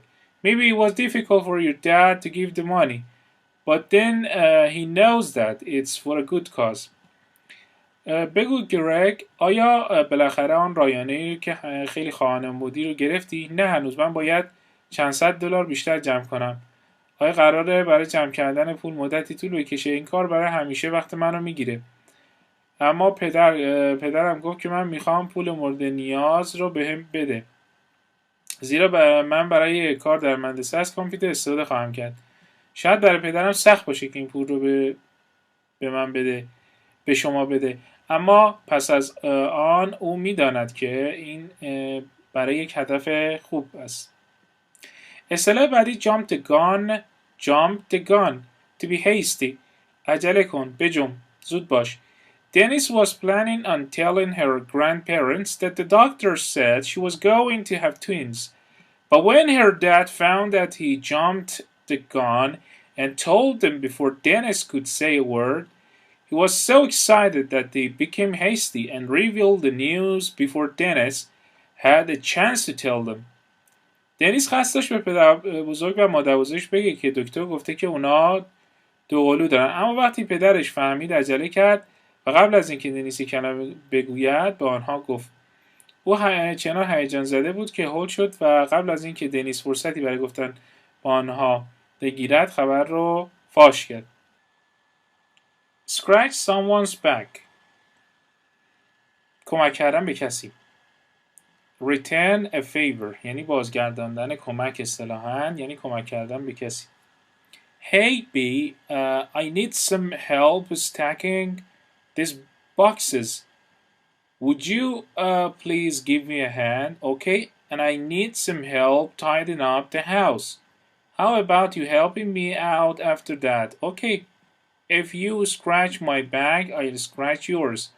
I know you don't like doing housework, but I help you with the boxes. If you promise to return the favor, no problem. I'll even do the windows. سلام بی، برای جمع‌آوری این جعبه ها به کمک نیاز دارم. لطفاً یک کمکی به من بکنید. خب من برای مرتب کردن خانه به کمک نیاز دارم. چطور بعد از اون به من کمک کنی؟ مشکلی نیست. اگر به من لطف کنید من هم به شما کمک میکنم. اصطلاح بعدی hit the ceiling, become very angry, بسیار عصبانی شدن. Don's father hit the ceiling when he was informed that his son had been detained by the police for disorderly conduct. He became violently angry since he had often warned his son not to keep company with that group of boys. پدرتون وقتی به او خبر دادن که پسرش به دلیل رفتارهای بیقاعده توسط پلیس بازداشت شده بسیار عصبانی شد. او به شدت عصبانی شد زیرا اغلب به پسرش هشدار داده بود که با آن گروه از پسرها دوستی نکند. اصطلاح بعدی fork over, hand over or give. رد کن بیاد پلو. Hey Dan, how come you're looking so sad? It's nothing really. I unexpectedly bumped into Rolf and he asked me to fork over the $10 I owe him. Did he expect you to pay him back right then and there? Yeah, he did. It was all the money I had and I had to hand it over to him. Don't complain. After all, he did you a favor by lending it to you in the first place. سلام دن، چطور اینقدر غمگین به نظر میرسی؟ واقعا چیزی نیست. من به طور غیر منتظره‌ای به رالف برخورد کردم و او از من خواست بیش از $10 به او بدهکار بودم پرداخت کنم. آیا او انتظار داشت که شما همان موقع به او پس بدهید؟ بله، این همه پولی بود که داشتم و مجبور بودم که اون رو پرداخت کنم. شکایت نکن یا شاکی نباش. از این گذشته او در وهله اول با قرض دادن آن پول به شما لطف کرد. Turn someone off. Discuss someone. از کسی نفرت پیدا کردن. How was your date with Marty last night? میگه قرار دیشب با مارتی چطور بود؟ Well, it started off okay, but he really turned me off when we went for a snack after movies. میگه اولش خوب شروع شد اما واقعا وقتی بعد از فیلم برای میان وعده رفتیم من رو ناراحت کرد. Did he say or do something to annoy you? آیا او در واقع چیزی به شما گفت که شما را آزار دهد؟ Frankly, it disgusts me when he tried to talk with his mouth full. I don't blame you. That would have really bothered me too. صادقانه بگم وقتی سعی کرد با دهان پر با من صحبت کنه من رو ناراحت کرد. من تو رو سرزنش نمی کنم. این واقعا من را نیز آزار می دهد. اصطلاح بعدی go fly a kite, go away, برو پی کارت. For the past 3 hours, Jerry had been trying to convince Linda to go to art exhibition with him. She had been refusing all along and finally desperation, she told him go fly a kite. Jerry didn't like to be told to go away in such a forceful manner. Nevertheless, he finally stopped trying to get Linda to attend the exhibition. طی 3 هفته گذشته جری سعی در متقاعد کردن لیندا داشت که با او به نمایشگاه هنر برود. اما در تمام مدت امتناع میکرد و سرانجام نامیدانه به او گفت برو گم شو. این مدت دوست نداشت با این لحن به او گفته شود که برود. با این وجود سرانجام او تلاش برای جلب نظر در واقع لیندا در نمایشگاه را متوقف کرد. اصطلاح بعدی kick the bucket یعنی فوت کردن یا مردن. It's been said that the old man knew of a buried treasure, but he kicked the bucket before telling anyone where it was. If the treasure exists, the old man unfortunately took the secret of its location with him when he died. گفته شده که پیرمردی از گنجی دفن شده اطلاع داشته، اما قبل از اینکه به کسی بگه مرده. با وجود اینکه گنج وجود داشت، متاسفانه پیرمرد هنگام مرگ راز مکان آن را با خود به گور برد. اصطلاح بعدی raise a sting یعنی protest strongly شدیداً اعتراض کردن. Listen, don't try to use any of your sister's clothes without asking her first. She's liable to raise a sting if she finds something is missing.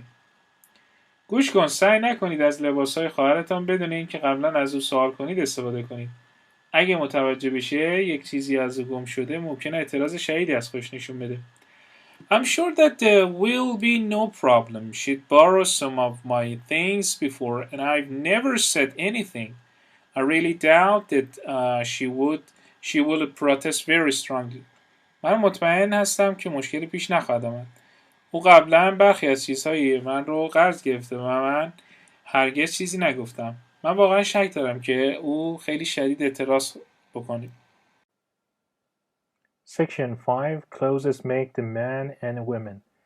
فصل 5 لباسها میسازند مردها و زنها رو. اصطلاحاً لباس باعث زیبایی مرد و زن هستش. اصطلاح اول wet blanket آیه یأس و ناامیدی. Dull or boring person who spoils the happiness of others. یک شخصی که در واقع خسته کننده و آدم بورینگی هست خراب میکنه خوشحالی دیگران رو. James was not invited to go on the outing with the rest of the group because he's such a wet blanket. On many previous occasions, he has kept others from enjoying themselves by his pessimism and lack of enthusiasm. It's understandable that no one wants him around. از جیم دعوت نشده بود که با بقیه اعضای گروه به گردش بپردازد، زیرا او بسیار کودن و کسل کننده است. در بسیاری از موارد قبلی او بدبینی و عدم اشتیاق خود را از لذت دیگران باز نشان داده. قابل درک است که هیچ کس او را اطرافش نمی‌خواهد. اصطلاح بعدی keep under one's hat. Keep something a secret. نگه داشتن چیزی به عنوان یک راز یا رازدار بودن. Keep under one's hat. Although the contestants were most anxious to know who won the prizes in the piano competition, the judges kept the results under their hats. They kept the results a secret so that the formal announcements could be made in public at the awards ceremony. اگرچه شرکت کنندگان بیشترین اضطراب را از دانستن چه کسی در مسابقات پیانو برنده می شود داشتند، داوران نتایج را زیر کلاه خود نگه داشتند، یعنی اصطلاحاً رازداری کردند و نتایج را مخفی نگه داشتند تا اعلامیه‌های رسمی در مراسم اهدای جوایز به صورت علنی اعلام شود. اصطلاح بعدی up one's sleeve. sleeve به معنای سراستی میشه.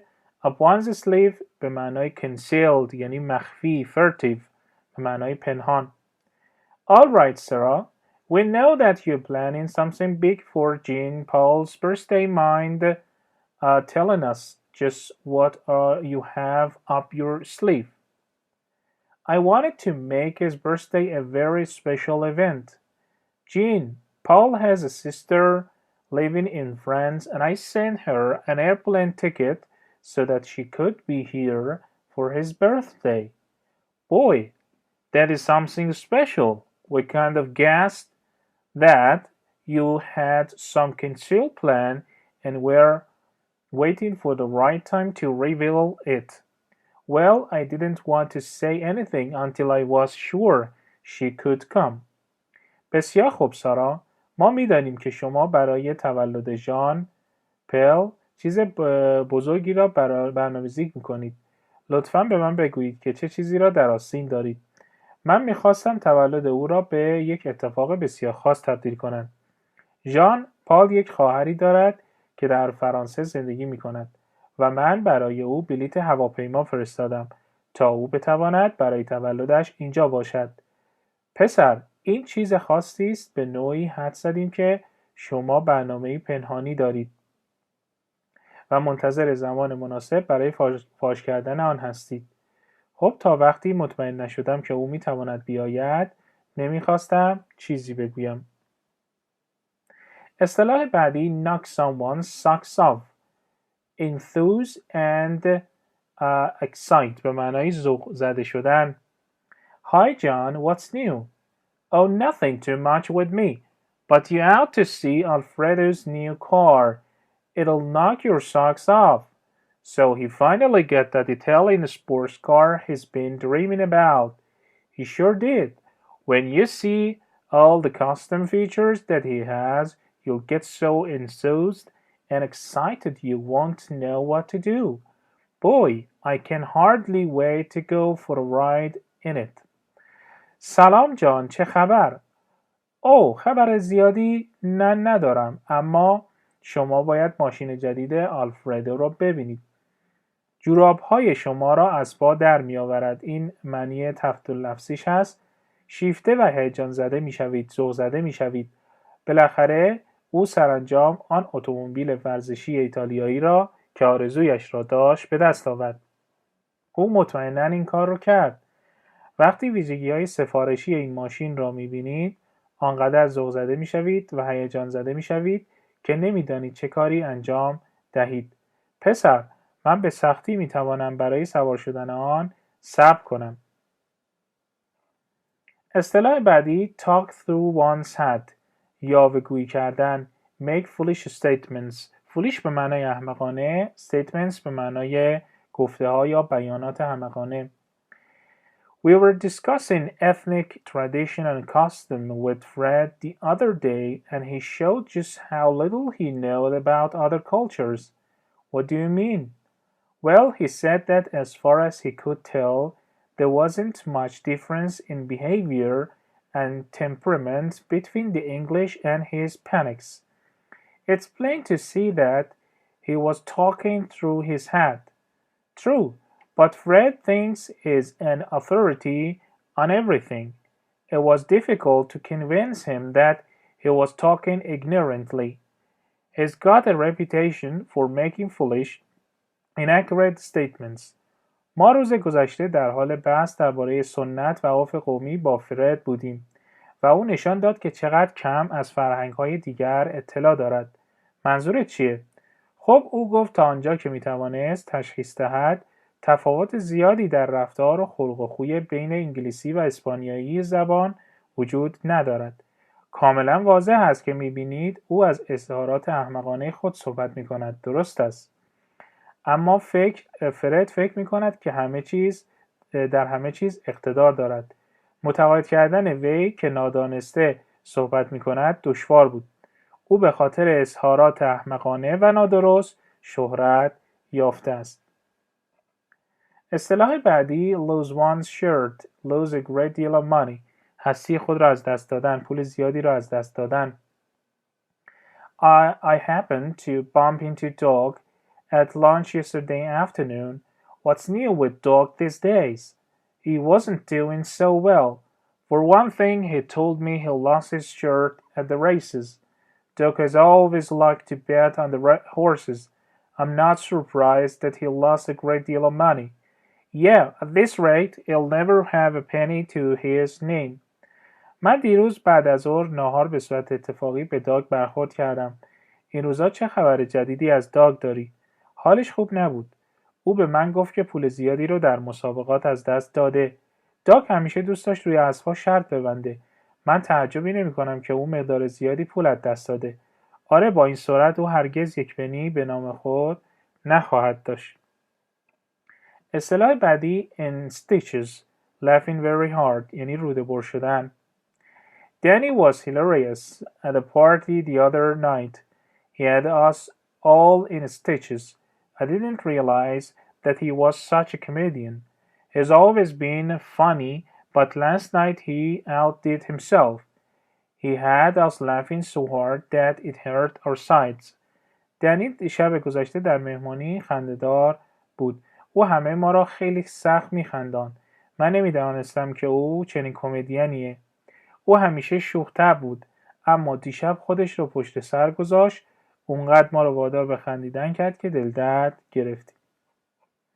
اصطلاح بعدی dress to the nines dress elegantly یعنی شیک و زیبا لباس پوشیدن. Did you see Hilda at the party last night? Yes, I did. She was really dressed to the nines. Well, she had on her finest, most elegant clothing because she was out to make good impression on Bill. دیشب هیلدا را در مهمانی دیدید؟ بله دیدم. او واقعاً تا دندان لباس پوشیده بود. یعنی اصطلاحاً بسیار شکیل و زیبا لباس پوشیده بود. او لباسهای شیک و زیبا پوشیده بود زیرا او بیرون بود تا تاثیر خوبی روی بیل بگذارد. Section 6 When things go wrong وقتی همه چی بد پیش بره. اصطلاح اول lemon something defective چیزی معیوب. Have you seen Joan's new car yet? Yeah, it looks good, but she had nothing but problems with it. That's too bad. It sounds like she got a real lemon. She sure did. No sooner did she drive it home from the dealers than it proved defective and started breaking down.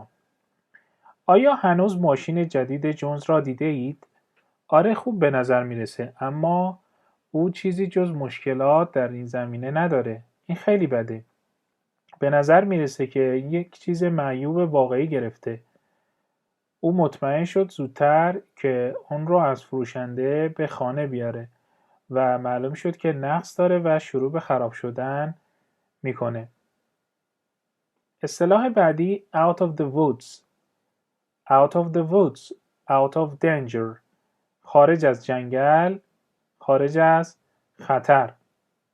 Although Eric was well on his way to recovering from his bout with pneumonia, he was still not out of the woods.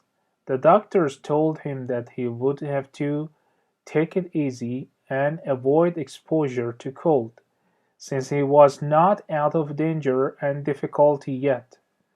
اگرچه اریک به خوبی در حال بهبودی از دوران مبارزه با ذات‌الریه بود، اما هنوز او در معرض خطر بود. پزشکان به او گفتند که مجبور است که با آن راحت برخورد بکنه و از قرار گرفتن در معرض سرما اجتناب بکنه، زیرا هنوز در معرض خطر و مشکل است. Get up on the wrong side of the bed. Wake up in a bad mood. در سمت اشتباه تخت بلند شدن. با روحیه بد بیدار شوید یا از دنده چپ بیدار شدن. What is the matter with Bernard today? He started shouting from the moment he stepped into the office. I don't know. He usually doesn't act that way at all. I guess he got up on the wrong side of the bed. Just because he woke up in a bad mood is no reason for him to be so cross and to get around shouting at everybody. Hopefully he'll relax as the day goes off. آمین. ماجرای امروز برنارد چیست؟ او از همان لحظه‌ای که وارد دفتر شد شروع به داد زدن کرد. من نمیدونم. او معمولا اصلا آنگونه رفتار نمیکنه. حدس میزنم مدنده چپ بلند شده. وقتی فقط به این دلیل که با روی بعد از خواب بیدار شده دلیلی نداره که اینقدر ناراحت باشه و سر همه فریاد بزنه. امیدوارم با گذشت روز آرامش پیدا بکنه. آمین. اصطلاح بعدی out on a limb in a risky position، در یک موقعیت خطرناک. The members of the committee realized that their position against expanding the student aid program was an unpopular one, and that we're going out on a limb by voting against the program. Nevertheless, their position was justified to a certain extent. Although they knew that they were placing themselves in a risky position, they felt that other budgetary considerations were of greater agency. اعضای کمیته دریافتند که موضع آنها در برابر گسترش برنامه کمک‌های دانشجویی موضع غیر معمولی است و آنها با رأی مخالف به این برنامه از موقعیت خطرناک خارج می‌شوند. با این وجود موقعیت آنها تا حدودی توجیه شد. اگرچه آنها می‌دانستند که خود را در موقعیت خطرناکی قرار میدن، اما احساس می‌کردند ملاحظه بودجه دیگر ضرورت بیشتری دارد. اصطلاح بعدی eating someone، bothering or worrying someone، خوردن کسی یا به معنای کسی را آزار دادن یا نگران کردن. Hey Alice, what's been eating you lately? Don't you realize how rude and irritable you've become? I know. I'm really sorry for the way I've been acting. Well, why don't you tell me what has been bothering and upsetting you? And maybe we can work your problem out together. I'll admit that it would help to talk to someone about it. Hey Alice, چه چیزی اخیراً شما را نگران یا حساس کرده؟ آیا نمی‌دانی چقدر بی‌ادب و تحرک پذیر شده اید؟ می‌دانم. من واقعاً از نحوه رفتار خودم متاسفم. خب چرا به من نمیگویی چه چیزی به شما را آزار داده و ناراحت کرده و شاید بتونیم مشکل شما را با هم حل کنیم. من اعتراف میکنم که صحبت کردن با کسی در این مورد کمک میکنه. Get the axe, be dismissed or fired، یعنی اخراج شدن. I feel sorry for Richard. He was feeling quite depressed when I ran into him. Did he tell you what was bothering him? Among other things, he informed me that he got the axe at work. That's strange. He's always been a conscientious worker. I wonder why they dismissed him from his job. Evidently, he had a disagreement on company policies with one of the top executives. من برای ریچارد متاسفم. آیا او به شما گفت که چه چیزی او را آزار میده؟ از میان مشکلاتش او به من اطلاع داد که از کارش اخراج شده. این عجیبه. او همیشه یک کارگر وظیفه شناس بود. من تعجب میکنم که چرا او از کارش اخراج کردن. بدیهی است که وی در مورد سیاست شرکت با یکی از مدیران ارشد اختلاف داشته. وقتی من به او برخورد کردم کاملا افسرده بود. اصطلاح بعدی in the hole, in depth، در سوراخ یا در عمق بد شدن وضع مالی. Unfortunately, Peter had to sell his neighborhood hardware store. Because of competition from the bigger stores in the shopping center, he was going in the hole every month. His store was small and did not generate enough income to meet expenses. As a consequence, he was rapidly losing money and going into debt. متاسفانه پیتر مجبور شد فروشگاه ظروف فلزی محل خود را بفروشد. به دلیل رقابت از فروشگاه‌های بزرگتر در مرکز خرید، او هر ماه وضعش بدتر میشد. فروشگاه وی کوچک بود و درآمد کافی برای تامین هزینه‌ها نداشت. در نتیجه او به سرعت در حال از دست دادن پولش بود و وضعیت مالی او بدتر میشد. اصطلاح بعدی bite the bullet، endure a difficult situation. تحمل کردن یک شرایط دشوار. We really had a frightening experience when we went hunting last month. What happened? We got lost in the wilderness and had to bite the bullet until help arrived. Did you manage okay? Barely. We weren't prepared for the cold weather and we couldn't find any shelter. We had to endure a very trying situation. We almost froze by the time they found us.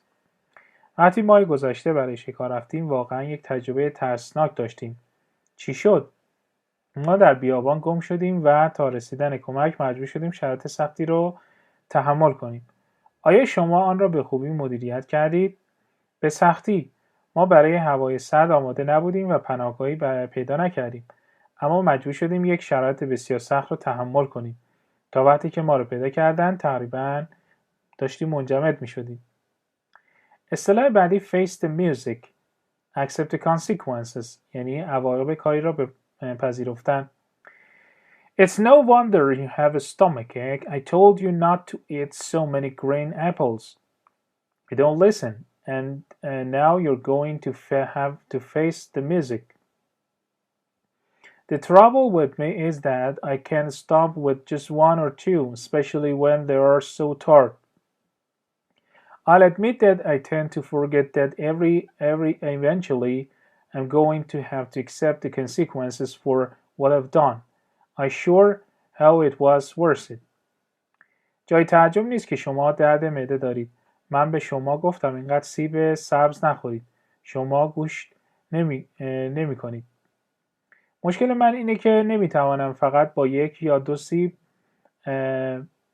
سیر شوم و به خصوص وقتی که اونا خیلی ترش باشن. من اعتراف میکنم که تمایل دارم فراموش کنم. مطمئنم که ارزشش رو داشت. در نهایت مجبورم اول کاری رو که انجام دادم رو بپذیرم. اصطلاح بعدی blow it. It means fail at something.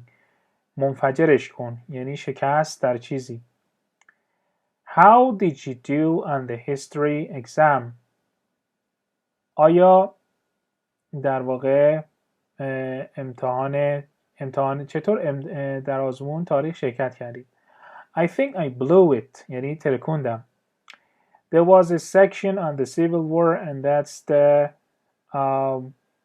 blew it در اینجا به معنای خرابکاری کردن معنی میده. Chapter in the book that I studied list. Well, at this point you can't really be sure that you completely failed the examination. You must have done okay on the rest of the test. Perhaps I didn't fail the entire exam, but I'm sure that I didn't do well. من فکر میکنم من اون رو خراب کردم. بخشی در مورد جنگ داخلی وجود داشت و این فصل کتاب بود که من کمتر مطالعه کردم. خب در این معنی شما واقعا نمیتونید مطمئن باشید که در امتحان کاملا ناموفق بودید. حتما در بقیه آزمون خوب کار کردید. شاید من در کل امتحان رد نشم اما مطمئن هستم که خوب کار نکردم. اصطلاح بعدی at the end of one's rope. تعریف at the limit of one's ability to cope. در انتهای تناب. در حد توانایی کنار آمدن یا از عهده چیزی برآمدن. The Jones housekeeper was completely useless. Poor Mrs. Jones felt that she was at the end of her rope when she walked into the house and saw the children crying and unfed, the dishes in the sink and clothes strewn all over the place. She had to leave the house and children in someone else's care while she was off on business. Now that she came back to all of this disorder and disarray, she felt that she had reached the limit of her ability to cope with the situation. خانه‌دار خانم جونز کاملا بیفایده و بی‌مصرف. خانم بیچاره جونز وقتی وارد خانه شد احساس کرد که در حد تواناییش داره با این موضوع کنار میاد.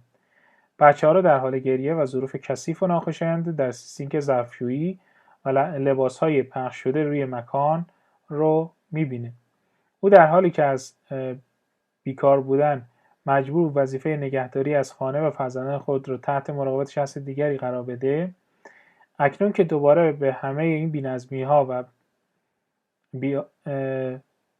عادت کرده بود احساس کرد که به حد توانایی خودش برای کنار آمدن با شرایط رسیده. اصطلاح بعدی on one's last legs sick and failing روی آخرین پا یا بیمار و ناکام. Poor Mike, he was one of the greatest musicians I've ever known. But when I saw him the other day, he looked like he was on his last legs. Yeah, he hardly plays anymore. What made him give up his music? Apparently, he lost confidence in himself at some point in his career, and he's been sick and failing ever since. مایک بیچاره یکی از بزرگترین نوازندگانی بود که من تاکنون شناختم.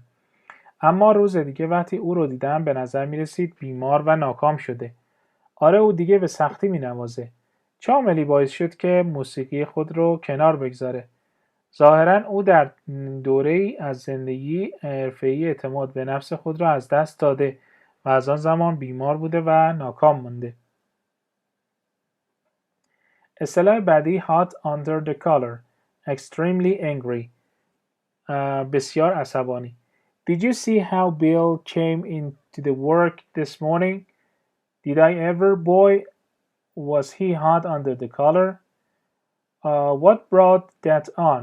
He said that he was extremely angry because he got stuck in slow moving traffic and arrived late for an important business meeting. دیدید بیل امروز چگونه وارد کار شد؟ آیا خیلی عصبانی بود؟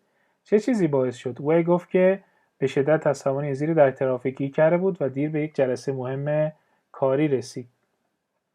اصطلاح بعدی on the line in danger of being lost در خطر گم شدن. Lately Tom's been more conscientious about the accuracy and quality of his work with the company. He was warned that his job was on the line because of his lack of concern for his duties. When Tom was alerted that he was in danger of losing his job, he began to take his obligations with the company more seriously. به تازگی تام در مورد دقت و کیفیت کار با این شرکت وظیفه شناس‌تر شده بود. به او هشدار داده شد که شغلش به دلیل عدم توجه به وظایفش در خطره. وقتی به تام هشدار داده شد که در خطر از دست دادن شغل خود است، شروع به جدی گرفتن تعهدات خود با این شرکت کرد. Section 7 When things go well وقتی همه چی خوب پیش بره. For a song for very little money برای یک آهنگ به معنی اینکه برای اندک پول یا پول ناچیز. Sarah, I picked up the perfect chair for the living room the other day. That's wonderful. I know you've been looking for some time. Where did you come across what you wanted? I was really quite lucky. I got it for a song at a little furniture store. I was able to buy it for a little money because the owners of the store were right in the middle of their spring liquidation sale. سارا من روز دیگه صندلی مناسب اتاق نشیمن رو برداشتم. این فوق‌العاده است. من میدونم که شما مدتیه که جستجو میکنید بالاخره از کجا به اونچه میخواستید رسیدید. من واقعا کاملا خوششانس بودم. من اون رو با پول بسیار کمی از یک فروشگاه کوچک مبلمان تهیه کردم. میتونستم آن رو با هزینه بسیار کمی خریداری کنم زیرا صاحبان فروشگاه در وسط فروش تصفیه بهاری خود قرار داشتند. اصطلاح بعدی make a splash be successful and attract attention بسیار موفق بودن و جلب توجه کردن. Do you remember Andrea and Jack? Yes, I do. Weren't they working together on some kind of a novel? That's right. It was finally published and understand that it made quite a splash both domestically and abroad. That's great news. They're both talented and hardworking. It's good to hear that the book was so successful and attracted such a great deal of attention. آندره و جک رو یادته؟ بله. آیا اونا روی نوعی رمان با هم کار نمی‌کردن؟ درسته. سرانجام منتشر شد و من میفهمم که هم در داخل کشور و هم در خارج از کشور بسیار سر و صدا کرد. این خبر خوبیه. اونها هر دو با استعداد و سخت‌کوش هستن. خوب است که بشنوید. این کتاب بسیار موفق بود و توجه بسیاری را به خود جلب کرد. اصطلاح بعدی have the world by the tail be successful and happy موفق و شاد بودن. Mark finished school at the top of his class and he was offered an excellent position with an accounting firm. Now he feels that he has the world by the tail. Everything has been worked out for him lately, and it's no wonder that he's feeling so successful and happy. مارک مدرسه را با نمرات خوب به پایان رسوند و موقعیت عالی در یک شرکت حسابداری بهش پیشنهاد شد. حالا احساس میکنه موفق و شاده. اخیراً همه چیز برای او به خوبی در حال انجامه و جای تعجبی نیست که او احساس موفقیت و خوشحالی میکنه. اصطلاح بعدی feel like $1,000,000 feel wonderful حس فوق‌العاده داشتن. I bumped into Nick at the barber shop yesterday. He looked great, but I noticed that he had a slight limp when he walked. I guess you didn't know that he had an operation on his knee. No, I didn't. How's he feeling? He says he's feeling like $1,000,000 now. Apparently, the pain in his knee is all gone. It's good that is feeling so wonderful. It must be a refreshing change not having to put up with all that discomfort. من دیروز در آرایشگاه به نیک برخورد کردم. او بسیار عالی به نظر می رسید، اما من متوجه شدم که هنگام راه رفتن کمی لنگی داره. حدس میزنم شما نمیدونی که او زانوی خود را عمل کرده. نه نمیدونستم. حالش چطوره؟ او میگه اکنون احساس خوبی داره. ظاهرا درد در زانوی از بین رفته. خوب است که او احساس بسیار خوبی میکنه. این باید یک تغییر شاداب کننده باشه و نیاز به تحمل این همه ناراحتی نباشه. اصطلاح بعدی kick up one's heels. It means celebrate. جشن گرفتن. The prerequisites of admission to the theater arts school are quite demanding, and those students who were finally accepted had reason to kick up their heels. It was only natural that those who made it through the exams and interviews would want to celebrate the occasion by going out and having a good time. پیش نیازهای ورود به مدرسه هنرهای تئاتر کاملا طاعت فرساست و دانشجویانی که سرانجام پذیرفته شدن دلیل زیادی برای جشن گرفتن داشتن. کاملا طبیعی بود که کسانی که از طریق امتحانات و مسابقه موفق به کسب موفقیت میشوند مایل باشند با بیرون رفتن و گذران اوقات خوش این مناسبت رو جشن بگیرن. اصطلاح بعدی bury the hatchet make peace صلح کردن. Somebody told me that you and your dog had been quarreling over in the construction site of the new building. That's true, but we worked out the problem and decided to bury the hatchet. Glad to hear that. You guys have always worked well together. Well, once we came to the conclusion that we both had the same goal in mind, we put an end to our bitter feelings and made peace with each other. کسی به من گفت که تو و داگ بر سر محل ساختمان جدید با هم درگیر بودید. درسته، اما ما مشکل رو حل کردیم و تصمیم گرفتیم که صلح کنیم. از شنیدن این حرف خوشحال هستم. شما بچه‌ها همیشه با هم خوب کار می‌کردید. خب وقتی به این نتیجه رسیدیم که هر دو هدف یکسانی در سر داریم، به احساسات تلخ خودمون پایان دادیم و با یکدیگر صلح کردیم. اصطلاح بعدی paint the town red خوشگذرانی کردن. Cross and have a good time. How did you enjoy your vacation to Europe last summer?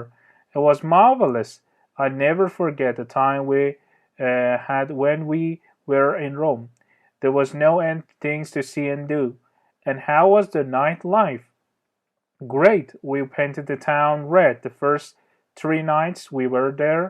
Didn't that get to be pretty expensive? I guess so.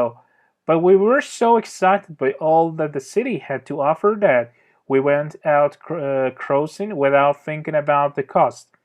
تابستان گذشته از تعطیلات خود در اروپا چگونه لذت بردید؟ شگفت‌انگیز بود. هرگز زمانی رو که در روم بودیم فراموش نمی‌کنم. چیزهایی و جایی زیادی رو برای دیدن و انجام دادن بود. و زندگی شبانه چگونه بود؟ عالی. ما 3 شب اونجا بودیم و اوقات خوبی داشتیم. آیا این خیلی گران نبود؟ حدس میزنم که چنین باشه، اما ما همه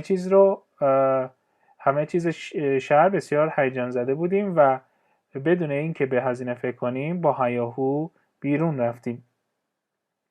اصطلاح بعدی get away clean escape punishment فرار از مجازات. After robbing a neighborhood bank, the robbers sped off in a waiting car and got away clean. In spite of all police efforts to apprehend them, the criminals were never caught and punished for their crime. سارقین پس از سرقت از بانک محله با سرعت در اتومبیل نشسته و حرکت کردند و خیلی قشنگ از اونجا دور شدن. علیرغم همه تلاش‌های پلیس برای دستگیری اونها، جنایتکاران هرگز برای جرم خود دستگیر و مجازات نشدند. اصطلاح بعدی come alive، brighten up and become active، شاداب و سرزنده. Up to now, the guests at the party had been eating and making small talk, but when the rock band arrived, everyone came alive. When the band started playing all the latest rock hits, everybody brightened up and became very active. مهمانان در مهمانی مشغول خوردن غذا و صحبت‌های کوچک بودند. آنها وقتی گروه راک آمد کاملا گویا همه زنده شدند. وقتی گروه شروع به اجرای آخرین بازدیدهای راک کرد، همه خوشحال و بسیار شاد شدند. Section 8 Do your best. بهترین کار را انجام بده. اصطلاح اول toot one's own horn. boast. جار زدن یا خودستایی کردن. Michael's last novel was a bestseller. He has no need to toot his own horn about his literary accomplishments. His readers and critics alike will now become aware of his talent. He won't have to boast about his skill and success as a writer. آخرین رمان مایکل بهترین فروش رو داشت. اون نیازی به رخ کشیدن موفقیت‌های ادبی خود نداره. خوانندگان و منتقدان او هم اکنون از استعداد او آگاه هستند. او مجبور نخواهد بود که به مهارت و موفقیت خود به عنوان نویسنده مباهات کند. اصطلاح بعدی stick to one's guns. Stick to one's guns. Maintain one's position. اصرار داشتن یا پا توی یک کفش کردن. In spite of the fact that it was inadvisable to have a controversial figure address the club, the chairman stuck to his guns and insisted that it would make good sense to hear the other side of the question before taking a vote on the issue. He maintained his opinion and position on the matter, even though a number of members tried to make him change his mind. علیرغم اینکه غیر ممکن است یک شخصیتی بحث برانگیز در یک باشگاه صحبت کند، رئیس هیئت مدیره به جای شنیدن صحبت دیگر سوال کنندگان قبل از رأیگیری که در مورد موضوع منطقی بود، به موقعیت خود اصرار داشت. او نظر و موضع خود را در این مورد حفظ کرد، حتی اگر تعدادی از اعضا سعی کردند که او را وادار به تغییر عقیده کنند. اصطلاح بعدی get the ball rolling. Initiate action. It means شروع به فعالیت کردن. Look, you've been talking about repairing the roof for weeks now. Don't you think it's about time to get the ball rolling? I know, but I've been busy with other things. I promise I'll get to it this weekend. The time to start doing it is right now. According to the weather report, it's supposed to rain tomorrow. ببین شما هفته ها درباره ترمیم سقف صحبت کردید. فکر نمی کنید زمان آن رسیده که اقدام رو شروع کنید؟ میدانم، اما من با چیزهای دیگر مشغول بودم. قول میدم آخر هفته به آن برسم. زمان شروع به انجام این کار همین الان است.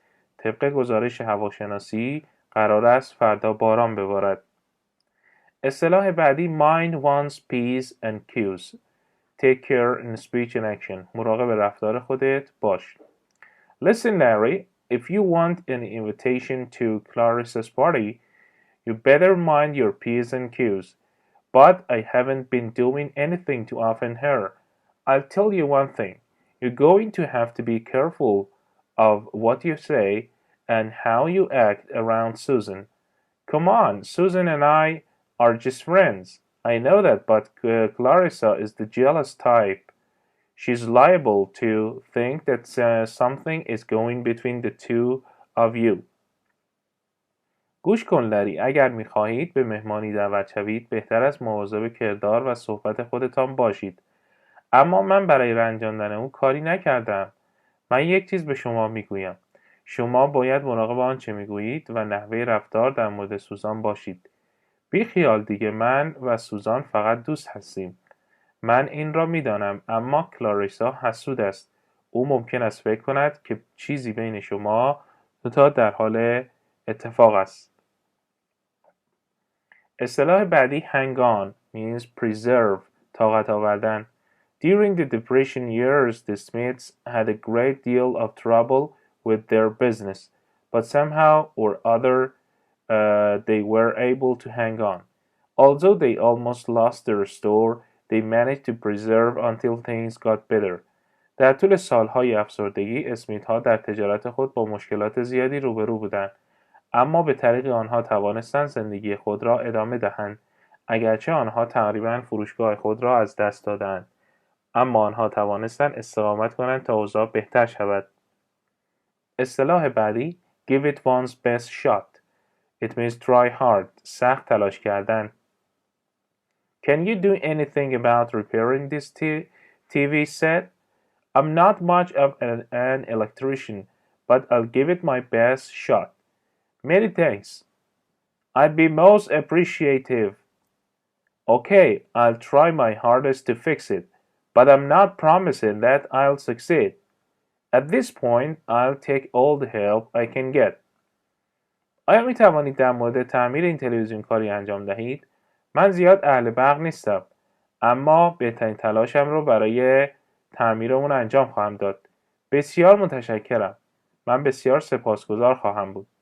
خب، من سخت‌ترین تلاش خودم رو برای رفع مشکل انجام میدم، اما قول نمیدم که موفق شود. در این مرحله تمامی کمکی که بتوانم بکنم رو انجام خواهم داد. اصطلاح بعدی make ends meet. Pay one's bills. یکی کردن دخل و خرج. It's almost impossible trying to keep up with the high cost of living. It's true. Things are so expensive nowadays that it's very difficult to make ends meet. You know, even with Lucy's salary, our combined income is hardly enough to pay all the bills. تقریباً تلاش برای تأمین هزینه‌های بالای زندگی غیر ممکنه. درسته، امروزه انقدر شما میدونید اجناس گران هستن که تأمین هزینه‌های زندگی بسیار دشوار است. حتی با حقوق لوسی، درآمد مشترک ما به اندازه کافی برای پرداخت همه قرض‌ها نیست. اصطلاح بعدی get the jump on someone. سوء استفاده از کسی. Get the advantage over someone. Did you have a nice time at the school dance last night? To tell you the truth, I would have enjoyed myself more if I had been able to go with Teresa instead of Elena. Why didn't you ask Teresa in the first place? I was about to, but Benito got the jump on me. How did he manage to do that? He got the advantage over me by telling Teresa that if she went with him, he would take her out to dinner and then to the dance in his brand new convertible. Well, now she can hardly be blamed for accepting an offer like that. شب گذشته با رقص مدرسه اوقات خوشی داشتید؟ راستش رو بخواهید اگر میتونستم به جای النا با ترزا برم بیشتر لذت می‌بردم. چرا در وهله اول از ترزا نپرسیدید؟ نزدیک بود که بخوام، اما بنیتو نسبت به من برتری داشت. چگونه او موفق به انجام این کار شد؟ او با گفتن ترزا که اگر با او برود او را برای شام بیرون میبرد. خب اکنون به سختی میتوان او را ملامت کرد به خاطر پذیرفتن چنین پیشنهادی. اصطلاح بعدی pull strings. exert influence. پارتی بازی کردن. Steven had been unsuccessful in getting tickets for the opening game of the season. However, he pulled some strings with the manager of the team and got excellent seats. There is no doubt that he got the tickets only by exerting his influence with a person important enough to help him get what he wanted. استیون در گرفتن بلیت بازی افتتاحیه فصل ناموفق بود. با این حال او با اعمال نفوذش بر روی مدیر تیم کرسی‌های عالی را به دست آورد. شکی نیست که او بلیط‌ها را فقط با اعمال نفوذ خود روی یک شخص به اندازه کافی مهم برای کمک به او در رسیدن به خواسته‌های خود دریافت کرد. اصطلاح بعدی spread oneself too thin. Become involved in too many activities. خود را گرفتار مشغله کردن. Although Teresa has always been an excellent student, her marks have been going down lately because she is spreading herself too thin. Besides spending a great deal of time in after-school sports, she got a part-time job as a clerk in a department store. It's only natural that her grades would suffer. She's becoming involved in so many activities that she cannot devote the time that it takes to excel in any one of them. اگرچه ترزا همیشه یک دانش آموز ممتاز بوده، اما اخیراً نمره‌های او کاهش یافته، زیرا او خودش را خیلی درگیر فعالیت‌های زیادی می‌کنه. او علاوه بر گذراندن وقت زیادی در ورزش‌های بعد از مدرسه، شغل نیمه وقت خود را به عنوان کارمند در یک فروشگاه بزرگ به دست آورد. طبیعی است که نمرات او کم باشند. او درگیر فعالیت‌های زیادی شده و نمی‌تواند زمانی را صرف کنه که در هر یک از آنها سرآمد باشه. اصطلاح بعدی go to bat for someone. Help out and support someone. پشتیبانی کردن. Is it true that Don got into some trouble at work last week? Yes, he did. He was reproached for not turning in his sales reports, but his secretary went to bat for him. What was she able to do? She helped him out a great deal by admitting that she had misplaced the reports that he gave her to be typed. So it was her fault, not his, right? آیا این درسته که دون هفته گذشته در کار به مشکل برخورد کرده؟ بله، او به دلیل عدم ارائه گزارش فروش خود مورد سرزنش قرار گرفت، اما منشیش برای او بالبال میزد. او چه کاری توانست براش انجام بده؟ او با اعتراف این که گزارشاتی که وی برای تایپ کردن به وی داده بود درست نگذاشته در جای خودش، تقصیر او بود، نه خود او کمک زیادی به اون کرد. اصطلاح بعدی dog soup. Easy, effortless. مثل آب خوردن.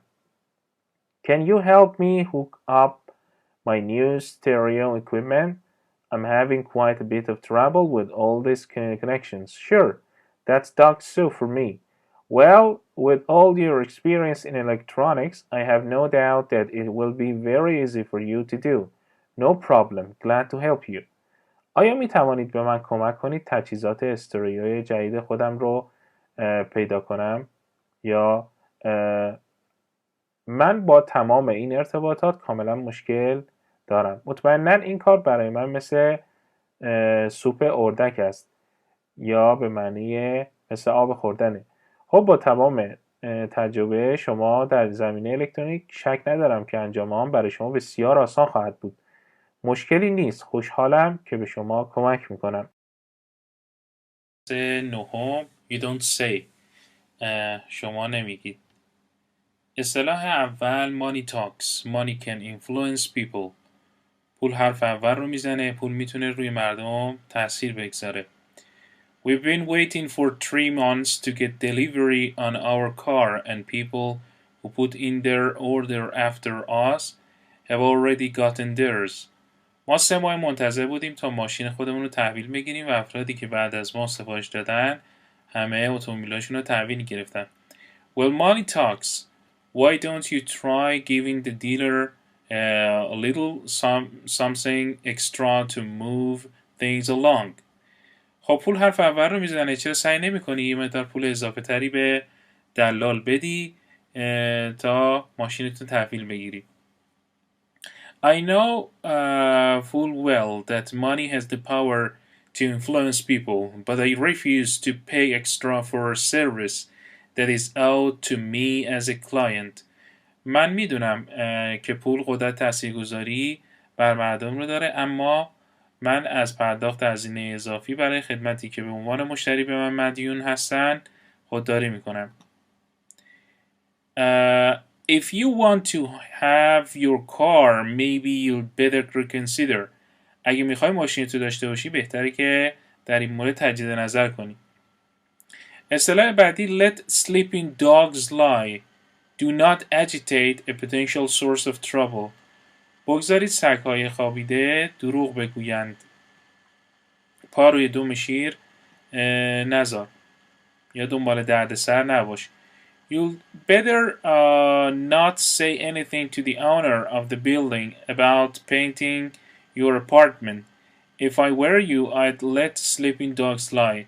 The last time you asked him to do some repairs, he raised you your rent. بهتره در مورد رنگ‌آمیزی آپارتمان خود به صاحب ساختمان چیزی نگی. اگه من جای شما باشم پا روی دم شیر نمیذارم.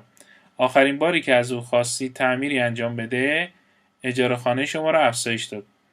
You're telling me not to make trouble if I don't have to, but I'm going to risk making him angry since I can no longer stand to look at the paint peeling off the walls. شما به من میگید که اگه مجبور نباشم مشکل ایجاد نکنم، اما من میتونم قصد دارم که عصبانیش کنم، زیرا دیگه تحمل دیدن رنگ لایه برداری شده دیوارم رو ندارم. اصطلاح بعدی shape up or ship out. Behave properly or leave. یا کار درست انجام بده یا اصلا انجام نده. Al had been constantly reprimanded for being negligent on the job. Finally, in desperation, his supervisors exclaimed, shape up or ship out. Al admitted that he had not been taking his work seriously and realized that he should be more conscientious about his job or he would be discharged. Al مرتباً به خاطر سرلنگاری در کار مورد مؤاخذه قرار گرفت. سرانجام مسئولش در نهایت ناامیدی بهش گفت که اگر یا کار بکن یا اصلا کار نکن. ال اعتراف کرد که کار خود جدی نگرفته و فهمید که باید در مورد شغل خود با جدیت بیشتری رفتار کنه. در غیر این صورت وی اخراج خواهد شد. اصطلاح بعدی if the shoe fits wear it. Admit the truth. میگه حقیقت رو بپذیر. اعتراف حقیقت. Joe feels rather badly because he's always been criticized for his sloppy personal appearance. With reason, if the shoe fits wear it, I always say. Cecilia can't help feeling sorry for the guy. I know that what people say about him is true and that he should admit it. He doesn't seem to want to improve his appearance. Evidently, himself can't see anything wrong with the way he looks. جو احساس نسبتاً بدی داره زیرا همیشه به خاطر ظاهر شخصی شلختش مورد انتقاد قرار میگیره. با دلیل من هم همیشه میگم به حقیقت اعتراف میکنم. یعنی هنوز هم نمیتونم از این بابت احساس تأسف کنم. من میدونم آنچه مردم درباره اون میگن درسته و او باید این حرف رو بپذیره. به نظر نمیرسه که اون میخواد ظاهر خودش رو درست کنه. بدیهی است که او خودش نمیتونه از نظر شکل ظاهری خودش مشکلی را ببیند. اصطلاح بعدی different strokes for different folks. Everyone has different interests and taste. هر کسی سلیقه‌اش متفاوته. It's hard to understand how Millie and Ron ever got together. She has always gone in for sailing and he can't stand to be on water. He enjoys the opera and she likes jazz. You know what they say, different strokes for different folks. You don't have to tell me that everyone has different interests and taste. I still can't figure out what attracted them to each other in the first place. Haven't you heard that the opposite attract? درک این که چگونه میلی و ران دور هم جمع میشوند دشوار است. میلی به قایقرانی علاقه داره و ران تحمل خیس شدن رو نداره. او از اپرا لذت میبره و او از جاز لذت میبره. شما میدونید که اونا لازم نیست که به من بگید که همه علاقه و سلیقه دارن. سکت‌های مختلف برای افراد مختلف وجود داره. یعنی چی؟ یعنی هر کس علاقه و سلیقه متفاوتی داره. هنوز هم نمیتونم بفهمم که چه چیزی باعث جلب توجه اونا به یکدیگر شده. آیا نشیده که تضادها جلب کننده هستن؟ اصطلاح بعدی bark worse than one's bite. Not as bad tempered as one appears.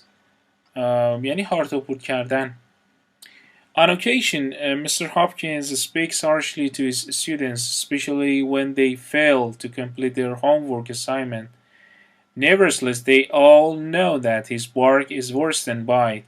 He threatens to keep them after school and to inform the parents, but he is not really as bad-tempered as he appears. آیا هاپکینز به دلایلی با دانش آموزانش به سختی صحبت میکنه یا خیلی بد صحبت میکنه، خصوصا وقتی اونا نتوانن تکالیفشون رو انجام بدن. با این وجود همه اونا میدونن که هارت و پورت زیاد میکنه. او تهدید میکنه که بعد مدرسه اونا رو نگه میداره و به والدینشون اطلاع میده، اما در واقع اونها انقدر هم بد نیستن. به نظر میرسه خوی معتدلی داره. اصطلاح بعدی eyes are bigger than one's stomach. یعنی تا خرخره خوردن. Chris, why don't you finish eating that third helping of dessert? I guess my eyes were bigger than my stomach when I said I wanted more. I'm not surprised. The same thing happens to me. Sometimes when I'm really hungry, I'll take more food than I can possibly eat. Chris, چرا خوردن سومین کیک دسر رو تمام نمی کنی؟ حدس میزنم بیش از حد غذا خوردم. وقتی گفتم بیشتر میخوام من متعجب نشدم. همین اتفاق برای من هم افتاد. بعضی وقتا وقتی آدم واقعا گرسنه نیست، بیش از آنچه که ممکنه گرسنه باشه، بیش از آنچه که ممکنه غذا میخوره. اصطلاح بعدی put one's money where one's mouth is. یعنی پول رو سر جایی که دهان او هست قرار دهید. یعنی سر قول خود وایسادن. اصطلاحاً سر قول خود وایسادن. You've been promising to take us to Disneyland for the past 2 years. Since the kids are free, how about putting your money where your mouth is? You don't have to remind me. I have every intention of doing exactly what I said I'll do. But you yourself know that in the past we have been unable to go because of other financial obligations. Things have eased up and it looks like we'll be able to go this year. شما 2 سال گذشته قول دادید که ما رو به دیزنیلند ببرید. از اونجا که بچه‌ها وقتشون آزاده. حرف زدن کافی نیست. دست کن توی جیبت. چطور هر چیزی که به ذهنت میرسه به این شکل میگی؟ لازم نیست به من یادآوری کنی. من قصد دارم دقیقا همون کاری که گفتم و انجام بدم. اما خود شما میدانید که در گذشته ما به دلایل سایر تعهدات مالی قادر به رفتن نبودیم. همه چیز آسان شده و به نظر میرسه امسال میتونیم انجامش بدیم. اصطلاح بعدی the early bird catches the worm. Arriving early gives one an advantage. سحرخیز باش تا کامروا شوی. Mark, the lines for the rock festival are going to be miles long. If you expect to get tickets for you and America, remember that old saying, the early bird catches the worm. I guess you're right. America is looking forward to the concert, and I'd hate to disappoint her. I'll get up really early to get a place at the head of the line. That way I'll get the tickets I want for sure. مارک صف جشنواره را کیلومترها طول خواهد کشید. اگر میخواید برای خود و آمریکا بلیط بگیرید، این جمله قدیمی رو به خاطر بسپارید که پرنده اول کم را میگیرد، یا اصطلاحاً سحرخیز باش تا کامروا شوی. حدس میزنم حق با شماست. ماریکا مشتاقانه منتظر کنسرت هستم و من متنفرم که او رو ناامید کنم. بعد زود بیدار میشم تا جایی که در صف اول باشم بدین ترتیب بلیت مورد نظر خود را به دست میارم مطمئنا. اصطلاح بعدی People who live in grass houses shouldn't throw stones. افرادی که در خانه‌های شیشه‌ای زندگی می‌کنند نباید سنگ پرتاب کنند.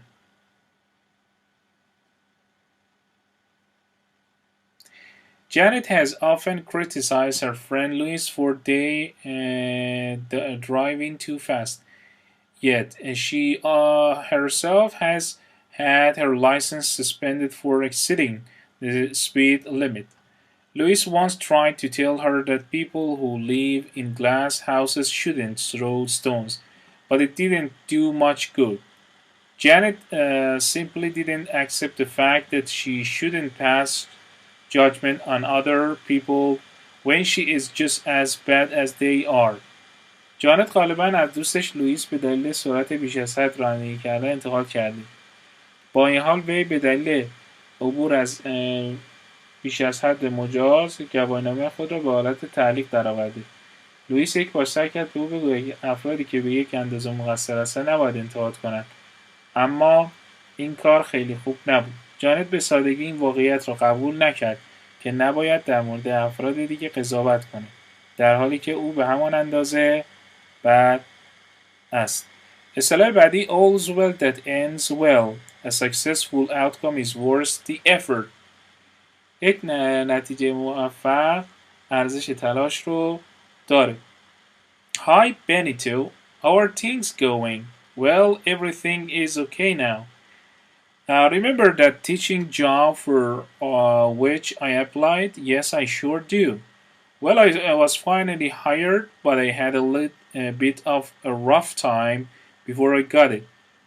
Between all that paperwork and all those interviews, I'm all worn out. Thank you goodness it's all over. Great. All's well that ends well. After all that you went through, I'm happy to hear that things finally turned out satisfactorily for you. Yes, I'm happy too. It was really worth the effort. سلام بنیتو. اوضاع چطور پیش میره؟ خب همه چیز خوبه. آن شغل تدریس رو که برای آن درس تلاش میکردم و به خاطر دارید؟ بله مطمئنا یادم میاد. خب بالاخره من استخدام شدم. اما قبل از اینکه اون رو به دست بیارم زحمت زیادی کشیدم و زمان سختی داشتم. بین آن همه کاغذبازی و تمام اون مسابقه من خیلی زحمت کشیدم و همه چیز خدا رو شکر تموم شد.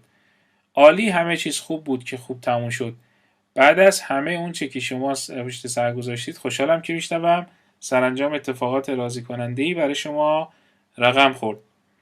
من هم خوشحالم، واقعا ارزش تلاش رو داشت. Let's let sleeping dogs lie. Let's let sleeping dogs lie. If you don't start pulling your weight around here, it's gonna be shape up or ship up. Shape up or ship the hell out. Over the years. Perhaps it's time for the crime-solving game. Shoe fits, wear it! If the shoe fits, you must wear it. Are you inferring that I'd marry your father for his money? If the shoe fits, wear it. Different strokes for different folks. Different strokes for different folks. His bark is worse than his bite. Bark is much worse than her bite. Don't worry about Fletcher. He's more bark than bite. Careful, Detective Fletcher. My bite's much worse than my bark. Mom, I'm full too. See? Your eyes are bigger than your stomach. Wow. Man, I think my eyes were bigger than my stomach. Guess my eyes were bigger than my stomach. You mean people who live in glass houses shouldn't throw soda cans? You mean people who live in glass houses shouldn't throw soda cans? People who live in glass houses shouldn't throw stones.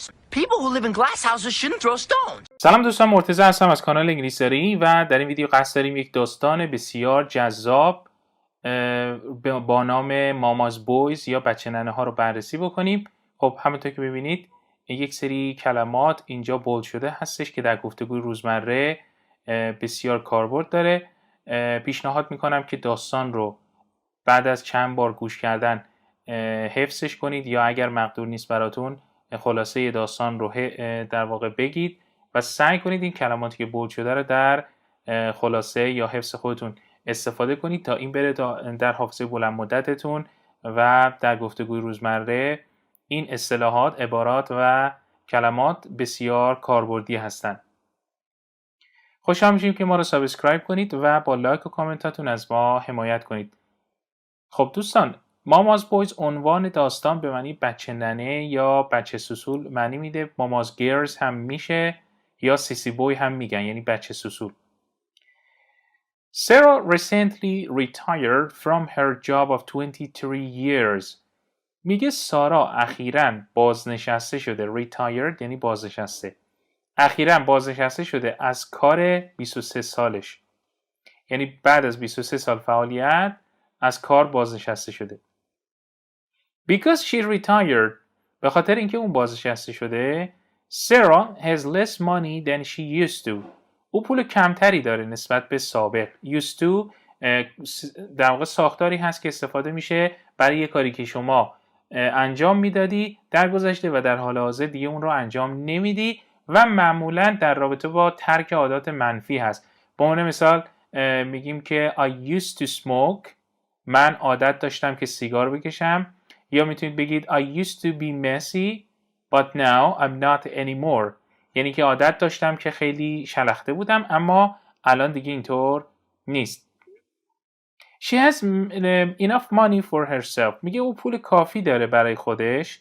But she has a problem، اما او یک مشکل داره. She has two sons، 2 تا پسر داره. One is 23 and the other is 26. یکی از اونها 23 سالشه و دیگری 26 سال. Both sons work، میگه هر دو پسر کار میکنن. However، اما they both live at home with their mom، هر دوشون با مادرشون زندگی میکنن. They eat her food and expect her to cook for them، اونها غذای او رو میخورن و انتظار دارن ازش که برای اونها آشپزی کنه. They also expect Sarah to clean their rooms، اونها همچنین انتظار دارن از سارا که تمیز بکنه اتاقشون رو. The boys never do any chores at all، میگه بچه ها هرگز هیچ کاری رو انجام نمیدن اصلا. بچه ها chores یعنی کار خونه. at all هم که انتهای جمله همیشه میاد به معنی اصلا معنی میده، به معنی never. Also همچنین they don't pay for food or anything else، اونها هیچ پولی رو برای در واقع غذا یا چیز دیگه پرداخت نمی کنن. In short، به طور خلاصه they are mama's boys، اونها وابسته به مادرشون هستن یا بچه ننه. Sarah is sick of the situation، میگه سارا از این وضعیت خسته شده. She thinks they are adult، اون فکر میکنه که اونها بزرگ شدن.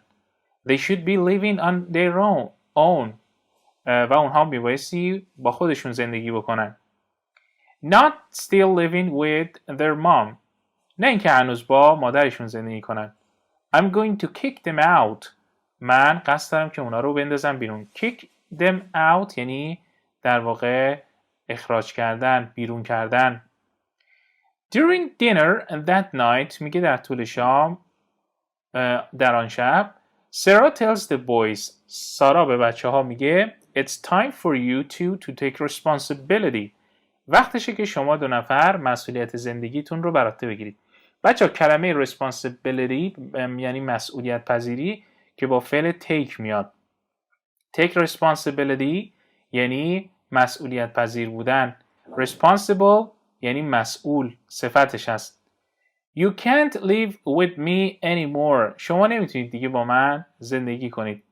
I'm not going to cook for you، دیگه قصد ندارم برای شما آشپزی کنم. I'm not going to clean for you، دیگه قصد ندارم برای شما در واقع اتاقاتون رو تمیز کنم. You need to grow up، وقتشه که بزرگ بشید. And get your own apartment، و آپارتمان خودتون رو بگیرید. The boys are very upset، میگه بچه ها خیلی ناراحت شدن. They complain، اونها شکایت کردن. They rant and rave، اونها غرغر کردن. Rant and rave یک اصطلاح هستش که این فرمال هم هست و در گفتگوی روزمره استفاده میشه دوستان، به معنی غرغر کردن. You're a terrible mom. How can you do this? We are your children. It's not fair.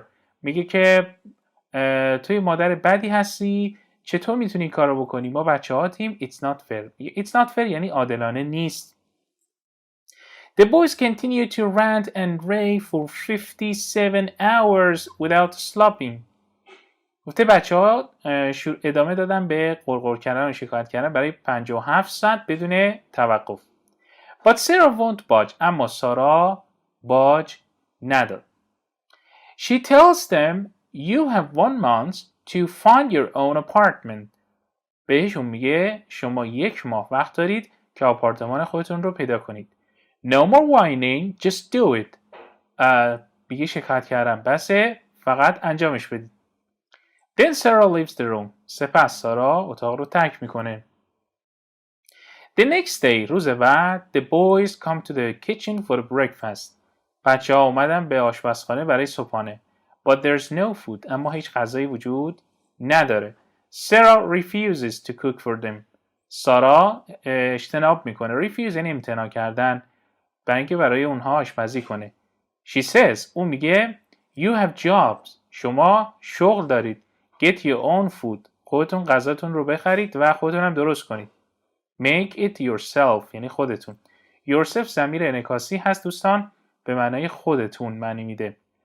The boys can't believe it. میگه بچه ها باورشون نمیشه. This happens every day. میگه این اتفاق میفته every day یعنی هر روز. The boys gradually lose weight. میگه بچه ها به تدریج gradually یعنی slowly به تدریج lose یعنی از دست دادن که گذشتش میشه lost. Weight وزن because they won't cook for themselves. میگه بچه ها به تدریج دارن وزنشون کم میشه به خاطر اینکه اونها آشپزی نمی کنن برای خودشون themselves. این هم باز ضمیر انعکاسی هست. Finally یا lately سرانجام on the 28th day در روز 28م they look for an apartment. اونها به دنبال یک آپارتمان هستند. They find a 2-bedroom for $750 a month. اونها پیدا کردن یک آپارتمان دو خوابه برای $750 در ماه. They sign a 1-year lease. اونها امضا میکنن یک قرارداد 1 ساله رو. lease به معنای قرارداد میشه. They rush home to tell their mother. میگه اونها هجوم میبرن به خونه برای اینکه به مادرشون بگن. They are very excited because this will be their first apartment. اونها بسیار هیجان زده هستن. Excited یعنی هیجان زده. Exciting یعنی هیجان آور. چون که اونها اولین خانه یا آپارتمانشون رو در واقع پیدا کردن. They tell their mom. میگه اونها به مادرشون میگن We did it. یعنی ما این کار رو انجام دادیم. We found an apartment. ما یک آپارتمان پیدا کردیم. We'll move in tomorrow. ما فردا اسباب کشی خواهیم کرد به آنجا. Will مخفف we will هست. Move in به معنی اسباب کشی کردن میشه که متضادش دوستان میشه move out. Sarah says سارا میگه که I'm very proud of you. میگه من خیلی از داشتن شما در واقع بهتون افتخار میکنم یا به داشتن شما افتخار میکنم. You're finally becoming independent. شما سرانجام مستقل دارید میشید. Independent متضادش میشه dependent. Independent یعنی مستقل، کسی که استقلال داره. Independent مستقل. Dependent میشه وابسته که متضاد کلمه independent میشه و اسمش میشه dependence یا independence به معنای استقلال. The next day the boys move in. روز بعد بچه ها اسباب کشی میکنن. They have a big party with their friends. اونها یک مهمانی بزرگ ترتیب میدن با دوستانشون. In fact در حقیقت every night هر شب they have parties at their apartment.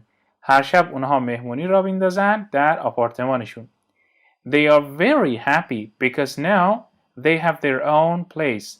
اونها خیلی خوشحالن به خاطر اینکه حالا یا اکنون اونها مکان خودشون رو دارن. اینجا place به معنای خانه میشه. And they can have parties all the time. All the time یعنی همیشه. Always. و hamiشه اونا میتونن مهمانی داشته باشن. Sarah is happy too. میگه سارا هم همچنین خوشحاله. Because her boys are finally growing up. چون بالاخره پسرهاش یا بچه‌هاش سرانجام بزرگ شدن. خب بریم بپردازیم به کلمات مهم و بولد شده داستان. Retired, stopped working یعنی کسی که بازنشسته شده و متوقف کرده کار کردن رو. Used to, she did in the past, once did or had. کاری که شما در گذشته انجام میدادی یا چیزی که داشتی در گذشته و در حال حاضر دیگه اون رو نداری یا دیگه اون کار رو یا اون فعالیت رو یا اون رفتار رو دیگه گذاشتی کنار رو انجام نمیدی، که گفتیم غالبا در رابطه با خصوصیات منفی عادات منفی استفاده میشه دوستان. که بعد از used to ما فعل ساده بدون تو میاریم. Mama's boys یعنی بچه ننه ها. Mama's girls.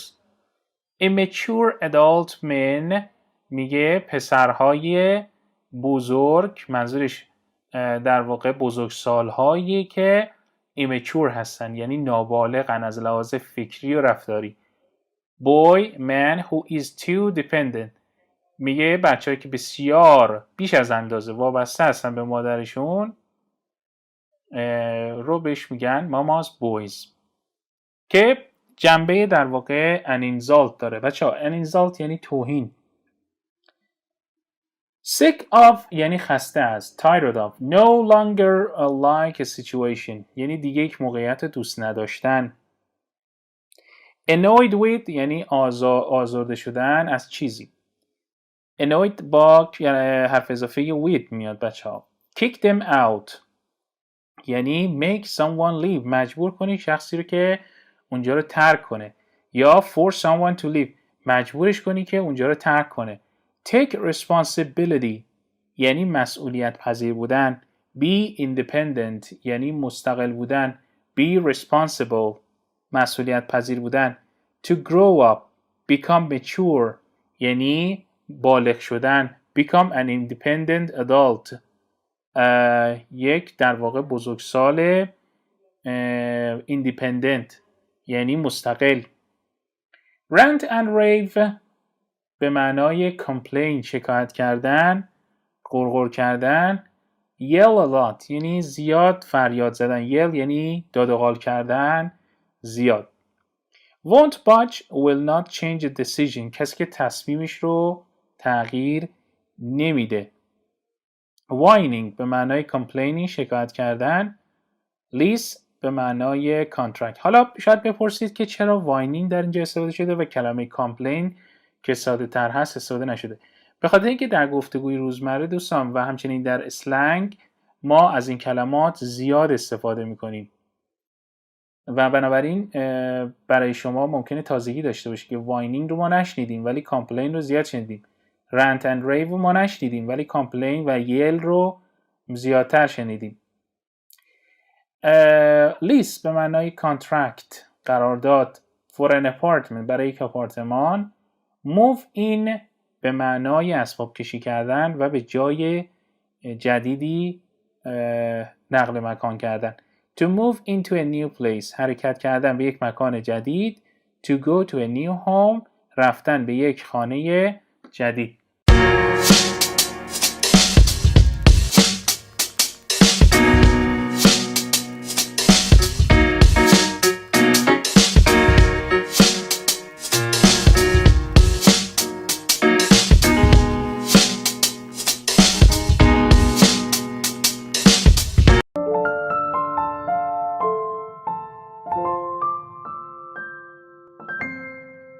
سلام دوستان، مرتضی هستم از کانال انگلیسی و در این ویدیو قصد داریم یک داستان بسیار جذاب با عنوان بیسبال پیگ یا خوک بیسبال باز رو با هم بررسی بکنیم. خوشحال میشیم که ما رو سابسکرایب کنید و با لایک و کامنتاتون از ما حمایت کنید. اون زنگوله بغل رو هم فعال کنید تا به محض منتشر شدن ویدیو جدید تشریف بیارید و ویدیوی ما رو ببینید. خب بریم داستان رو با هم بررسی بکنیم دوستان.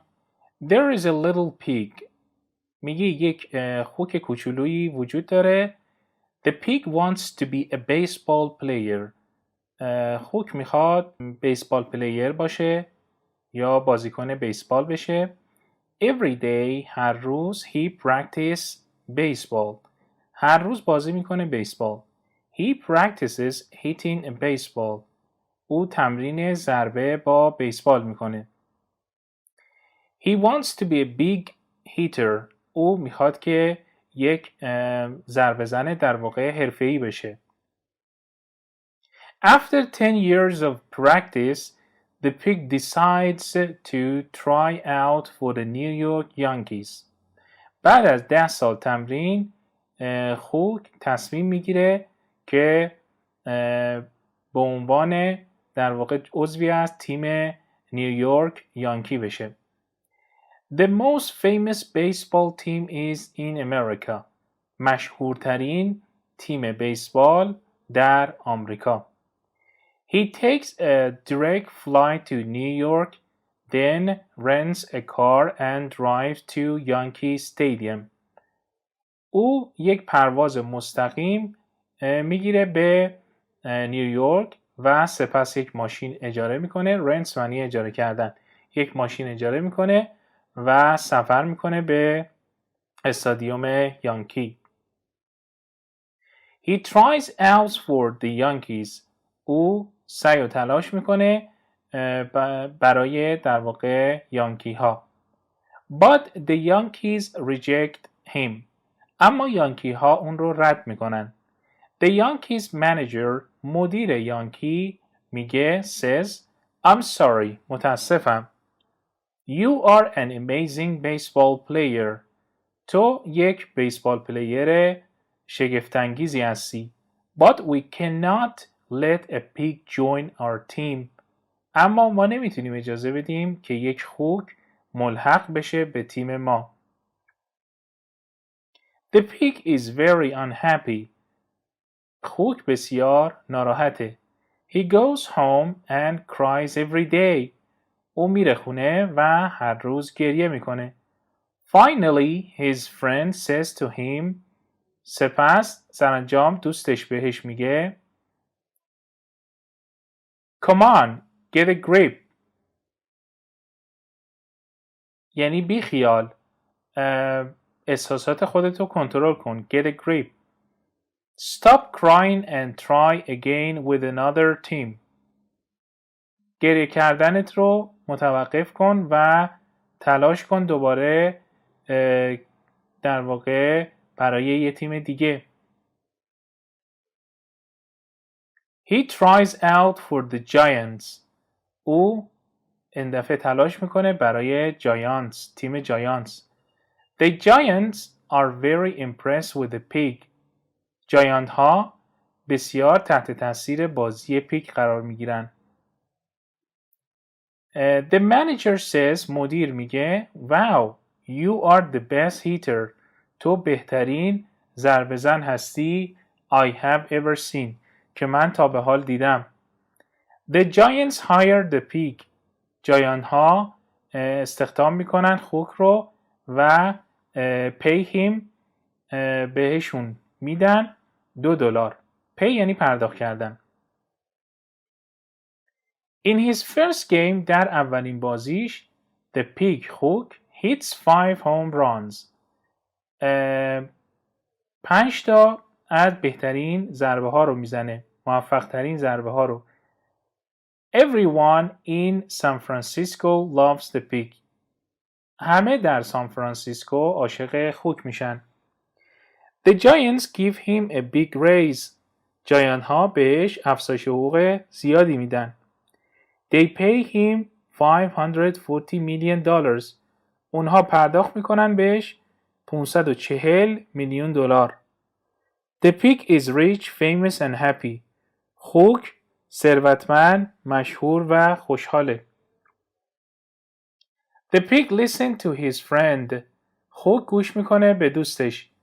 He stops crying. او گریه کردن رو متوقف میکنه. He practices baseball every day. او تمرین میکنه بیسبال هر روز. One day, یک روز, he is reading the newspaper. او در حال خواندن روزنامه هست. and he finds out that the San Francisco Giants need new baseball players. و او میفهمه که سان فرانسیسکو جاین ها نیاز دارن یک بازیکن بیسبال جدید. The pig immediately flies to San Francisco. خوک فوراً پرواز میکنه به سان فرانسیسکو. خب بریم بررسی کنیم کلمات و فریز ها، عباراتی که در این داستان کوتاه به کار رفته. Big hitter بچه ها به معنای someone who can hit a baseball very far. شخصی که یا کسی که بتونه ضربه بزنه به توپ بیسبال به مسافت بسیار دور که میشه strong hitter، یعنی ضربه زن بسیار قوی. To try out یا to try out for به معنای to try to get a job، تلاش برای پیدا کردن یک شغل. Usually used in sports or other performance jobs. معمولاً در ورزش ها یا دیگر فعالیت هایی که مربوط میشه به عملکرد استفاده میشه. Direct flight پرواز مستقیم، a flight with no stops پرواز بدون توقف. An airplane trip with no stops یک سفر هوایی بدون توقف. To reject یعنی رد کردن. To say no to refuse یعنی امتناع کردن. Come on it's an idiom به معنای hurry یعنی عجله کن. Do something now یعنی کاری رو الان انجام بده. Always used as a command همیشه استفاده میشه به عنوان دستور. Get a grip control your emotions یعنی کنترل کن احساساتت رو. Calm down یا become خونسرد باش. Control yourself خودتو کنترل کن. To find out to learn to discover new information یعنی کشف اطلاعات جدید یا یاد گرفتن. Impress with think someone or something is great فکر کنی که شخصی یا چیزی عالیه. Hitter a person who hits شخصی که ضربه میزنه به توپ. To hire استخدام کردن. To give a job to someone یعنی dodane یک شغل به کسی. Home run the biggest hit in baseball بزرگترین ضربه در بیسبال. A very big success یک موفقیت بسیار بزرگ. پس هوم ران یعنی یک موفقیت بسیار بزرگ و یک اصطلاح هست دوستان. A raise a pay increase یعنی افزایش حقوق. An increase in money افزایش در واقع در پول. For a job برای یک شغل.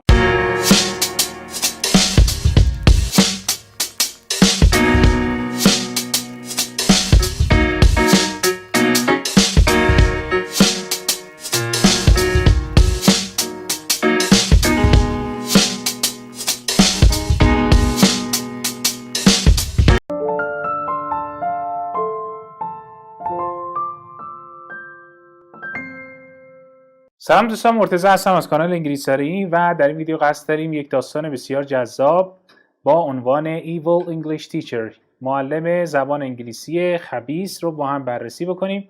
خوشحال میشیم که ما رو سابسکرایب کنید و با لایک و کامنتاتون از ما حمایت کنید. اون زنگوله بغل رو هم فعال کنید تا به محض منتشر شدن ویدیو جدید تشریف بیارید و ویدیو ما رو ببینید. خب بریم داستان رو با هم بررسی بکنیم. There's an evil English teacher. He's a very bad teacher. He comes into his class. The students are sitting at their desk waiting for him. میگه یک معلم انگلیسی بسیار خبیث و بدطینت وجود داره. He's a very bad teacher. یه معلم بسیار بدی هست. He comes into his class. وارد کلاس میشه.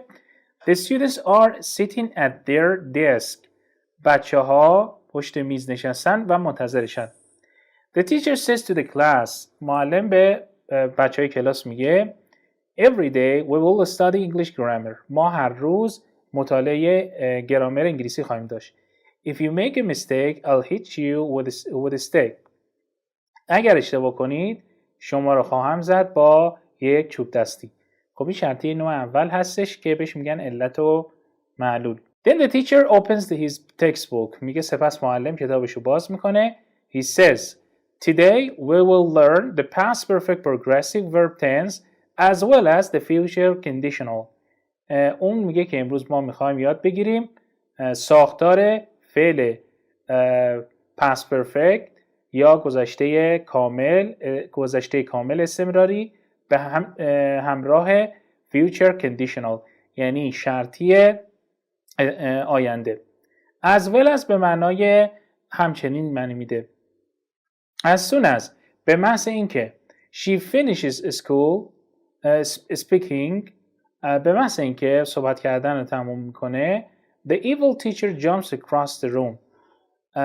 معلم با عجله میره به سمت ته اتاق with a large stick با یک چوب دستی بزرگ and hits her on the head و محکم میزنه روی سر دانش آموز. The girl cries. دختر گریه میکنه. The other students are very scared. بچه های دیگه یا دانش آموزان دیگه خیلی ترسیدن. The teacher points out to a boy and says, what is the future conditional? معلم اشاره میکنه به یکی از پسرها و میگه که آینده استمراری چیه؟ شرطی آینده چی هست؟ The boy says nothing. پسر هیچی نمیتونه بگه. The teacher says, go ahead, answer now. معلم میگه که زود باش جواب بده همین الان. The boy says, but we haven't learned it yet. اما ما هنوز یاد نگرفتیم. The evil teacher says, in other words, you don't know it. به عبارت دیگر شما اصلا نمیدونی این رو. He jumps across the room and hits the boy hard on the head. The boy cries. او با عجله میره به ته کلاس و میزنه رو سر یکی از دانش آموز و اون پسر گریه میکنه. All the students are scared and miserable. تمامی دانش آموزان ترسیدن و حالشون بده. Miserable یعنی بسیار بد. They hate the evil teacher. اونها متنفرن از معلم خبیث. But they are lucky. اما اونها خوششانسن. One student has a cell phone. یکی از دانش آموزان گوشی داره. She secretly dials the number of her friend AJ. او به صورت پنهانی شماره دوستش رو میگیره AJ. AJ پاسخ تلفن رو میده. Hello? The student whispers, this is Kaori. Help us AJ. Please help us. دانش آموز نجوا میکنه یا در واقع با صدای زمزمه کردن. This is Kaori. کاوری هستم. لطفاً کمک کن AJ. کمکمون کن. An evil English teacher is beating us. این معلم خبیث داره ما رو میزنه. بیت به معنی مغلوب کردن، شکست دادن یا در واقع زدن. AJ says don't worry, I'll be right there.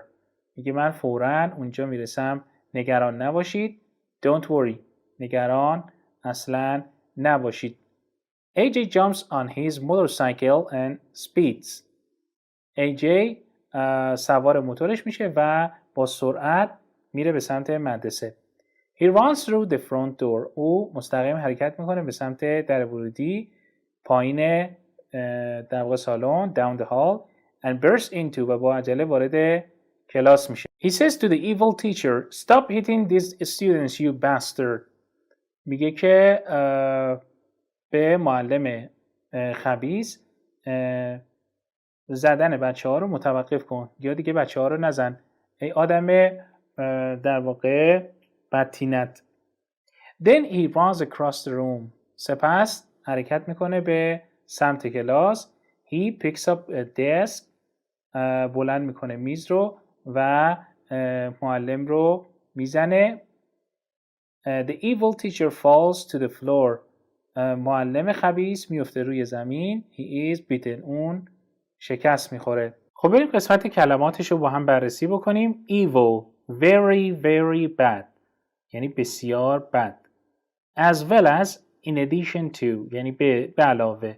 also همچنین as soon as when یعنی وقتی که just after درست بعد از something happened چیزی که اتفاق بیفته go ahead it means begin یعنی شروع کن start to do something شروع به انجام کاری بکن in other words به عبارت دیگر say something in a different way یعنی چیزی رو به صورت یک جور دیگه بخوای بیان بکنی say something more directly یعنی در واقع یک چیزی رو بخوای به صورت مستقیم بگی hard به معنای powerful یعنی با قدرت miserable means very sad and unhappy ناراحت hate opposite of love نفرت داشتن really dislike cell phone means mobile phone dials شماره گیری کردن push numbers on a phone I'll be right there یعنی که من به سرعت آنجا خواهم در صورت as soon as possible یعنی خیلی زود اونجا خودمو میرسونم I will be there soon speeds means goes fast یعنی سریع حرکت کردن drive very fast خیلی سریع رانندگی کردن burst یعنی enter یعنی وارد اتاق شدن با سرعت وارد جایی شدن به سرعت میشه burst که با حرف اضافه into میاد bastard means آدم خیلی بد jerk احمق که غیر مؤدبانه هست این کلمه used to insult a man استفاده میشه برای تون کردن به یک شخصی beaten به معنی defeated یعنی مغلوب یا شکست خورده it's up to you it's your business یعنی که you decide تو تصمیم میگیری این بر اساس تصمیم توه cheer means to yell when happy وقتی شما خوشحال هستی فریاد خوشحالی سر میدی و این میشه yell یا cheer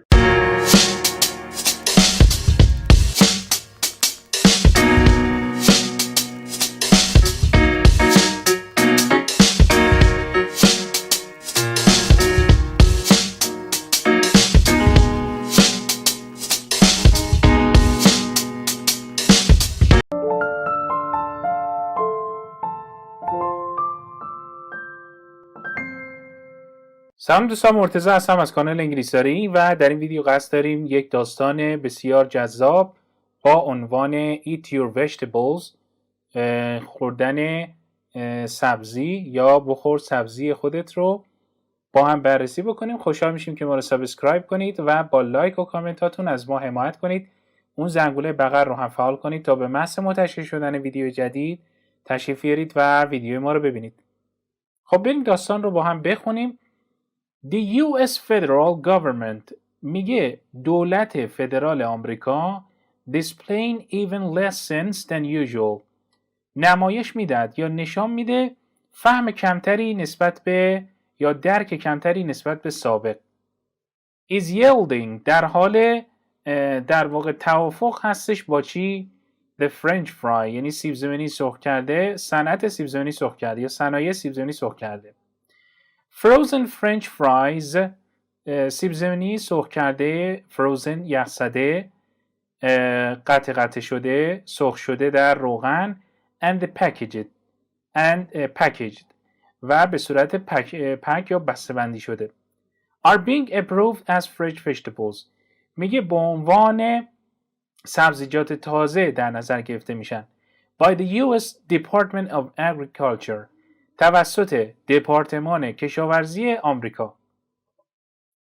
The French fry industry has been asking the USDA for years to get this approval. صنایع سیب زمینی سرخ کرده درخواست کرده از USDA برای سالها که با این در واقع موافقت بکنه. Approval یعنی تصویبش بکنه، موافقت کنه. They say that their product is similar to cucumbers that have wax on them.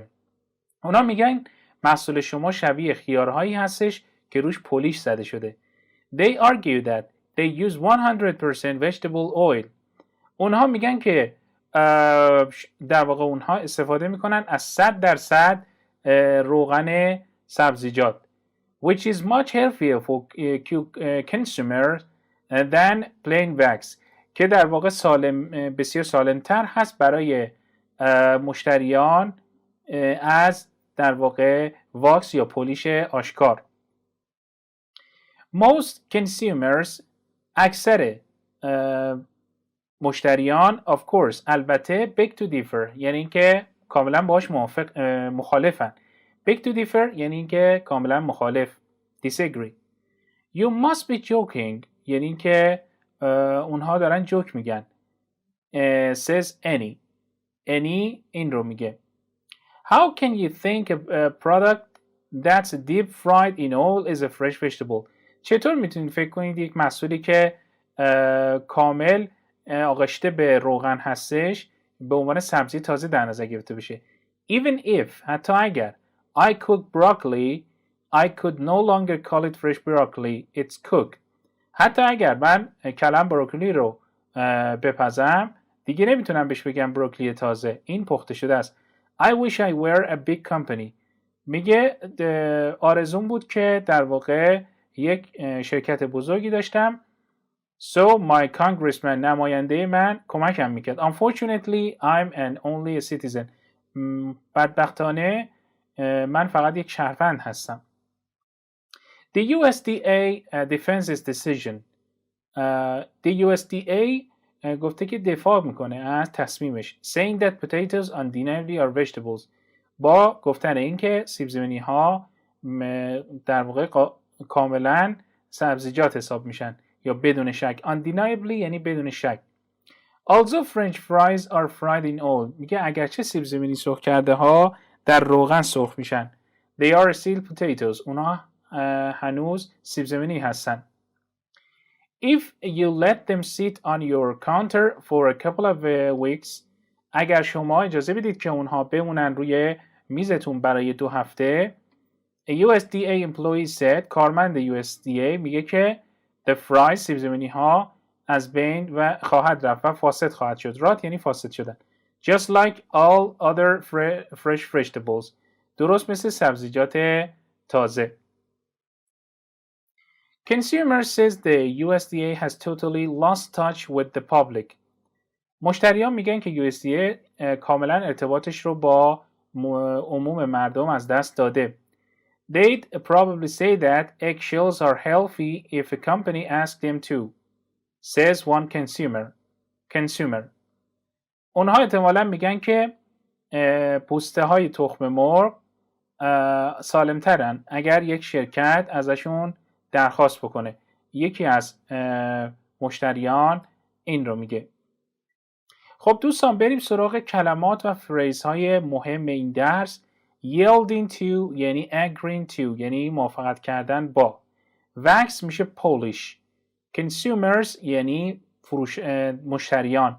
Buyers the public عموم مردم. Beg to differ یعنی disagree مخالف بودن.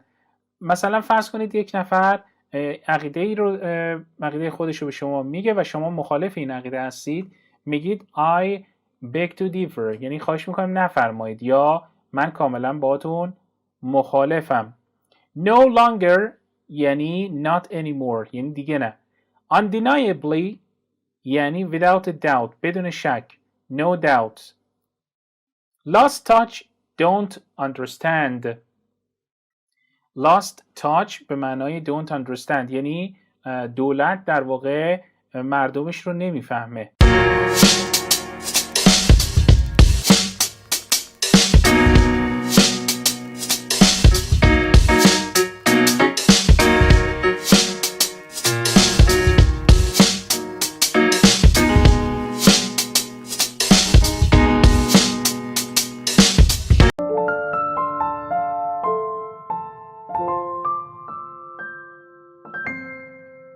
سلام دوستان، مرتضی هستم از کانال انگلیسی و در این ویدیو قصد داریم یک داستان جذاب و کوتاه رو با هم بررسی بکنیم با عنوان فتمن یا مرد چاق. خوشحال میشیم که ما رو سابسکرایب کنید و با لایک و کامنتاتون از ما حمایت کنید. اون زنگوله بغل رو هم فعال کنید تا به محض منتشر شدن ویدیو جدید تشریف بیارید و ویدیوی ما رو ببینید. خب بریم داستان رو با هم بخونیم. There's a fat man. The man is very fat. بگه یک مرد چاق هست. این مرد خیلی چاقه. He weighs 500 pounds. 500 pounds معادل 227 کیلوگرمز، معادل 227 کیلوگرم. میگه او وزنش 227 کیلوگرمه. When he walks he always gets tired. وقتی پیاده روی میکنه او همیشه خسته میشه. اینجا بچه ها get به معنای become هست، یعنی شدن. The very fat man wants to lose weight. مرد چاق میخواد که وزنشو کم کنه و لاغر بشه. In fact, در حقیقت his doctor tells him you must lose weight or you will die. در حقیقت دکترش بهش میگه تو باید وزنت رو کم کنی یا وگرنه تو خواهی مرد. بچه ها در اینجا or به معنای یا نمیشه، به معنای وگرنه یا otherwise هست، یعنی وگرنه تو خواهی مرد. The fat man is scared. میگه مرد چاق ترسیده. He doesn't want to die. او نمیخواد که بمیره. So he starts a diet. بنابراین او شروع میکنه به رژیم. For 1 month he eats only grass. برای 1 ماه او تنها علف میخوره، تنها سبزیجات میخوره. Of course the grass tastes terrible. البته علف یا سبزیجات مزه خیلی بدی میده. But the man really wants to lose weight. اما واقعا میخواد که وزنشو کم کنه. Unfortunately, after 1 month, he is still very fat. بدبختانه بعد از گذشته 1 ماه اون هنوز خیلی چاقه. He doesn't lose any weight, not 1 pound. او هیچ وزنی کم نکرده، حتی 1 پوند. The fat man is frustrated. مرد چاق ناامیده. He decides to exercise. تصمیم میگیره ورزش کنه. Every day he walks 12 miles or 20 kilometers. اون تصمیم میگیره ورزش بکنه، هر روز پیاده روی میکنه برای 12 مایل یا 20 کیلومتر. Every day he is very tired. هر روز خیلی خسته میشه. In fact, در حقیقت he is exhausted. دیگه دلزده شده. But after 1 month, the man is still very fat. Oh no, he is extremely frustrated. بعد از گذشته 1 ماه مرد هنوز خیلی چاقه و بسیار ناامید. He decides to give up. میگه تصمیم میگیره دیگه اون کار رو انجام نده و اون عادت رو ترک کنه. He goes to a restaurant. تصمیم میگیره بره به رستوران. He wants to eat everything. او میخواد بخوره هر چیزی رو. Because he is so frustrated. به خاطر اینکه خیلی ناامیده. At the restaurant. بچه رستوران با حرف اضافه at میاد. At the restaurant. در رستوران. He meets a beautiful woman. او ملاقات میکنه یک زن زیبا. Beautiful woman. این women در واقع جمع woman هست که اینجا به اشتباه نوشته شده woman هست. She likes him. او از اون خوشش میاد. He likes her. مرد چاق هم از اون دختر خوشش میاد. They begin to date. اونها قرار ملاقات میذارن. Every day the woman cooks healthy food for the fat man. هر روز زن آشپزی میکنه برای مرد چاق. His new girlfriend makes a difference in his life. دوست دخترش تفاوت زیادی رو در زندگی اون ایجاد میکنه. The fat man loses weight. مرد چاق شروع به وزن کم کردن میکنه. After 6 months, بعد از گذشته 6 ماه, he weighs only 170 pounds or 70 kilometers. 77 kilograms. اون وزنش میرسه به 170 پوند یا 77 کیلوگرم. He has a wonderful girlfriend. اون یک دوست دختر فوق‌العاده داره. The man is thrilled. میگه مرد خیلی خوشحال و شاده. The man and his girlfriend are both thrilled. مرد و دوست دخترش هر دو خوشحال هستن. خب دوستان بریم قسمت وکب یا لغاتش رو با هم بررسی بکنیم. gets به معنای becomes یعنی شدن. in fact یعنی در حقیقت میشه actually یا the truth is یعنی حقیقت این است که. really یعنی واقعا. very much. frustrated به معنای upset یا ناراحت. or angry because of failure یا عصبانیت به خاطر شکست. exhausted means very very tired یعنی بسیار خسته. extremely very very یعنی خیلی خیلی شدید. to give up به معنای to quit یعنی ترک کردن. to date to be boyfriend and girlfriend. to date یعنی قرار ملاقات گذاشتن. makes a difference cause a change in a situation تغییر ایجاد کردن در یک موقعیت. thrilled means very excited and happy خیلی هیجان زده و خوشحال.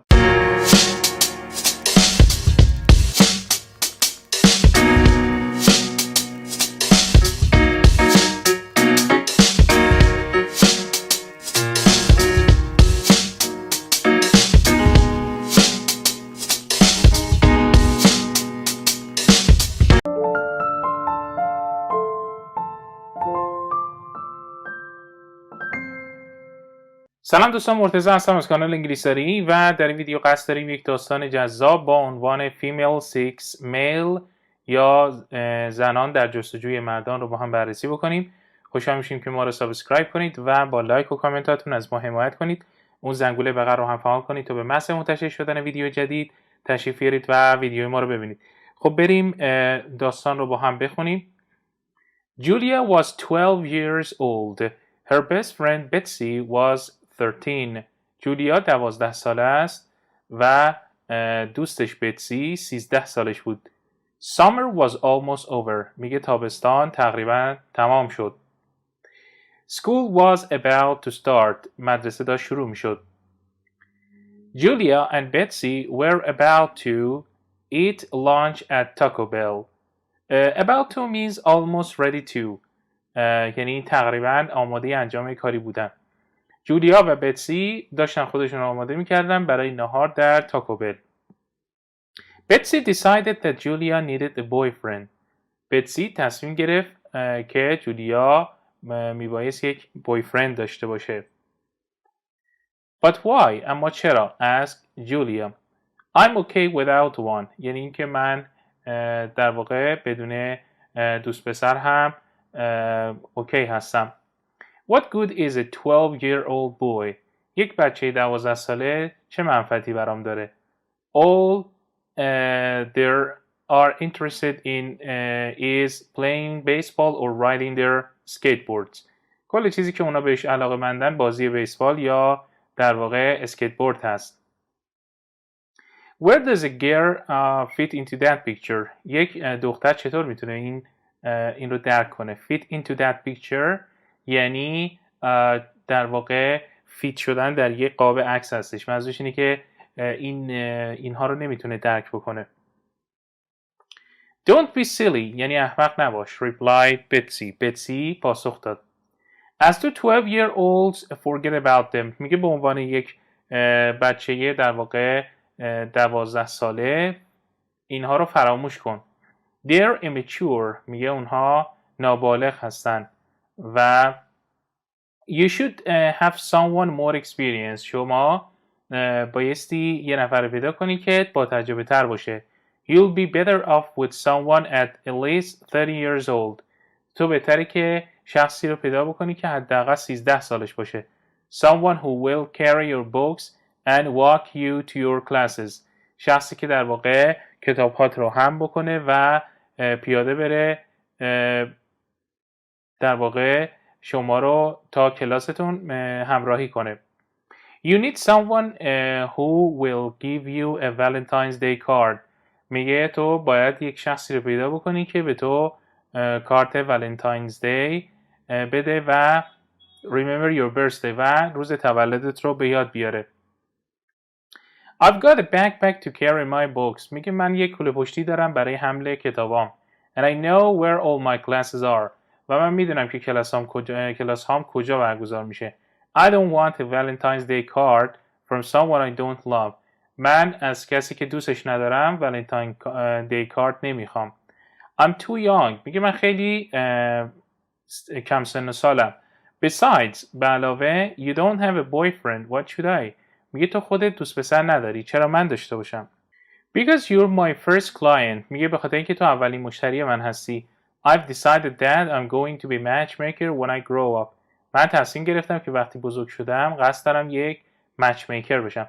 matchmaker به کسی گفته میشه که روابط بین در واقع دختر پسر رو اوکی میکنه. When I grow up وقتی بزرگ شدم. Well, if I'm your first client میگه که اگر من اولین مشتریت هستم that means I'll probably be your first mistake. این بدون معناست که در واقع بدین معنا هستش که من احتمالاً اولین اشتباه تو هستم. No, thank you. نه تشکر. خب دوستان بریم کلمات مهمش رو با هم بررسی بکنیم. About to, almost ready to do something یعنی تقریباً آماده انجام کاری بودن. I'm about to finish this work, for example. Fit into that picture. Fit معنی مناسب بودن یا تناسب داشتن. Fit into that picture یعنی fit in or make sense معنی دادن یا درک کردن. As to, with regard to یعنی با توجه به. According to با توجه به یا با در نظر گرفتن. Immature means not mature نابالغ childish بچگانه. More experienced mature or knowledgeable بالغ یا در واقع دانش بالا. Better off means better in a better situation در یک موقعیت بهتر.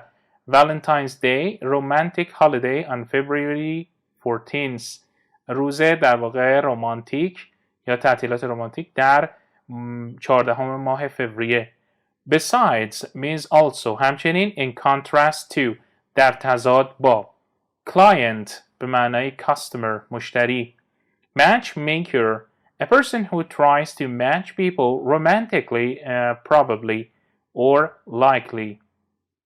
خب دوستان پس matchmaker یعنی شخصی که تلاش میکنه که مچ کنه افراد رو با هم یعنی علاوه خصوصیت رفتاری به صورت رمانتیک. کلمه بعدی کلمه probably هست که به معنی likely هست یعنی احتمالاً.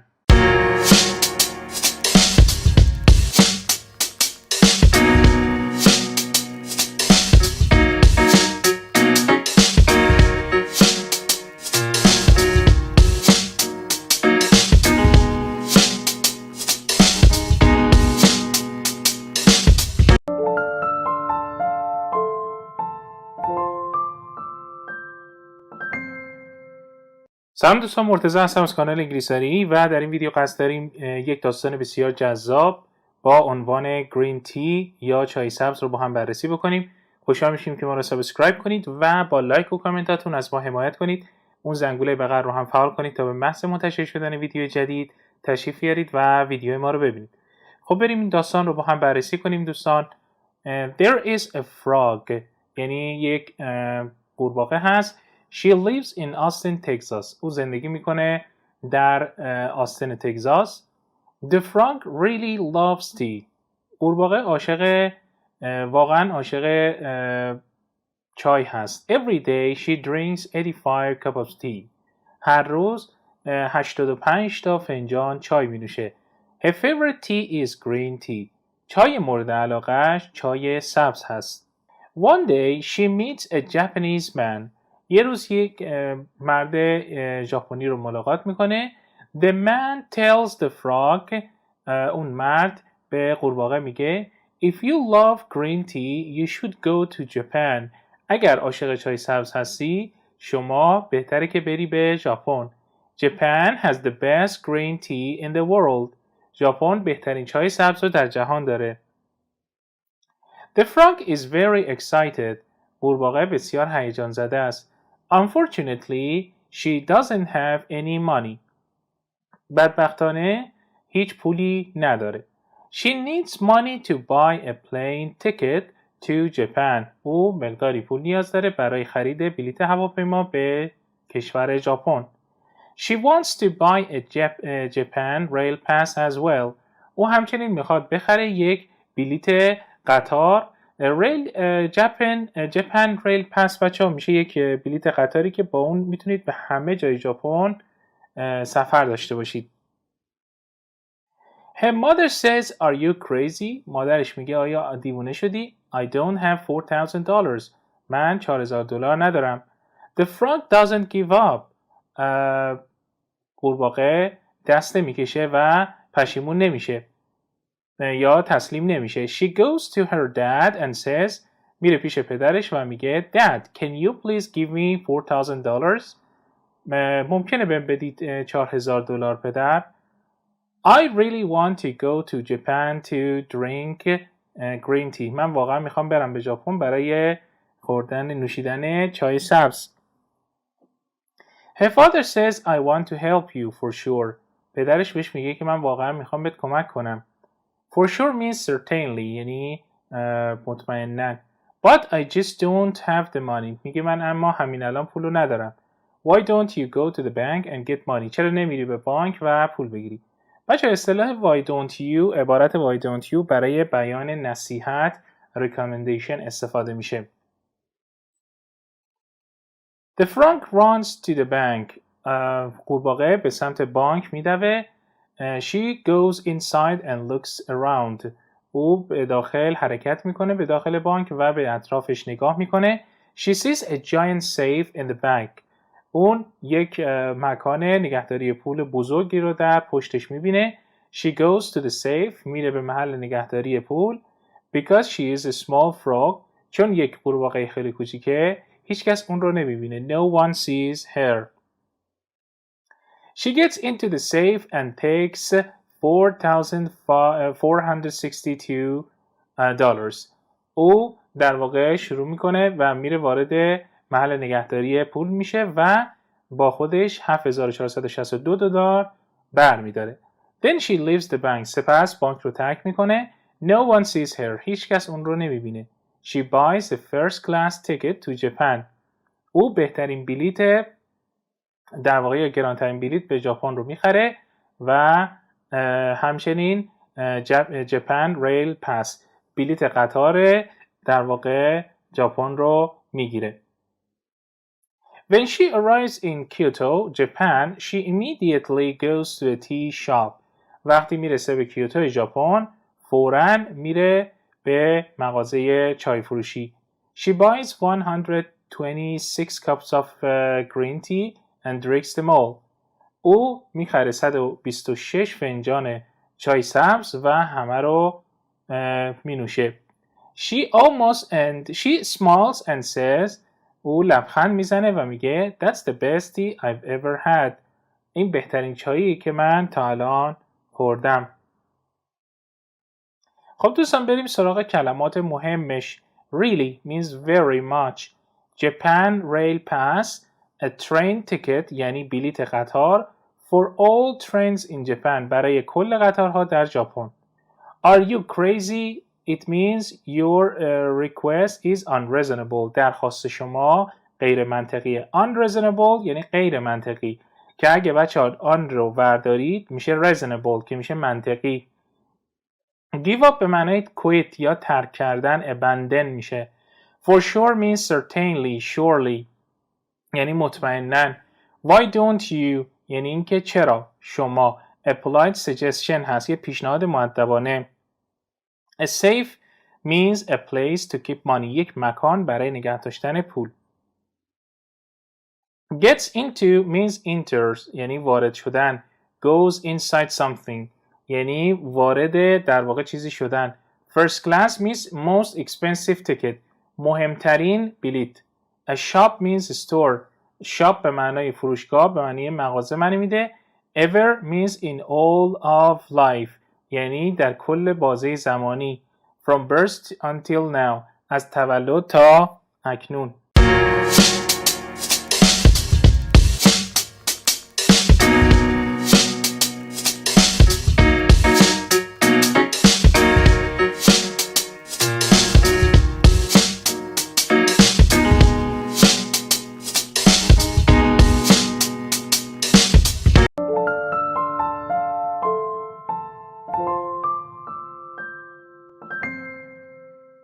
سلام دوستان، مرتضی هستم از کانال انگلیسی و در این ویدیو قصد داریم یک داستان بسیار جذاب با عنوان ماسکیتوز یا پشه ها رو با هم بررسی بکنیم. خوشحال میشیم که ما رو سابسکرایب کنید و با لایک و کامنتاتون از ما حمایت کنید. اون زنگوله بغل رو هم فعال کنید تا به محض منتشر شدن ویدیو جدید تشریف بیارید و ویدیو ما رو ببینید. خب بریم داستان رو با هم بررسی بکنیم. Will Smith has a problem. His house is full of mosquitoes. ویل اسمیت میگه یه مشکلی داره، خونش پر از پشه است. Every night they bite him. هر شب اونها نیشش میزنن. bite به معنای گاز گرفتن یا نیش زدن. He can't sleep because the mosquitoes constantly bite him. اون نمیتونه بخوابه به خاطر اینکه پشه ها دائما گازش میگیرن یا نیشش میزنن. Will needs to get rid of the mosquitoes. He calls his friend David Beckham. Will نیاز داره که خلاص بشه از دست پشه ها. Get rid of یعنی خلاص شدن از دست چیزی. He calls his friend David Beckham. او تماس میگیره با دوستش دیوید بکام. او میگه که he says Dave, I need help. من نیاز به کمک دارم. I need to come up with a way to kill mosquitoes. Do you have any ideas? او میگه که دیو من نیاز به کمک دارم. من نیاز به یک راهی دارم که برای کشتن پشه ها. آیا هیچ ایده ای داری؟ David says, well, you could spray them or you could burn them. تو میتونی اونها رو اسپری بهشون بزنی یا اینکه اونها رو بسوزونی. I'd go with a spraying. میگه I'd go with a spraying if I were you. اگه جای تو باشم اسپری رو انتخاب میکنم. Will Smith goes to a hardware store and buys a powerful mosquito spray. Will Smith میره به مغازه و میخره یک در واقع اسپری پشه‌کش بسیار قوی. He returns home and sprays the chemical everywhere. اون باز میگرده به خونه و اسپری میکنه مواد شیمیایی رو همه جا. Unfortunately, he breathes the chemical. He coughs and coughs and coughs. بدبختانه اون استنشاق میکنه مواد شیمیایی رو و میفته به سرفه میکنه و سرفه میکنه. Even worse, حتی بدتر اینکه the mosquitoes don't die. پشه ها نمیمیرن. He calls his friend Chris Moses. او تماس میگیره با دوستش Chris Moses. Chris says, in order to kill mosquitoes, you must eat garlic. کریس بهش میگه که اگر میخوای پشه ها رو بکشی تو باید سیر بخوری. بچه‌ها in order to یعنی به منظوره. When the mosquitoes bite you, they will be killed by the garlic. وقتی پشه ها تو رو نیش بزنن اونها به وسیله سیر خواهند مرد. Will buys a huge bag of garlic at a grocery store. Will میخره یک کیسه بزرگ از سیر در خاربار فروشی. He eats 49 pounds of garlic. او 49 پوند سیر رو میخوره. Then he goes to sleep. و سپس میره به بخوابه. During the night در طول شب thousands of mosquitoes bite him. هزاران پشه او رو نیش میزنن. But they all die because of the garlic. اما همشون میمیرن به خاطر سیر. When Will wakes up, there are thousands of dead mosquitoes on the bed. وقتی ویل از خواب بیدار میشه هزاران پشه مرده رو میبینه روی تخت خوابش. He yells. اون فریاد میزنه Chris Moses is a genius. Chris Moses یک نخبه است. خب بریم سراغ کلمات مهم این داستان. Constantly یعنی دائما. Very frequently. Very often. Almost always یعنی همیشه به طور دائمی. Get rid of یعنی از دست چیزی خلاص شدن. Destroy something or eliminate یعنی حذف کردن. Make something disappear to یعنی make something disappear یعنی چیزی رو ناپدید کردن. Come up with means to find یعنی produce an idea, answer پاسخ دادن یا به نتیجه رسیدن یا به راه حل. solution یعنی راه حل. پس پیدا کردن یک راه حل، پیدا کردن پاسخ یا یک ایده میشه come up with یعنی رسیدن به. I'd مخفف I would هست بچه‌ها. Go with یعنی choose one thing. I go with this یعنی که من این راه رو انتخاب میکنم. If I were you شرطی نوع دوم هست که وقتی ما میگیم if I was in your situation اگر در واقعیت تو بودم. If I had your same problem اگر مشکل تو رو داشتم. In order to یعنی به منظور for a purpose of به منظور به هدف. Huge به معنای یعنی عظیم بزرگ. Very big یعنی خیلی بزرگ.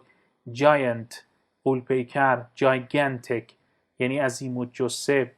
A genius means a very very smart person یک شخص بسیار باهوش.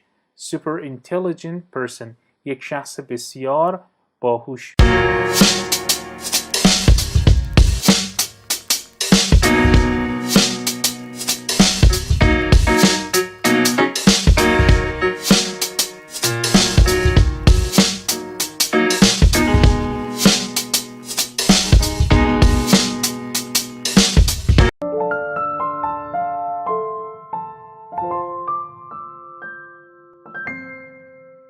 سلام دوستان، مرتضی هستم از کانال انگلیسی و در این ویدیو قصد داریم یک داستان بسیار جذاب با عنوان روچ ویکیشن یا تعطیلات سوسک رو با هم بررسی بکنیم. خوشحال میشیم که ما رو سابسکرایب کنید و با لایک و کامنتاتون از ما حمایت کنید.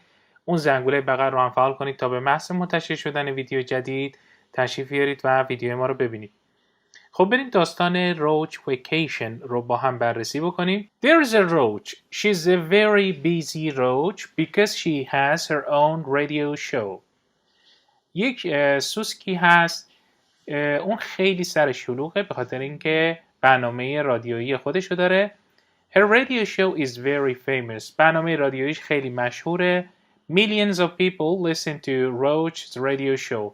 میلیون ها نفر گوش میکنن به برنامه تلویزیونی سوسکه. But the roach is unhappy. اما خانم سوسکه خیلی در واقع ناراحته. She has to work too much. او میبایستی بسیار کار بکنه. She's super busy all the time. خیلی سر شلوغه. Every day she gets up at 5 a.m. and she leaves work at 11 p.m. هر روز میره سر کار و بیدار میشه در ساعت 5 صبح و خونه رو ترک میکنه تا بره به سر کارش ساعت 11. Then she drives home for 1 hour. سپس رانندگی میکنه برای تا خونه برسه برای 1 ساعت. She usually ends up going to bed at 1 a.m. اون معمولاً در واقع کارش رو تموم میکنه برای رفتن به رخت خواب در ساعت 1.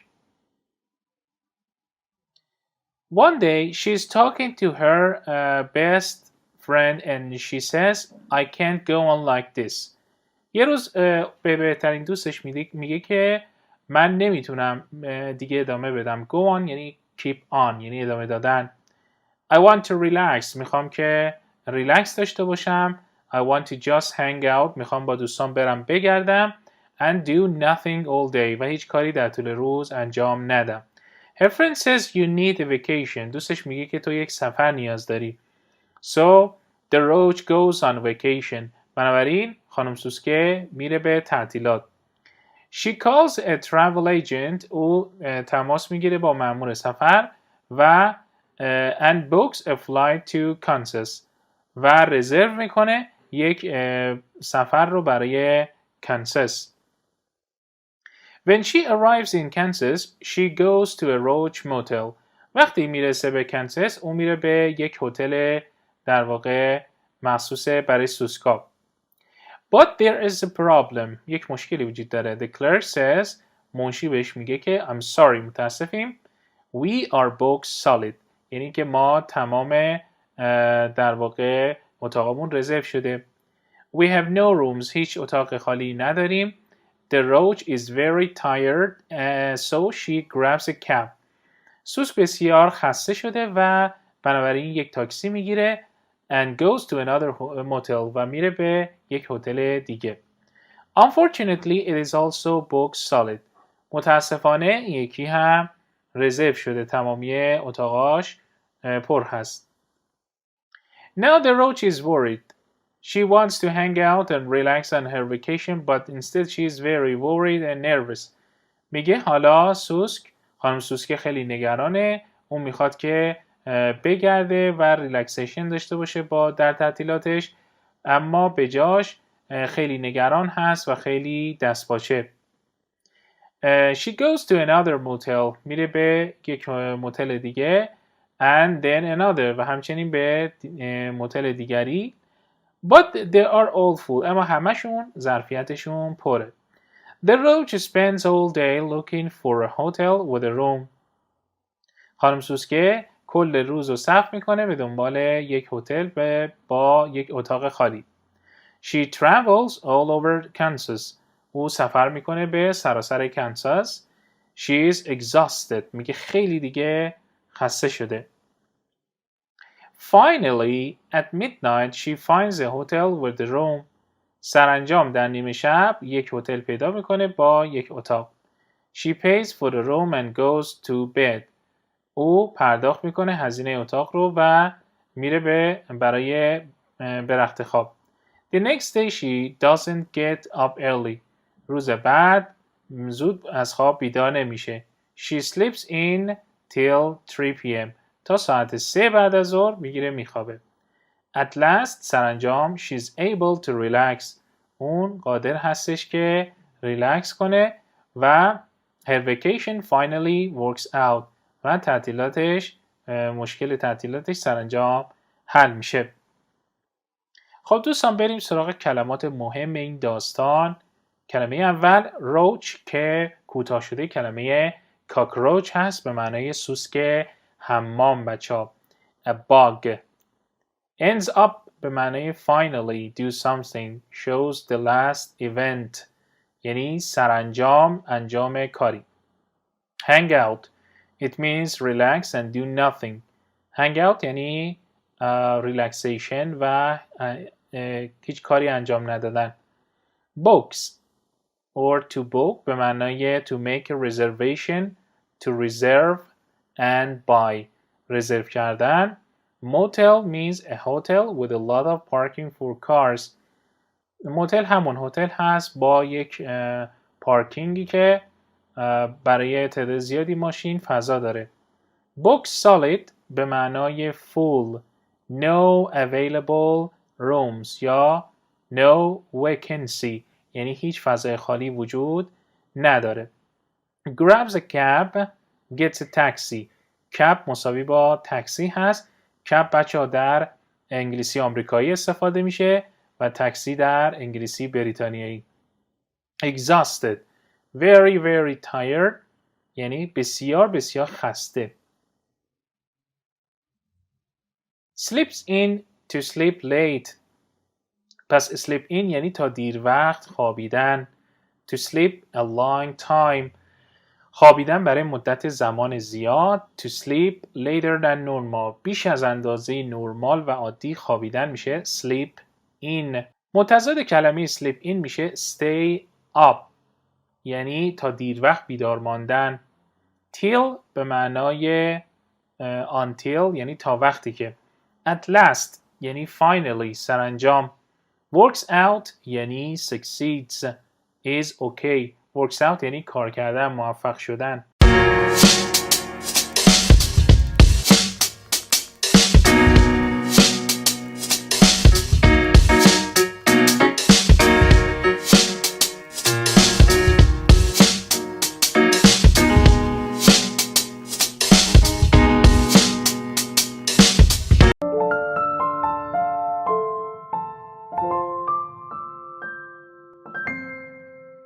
سلام دوستان، مرتضی هستم از کانال انگلیسی و در این ویدیو قصد داریم یک داستان بسیار جذاب با عنوان مووی استار رو با هم بررسی بکنیم. خوشحال میشیم که ما رو سابسکرایب کنید و با لایک و کامنتاتون از ما حمایت کنید اون زنگوله بغل رو هم فعال کنید تا به محض منتشر شدن ویدیو جدید تشریف بیارید و ویدیو ما رو ببینید. خب بریم دوستان داستان رو با هم بخونیم. One day you are walking on the street.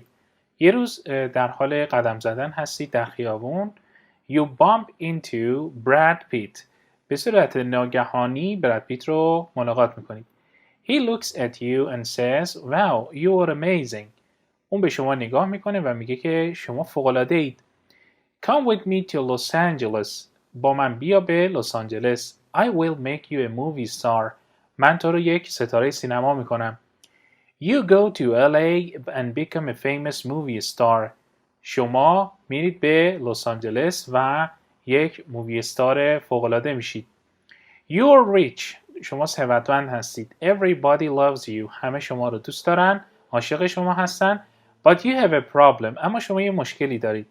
You are lonely in LA. شما در لس آنجلس تنها هستید. You miss your friends. برای دوستانتون دلتون تنگ میشه. So you decide to fly home. بنابراین تصمیم میگیرید که برگردید خونه. And visit your friends and family. و خانواده و دوستانتون رو ببینید. You get a first class ticket. شما یک بلیت در واقع درجه یک میگیرید. Because you are rich. چون شما ثروتمندید. However, when you get to the airport, your flight is delayed. وقتی به فرودگاه میرسید پروازتون تأخیر داره. The ticket agent says, مأمور فروش بلیت میگه که I'm sorry. متاسفم your flight is delayed 7.5 hours. پرواز شما تأخیر داره برای 7.5 ساعت. You wait. شما منتظر میمونید. After 7.5 hours, an agent says, I'm sorry, but the flight has been cancelled.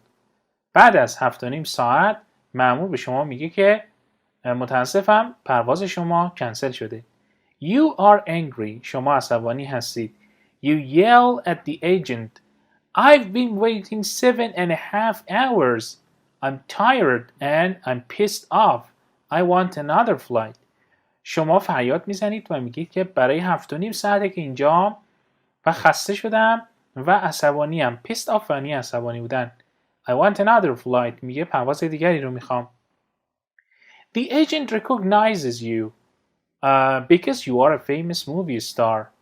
مأمور شما رو تشخیص میده و به شما به خاطر اینکه شما یک هنرمند مشهور هستی یا ستاره سینما هستید. She says I'm so sorry. اون میگه که من خیلی متاسفم.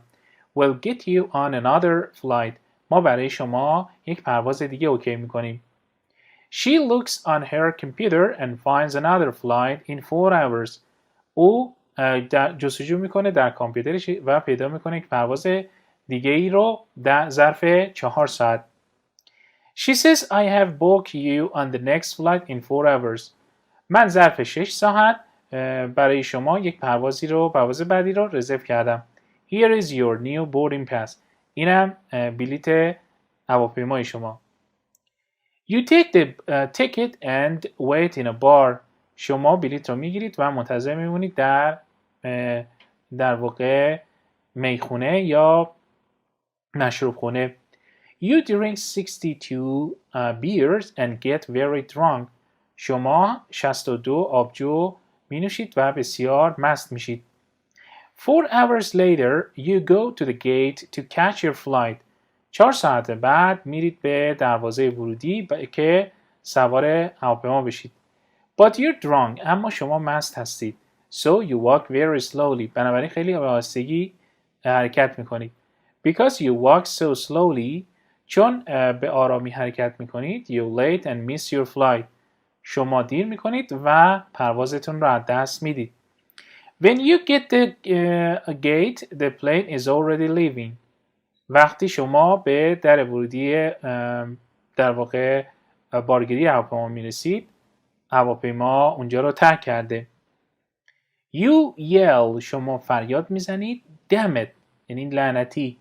I missed my flight. من پروازم از دست دادم. You're drunk and angry. شما مست و عصبانی هستید. The agent is afraid. مأمور ترسیده. She calls airport security. او تماس میگیره با حفاظت فرودگاه. 26 security officer run to the gate. 26 تا از افسر امنیت حرکت میکنن به سمت گیت. They grab you and take you away. اونها شما رو میگیرن و میبرن بیرون. However, one officer recognizes you. اما یکی از افسران پلیس شما رو شناسایی میکنه. He says, wow, you are a famous movie star. شما یک ستاره سینما هستید. The officers are very happy to meet you. افسران پلیس بسیار خوشحال هستند که شما رو ملاقات میکنن. They say, we will help you. We have a police airplane and we can fly you home. اونها میگن ما بهتون کمک خواهیم کرد. ما یک هواپیمای پلیس داریم و میتونیم شما رو تا خونه برسونیم. You are very happy. شما خیلی خوشحال هستید. All of you have a big party inside the police airplane. همه شما یک مهمانی داخل هواپیمای پلیس دارید. 6 hours later you finally arrive home. 6 ساعت بعد شما سرانجام به خانه میرسید. You are very drunk and very happy. شما خیلی مست و خیلی خوشحال هستید. خب بریم کلماتش با هم بررسی بکنیم. Bump into به معنای meet accidentally or unexpectedly، یعنی به صورت تصادفی کسی رو ملاقات کردن. کلماتی که اینجا استفاده شده کلمات اینفورمال و در casual conversation یا گفتگوی روزمره و خودمونی بسیار کاربرد داره. Movie star, a famous actor، یه هنرپیشه معروف. Delayed به معنی late، تأخیر. Pissed off means very angry. Recognizes means knows. To book, to make a reservation یعنی رزرو کردن. Boarding pass means ticket with seat number یعنی بلیط هواپیما. Gate به معنی دور میشه. Where you go to get on the plane، جایی که شما سوار هواپیما میشید رو بهش میگن gate. Catch your flight means get your flight یعنی پرواز گرفتن پرواز.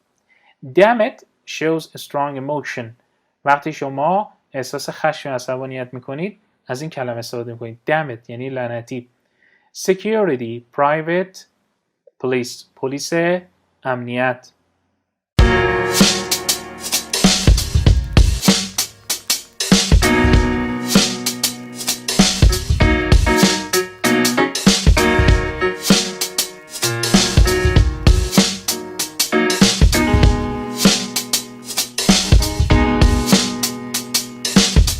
سلام دوستان، مرتضی هستم از کانال انگلیسی دارایی و در این ویدیو قصد داریم 1000 تا از کلماتی که بسیار پرکاربرد هستند در گفتگوی روزمره رو با هم بررسی بکنیم.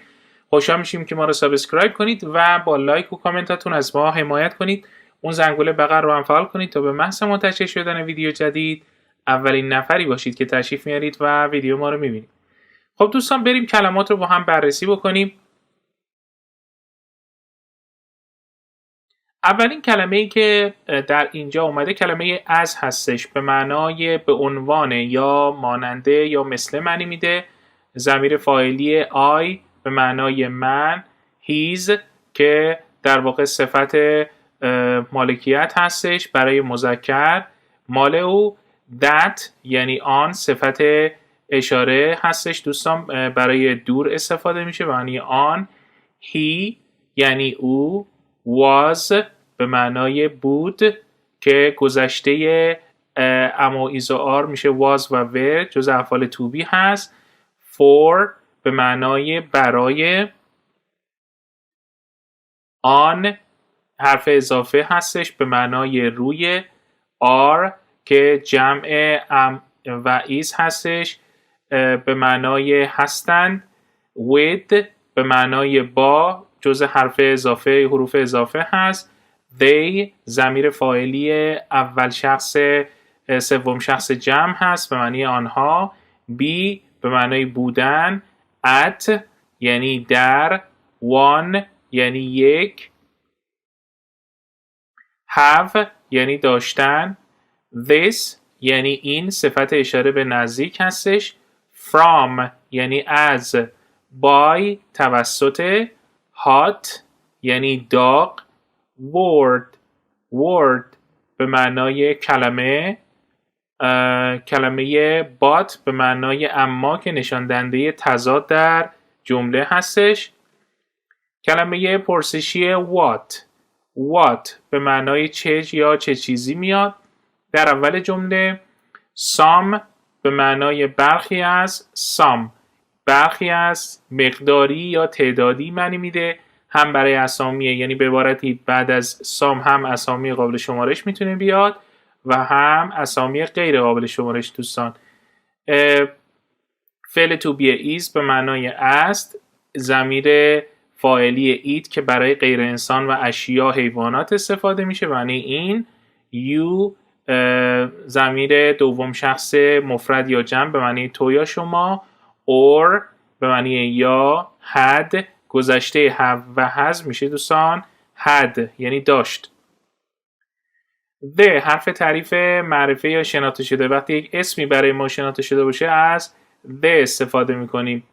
of یعنی از، to به، and یعنی و، a یعنی یک، in یعنی در، we ضمیر اول شخص جمع هست معنی ما. can توانستن، out یعنی خارج از، other یعنی دیگر، were گذشته was هست معنی بودن، which یعنی که ضمیر موصولی هست، do انجام دادن، their مال آنها صفت ملکی سوم شخص جمع هستش. time به معنای زمان، if یعنی اگر، will یعنی خواهد. will برای آینده استفاده میشه، فعل کمکی هست. how یعنی چگونه یا چطور معنی میده. said گذشته say هست بچه‌ها به معنای گفت. an به معنای یک که حرف تعریف نکره هست. each یعنی هر. tell به معنای گفتن. does دو does معنی انجام دادن هست برای حالت حال ساده، جملات حال ساده حالت سالی استفاده میشه. set یعنی مجموعه. 3 به معنای 3. want یعنی خواستن. air یعنی هوا. well یعنی به خوبی. vocabulary also به معنای همچنین. play به معنای بازی. small کوچک.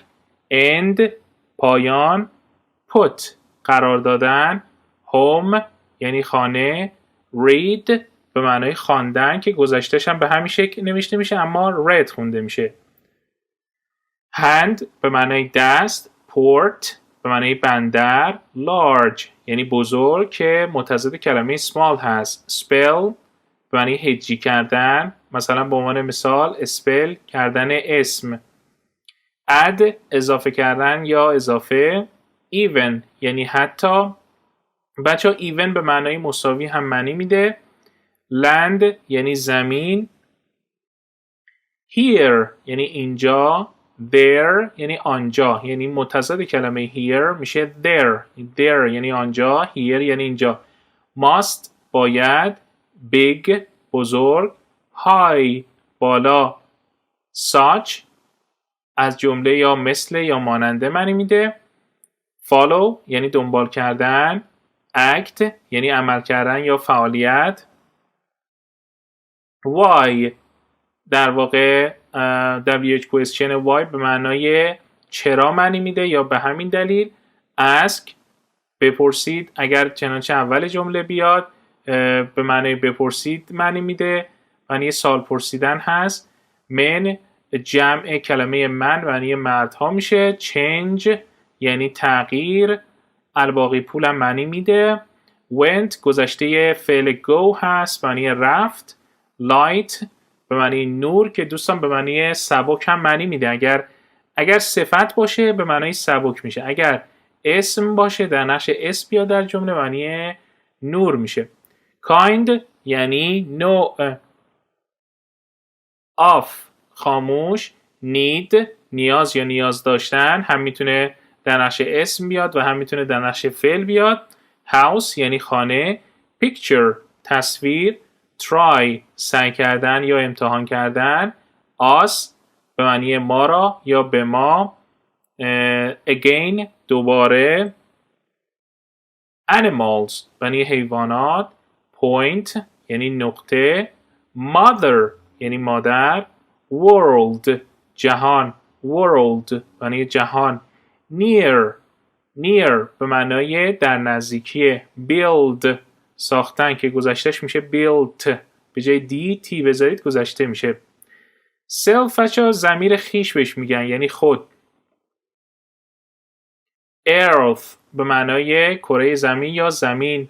father پدر. any یعنی هر یا هیچ معنی میده. new به معنای جدید.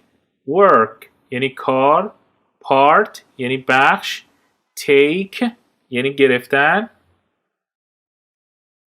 get به معنی دریافت. place مکان. made گذشته make هست معنی ساختن که میشه ساخته شده.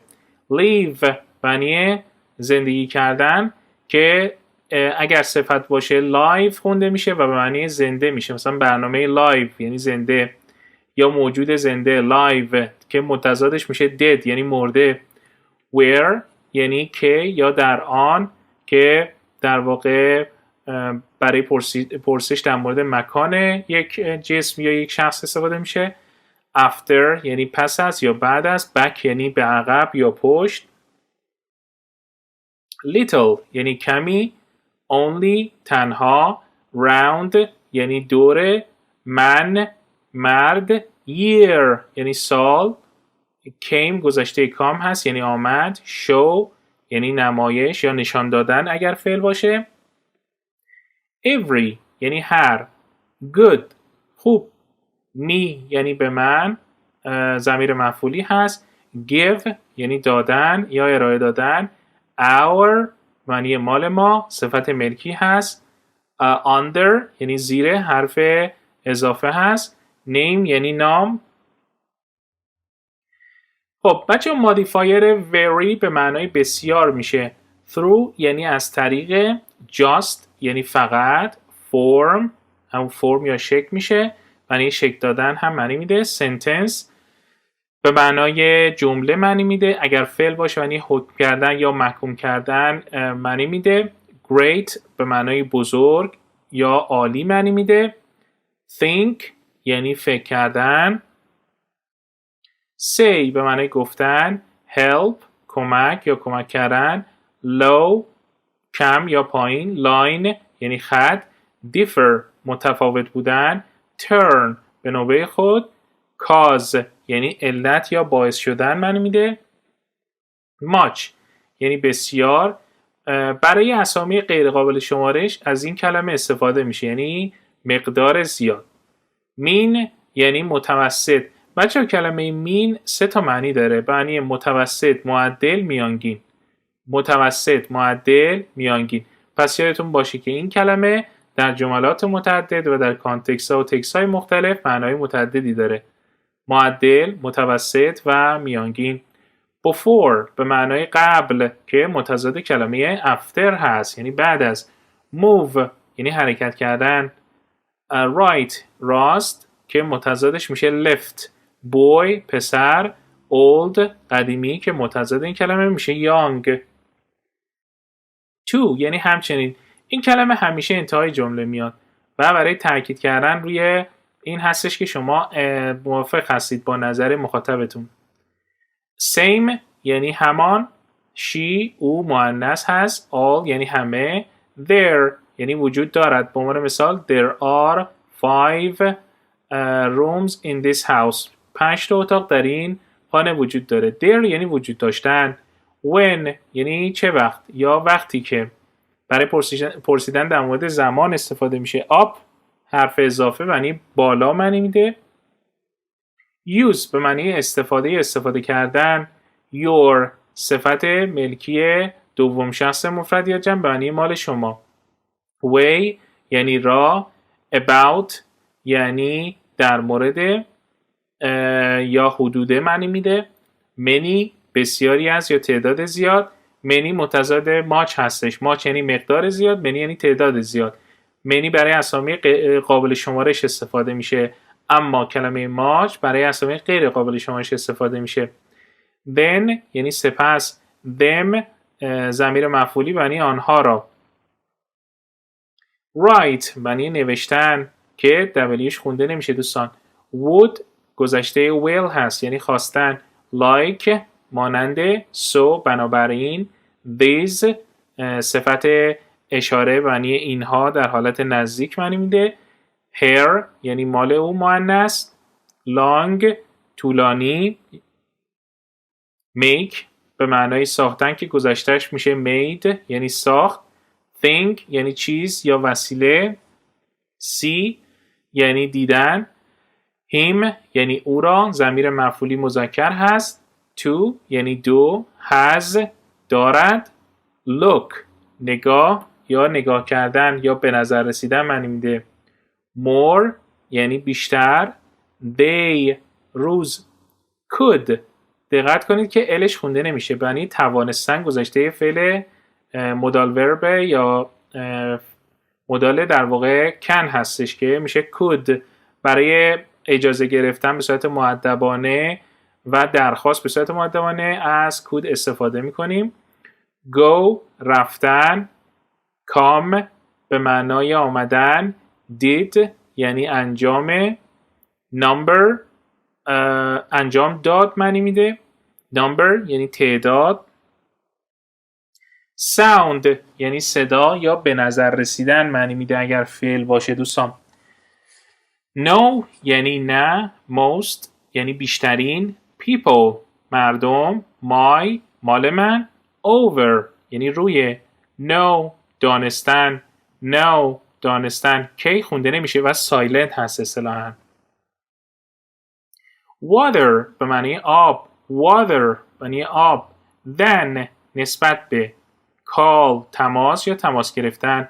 first اولین جزء در واقع کلمات ترتیبی هستش، به اعداد ترتیبی بهش گفته میشه. first second third و اعداد 4 به بعد رو th میذاریم. who چه کسی. may یعنی ممکن است. down ضمیر در واقع حرف اضافه. down یعنی پایین. side یعنی سمت. been بودن. قسمت سوم be میشه been فعل to be. now یعنی حالا یا اکنون معنی میده. find پیدا کردن. head یعنی سر. stand ایستادن. own یعنی خود.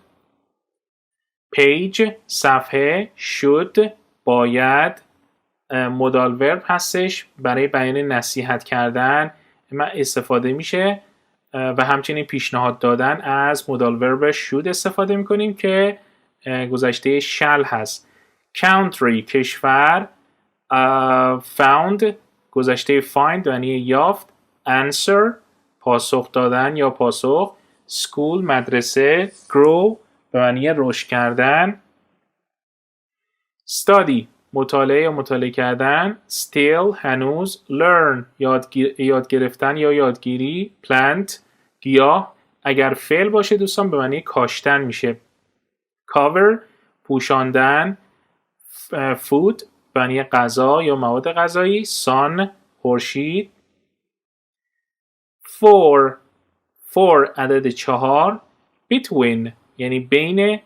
بچه تفاوت between و among که هر جفتش به معنای درمیانی یا بین معنی میده این هست که وقتی ما میگیم between یعنی بین دو چیز یا دو شخص، اما وقتی میگیم among یعنی بین چند چیز یا چند شخص استفاده میشه. state یعنی دولت. keep نگه داشتن. eye چشم. never هرگز. last آخرین. let اجازه یا اجازه دادن میشه. thought گذشته فعل think هست که البته اسمش هم هست معنی فکر یا فکر کرد معنی میده. city شهر معنی میده. tree درخت. cross زبدر یا معنی عبور کردن هم معنی میده اگر فعل باشه. farm مزرعه، hard یعنی سخت. start یعنی شروع کردن یا شروع. might ممکن بودن. story داستان. saw گذشته see هست یعنی دید. far بسیار یا دور. sea یعنی دریا. draw یعنی نقاشی کشیدن، طراحی کردن. left سمت چپ.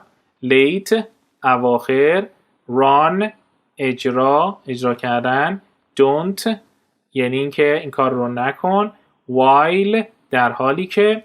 press مطبوعات میشه. close به معنای نزدیک یا صمیمی هم معنی میده اگر صفت باشه. night یعنی شب. real یعنی واقعی. life زندگی. few کم که به معنی کم ولی ناکافی میشه، اما a few یعنی کم ولی کافی میشه، یعنی تفاوت بین a few و few این هست دوستان. north به معنی شمال. book یعنی کتاب.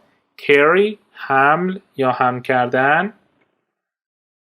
took به معنی گرفت، گذشته فعل take هست. science علم. eat خوردن. room اتاق یا فضا معنی میده. friend یعنی دوست. began گذشته begin هست یعنی آغاز شد. idea معنی ایده یا نظر یا عقیده. fish معنی ماهی. mountain کوه. stop توقف معنی ایستگاه هم معنی میده. once یعنی یک بار. base یعنی پایه یا اساس. hear شنیدن. horse معنی اسب. cut یعنی برش یا برش دادن، قطع کردن. sure یعنی مطمئن. watch یعنی تماشا کردن. color یعنی رنگ. face یعنی صورت. wood چوب. main یعنی اصلی. open یعنی باز یا باز کردن که متضادش میشه close. seem به نظر رسیدن که مترادف این کلمه میشه look یعنی به نظر رسیدن یا همون کلمه sound. together یعنی با یکدیگر. next بعدی. white رنگ سفید. children کودکان. begin یعنی شروع کردن. got گذشته فعل get هست یعنی رسید یا شد. معنای متعددی داره البته با توجه به جملات متعدد. walk یعنی راه رفتن، پیاده روی. example مثال. ease معنی آسان. paper مقاله یا مجله روزنامه معنی میده. group گروه. always جزء قیدهای تکرار هست معنی همیشه. music به معنی موسیقی. those آنها. both یعنی هر دو. mark علامت یا نشانه یا نمره هم معنی میده. often یا often هم میگن غالبا. letter یعنی نامه. until یعنی تا زمانی که. mile معنی همون مایل هستش و معنی میده. و کلمه river به معنی رودخانه. river رودخانه. car یعنی اتومبیل. fit که جزء اسامی بیقاعده یا irregular noun هست یعنی حالت جمعش کلا تغییر میکنه دوستان. fit یعنی پاها که واحد شمارش هم هست که هر فوت در واقع 30 سانت هست. care به معنای مراقبت کردن. second عدد ترتیبی دوم. enough معنی کافی که استرس و سیلاب دوم میشه. کلمه plain یعنی آشکار نمایان. girl یعنی دختر. usual معمول. young جوان. ready یعنی آماده. above یعنی بالا. ever یعنی همیشه. کلمه red رنگ قرمز. list همون لیست میشه. the اگرچه یا هرچند. the در جمله بچه‌ها بیانگر تضاد کلی هستش یعنی دوتا جمله واره وقتی میاد بین این دوتا تضاد کلی برقرار میکنه. مثلا بگیم که اگرچه the Ali is for example Ali is very hard working but his mark is low. یعنی که اگرچه مثلا سخت کوش هست علی اما نمراتش پایین هست. یه تضاد کلی ایجاد میکنه. the که مترادف این کلمه although و even though هستش دوستان. خب فعل حسی feel یعنی احساس کردن که بعد از این فعل حسی معمولا صفت میاد. talk بحث یا صحبت کردن. bird پرنده. soon یعنی به زودی جزء قیدهای زمانی هست که اشاره به آینده داره. body یعنی جسم یا بدن. dog سگ. family خانواده. direct مستقیم. direct هم میگن. pose یعنی ژست قیافه. leave یعنی ترک کردن که گذشتهش میشه left. song آهنگ. measure اندازه‌گیری. door درب. product محصول که فعلش میشه produce. black سیاه. short کوتاه. numeral بر اساس اعداد یعنی بر اساس عدد مرتب کردن. numeral. class معنی کلاس میشه. wind معنی باد. question سوال. دقت کنید که tion اینجا صدای چه میده. question سوال. happen اتفاق افتادن. complete کامل. ship کشتی. area منطقه یا ناحیه. half که الش خونده نمیشه معنی نیم میشه. کلمه rock صخره. order سفارش دادن یا دستور دادن هم معنی میده. fire آتش. south جنوب. problem مشکل. peace قطعه. told یعنی گفت گذشته tell هست. knew گذشته know هست یعنی دانستم یا میدانستم که پس عبور کردن. since از سال ابتدای زمان رو نشون میده کلمه since. top بالا. whole یعنی تمام یا کل. king پادشاه. street خیابان. inch واحد شمارش. هر اینچ معادل 2.5 سانت هست. multiply معنی ضرب کردن. multiply یعنی ضرب کردن. nothing هیچ چیز. of course البته. stay اقامت کردن یا ماندن. wheel به معنای چرخ. wheel به معنای چرخ. full به معنای کامل یا پر. force یعنی مجبور کردن یا نیرو دادن. blue آبی. object شیء اگر فعل باشه به معنی مخالفت کردن هم معنی میده. decide تصمیم گرفتن یا تصمیم. surface یعنی سطح. dip یعنی عمیق. depth اسمش هست. depth اسمش هست یعنی عمق. moon یعنی ماه. island دقت کنید که اس خونده نمیشه silent هست در اینجا. island جزیره. foot پا که جمعش گفتیم میشه fit. سیستم یا دستگاه. busy مشغول. تست آزمون. record یعنی رکورد. دوستان فعل این کلمه به همین شکل نوشته میشه اما تلفظش فرق میکنه و میشه record یعنی ضبط کردن رکورد کردن. کلمه بعدی boat یعنی قایق. common مشترک. gold طلا.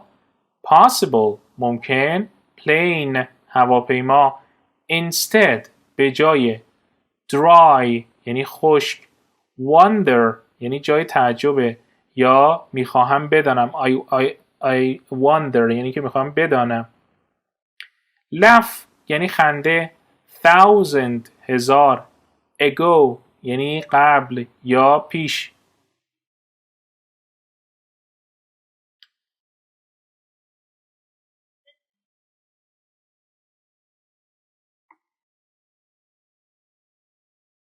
run فرار کرد. check بررسی کردن.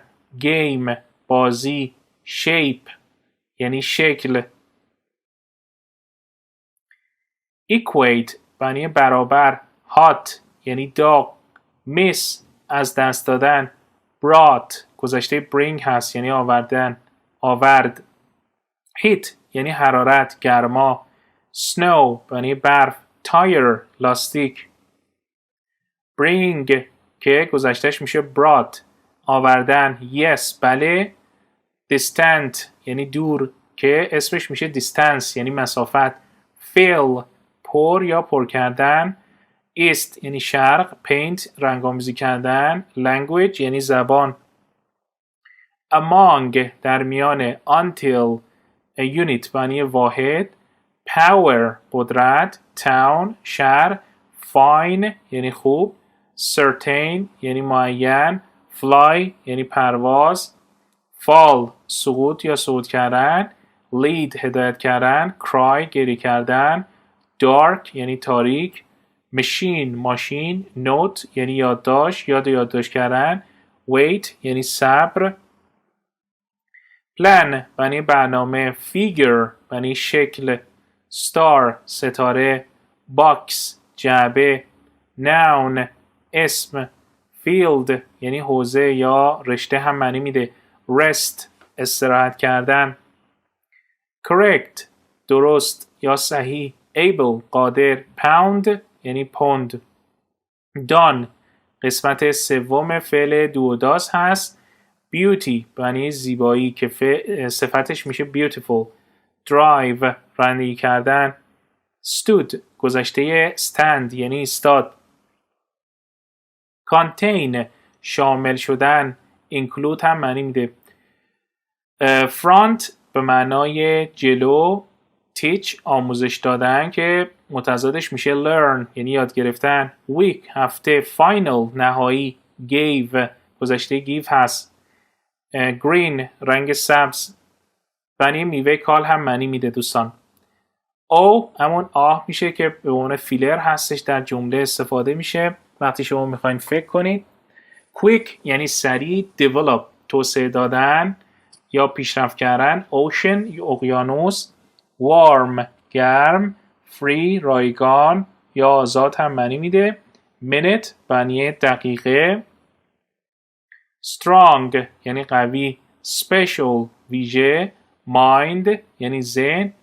behind یعنی پشت سر. clear روشن. tail یعنی دم. produce تولید کردن که گفتیم اسمش میشه product. fact حقیقت یا در حقیقت. in fact. space فضا. heard گذشته hear هست یعنی شنید. best بهترین. good better the best بهترین. hour که اچش بچه خونده نمیشه hour نیستش. hour یعنی ساعت.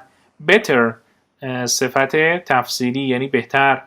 true یعنی درست. 100 یعنی 100. 5 5. remember به یاد داشتن. step یعنی گام. early اوایل. hold نگه داشتن یا برگزار کردن هم معنی میده. west یعنی غرب. ground یعنی زمین. interest یعنی علاقه داشتن. reach یعنی رسیدن به. fast یعنی سریع. verb میشه فعل. sing آواز خواندن. listen تی خونده نمیشه بچه ها. listen یعنی گوش دادن. 6 یعنی 6 عدد 6. table جدول. travel سفر کردن. less کمتر. morning یعنی صبح. 10 10. simple یعنی ساده. several یعنی چندین. vowel حرف صدادار. toward یعنی به سمت. war جنگ. lie down یعنی دراز کشید. against در برابر. pattern یعنی الگو. slow به معنای کند یا آهسته. center مرکز. love عاشق بودن. person فرد یا شخص که جمعش میشه people. money پول. serve خدمت کردن. appear به نظر رسیدن یا ظاهر شدن. road یعنی جاده. map نقشه. rain باران. rule قانون. govern میشه حکومت کردن که اسمش میشه government یعنی دولت یا حکومت. pull به معنی کشیدن که متضادش میشه push یعنی هل دادن. cold سرد. notice اطلاعیه. voice یعنی صدای. energy معنی میده hunt شکار یا شکار کردن. probable یعنی احتمالی که سینونیمش میشه possible. bed معنی تخت خواب. brother یعنی برادر. egg تخم مرغ. ride یعنی سوار شدن. به عنوان مثال ride a bike یعنی دوچرخه سواری کردن. cell سلول. believe میشه باور کردن. perhaps شاید. pick انتخاب کردن. sudden بطور ناگهانی. count شمارش کردن. square مربع. reason دلیل. length معنی طول. represent یعنی نمایندگی یا نماینده چیزی بودن. art هنر. subject موضوع.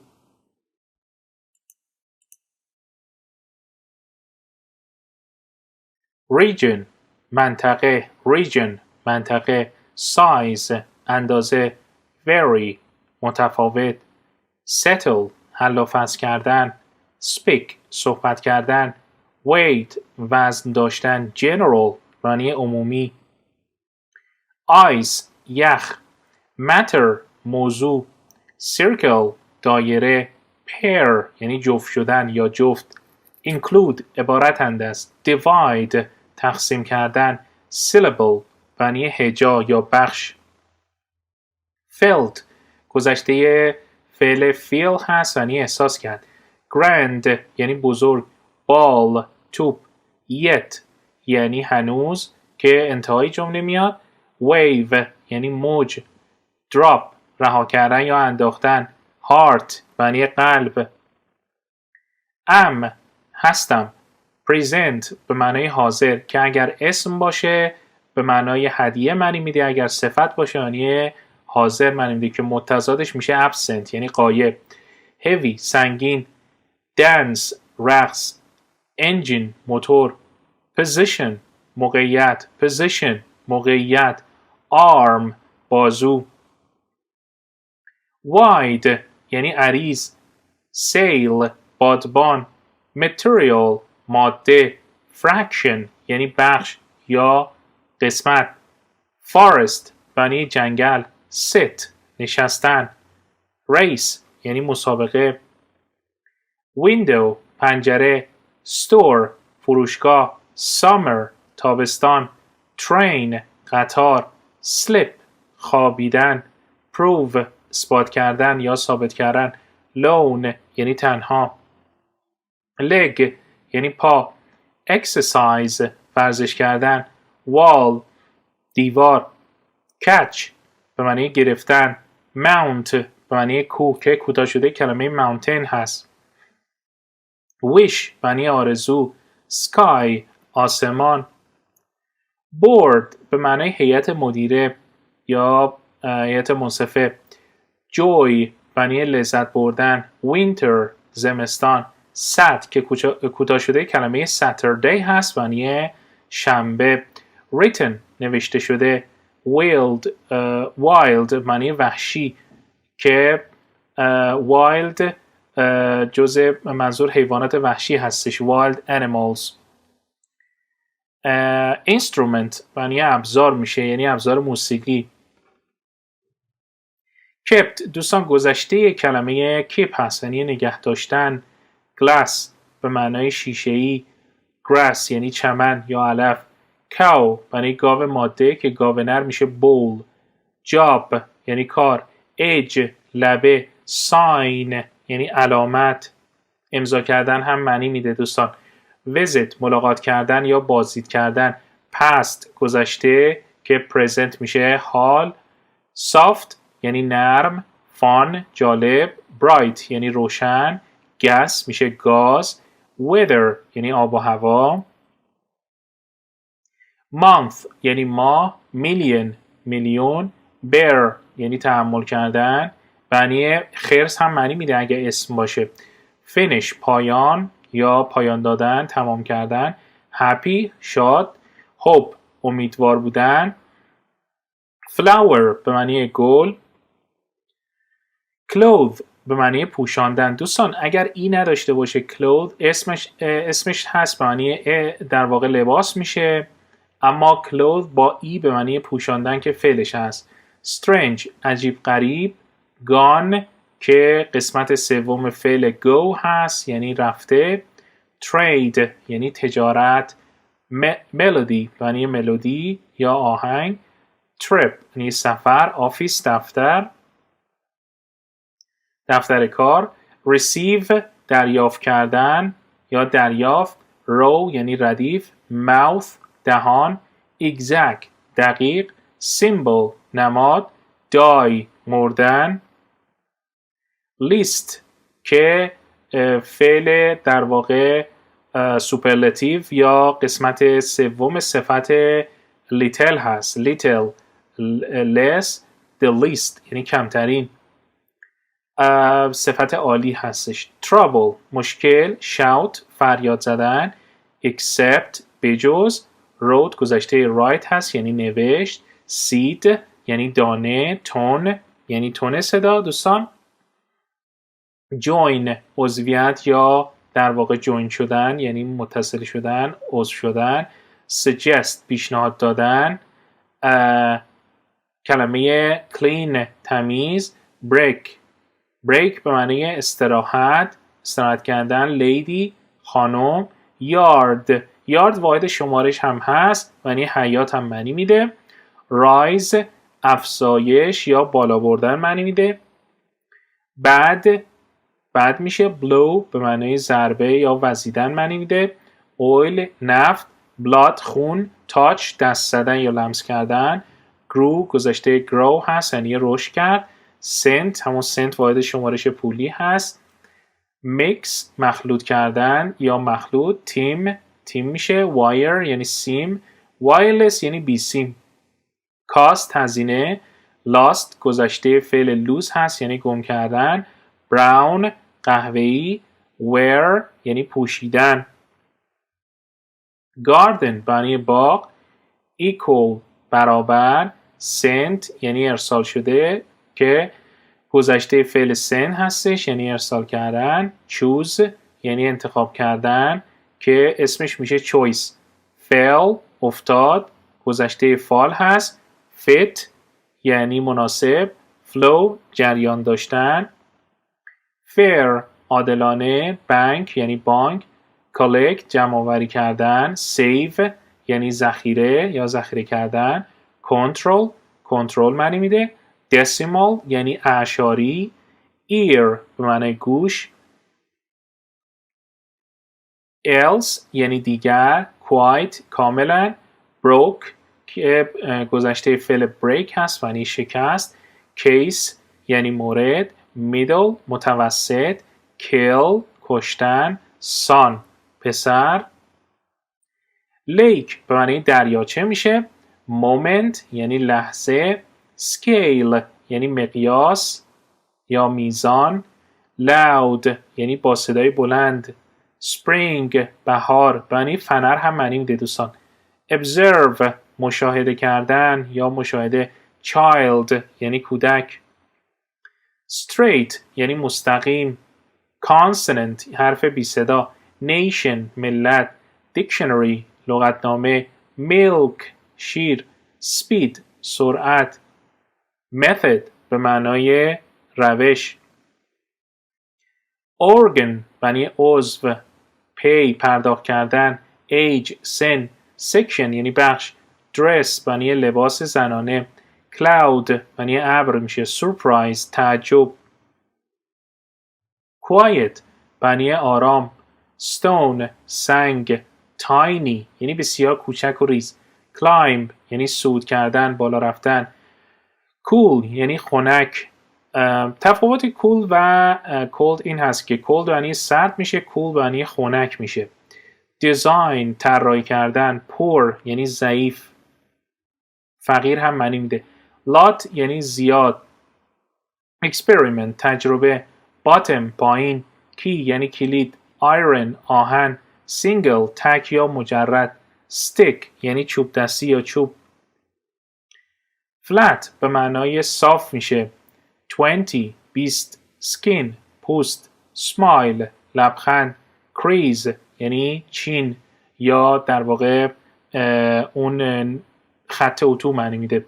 hole یعنی سوراخ، jump پریدن، baby کودک، 8 village روستا، meet ملاقات کردن، root ریشه، buy خریدن یا خرید، raise بالا بردن، solve حل کردن، metal فلز، weather آیا، push فشار، 7 یعنی 7، paragraph بند، third سوم، shall یعنی باید، held برگزار شد. گذشته فعل hold هست دوستان.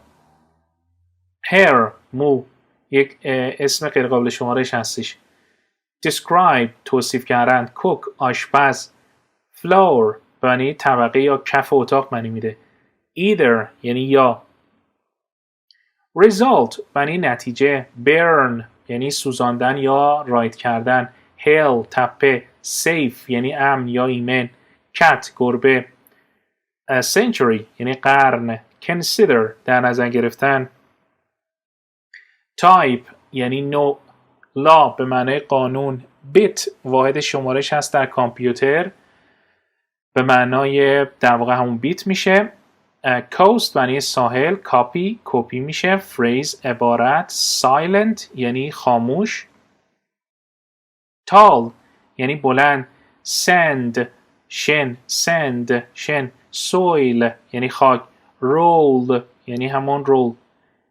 temperature یعنی درجه حرارت. finger انگشت. industry یعنی صنعت. value یعنی ارزش. fight مبارزه. lie دروغ. beat ضرب و شتم یا در واقع مغلوب کردن معنی میده دوستان. excite یعنی تهییج کردن، به هیجان آوردن. natural یعنی طبیعی که اسمش میشه nature یعنی طبیعت. view به معنای نظر. sense یعنی احساس. capital به معنای سرمایه یا پایتخت هم معنی میده. won't در واقع مخفف کلمه will not هست که برای حالت منفی اشاره به آینده استفاده میشه. chair صندلی. danger خطر که صفتش میشه dangerous. fruit میوه یک کلمه غیر قابل شمارش است دوستان. rich معنی غنی یا ثروتمند معنی میده.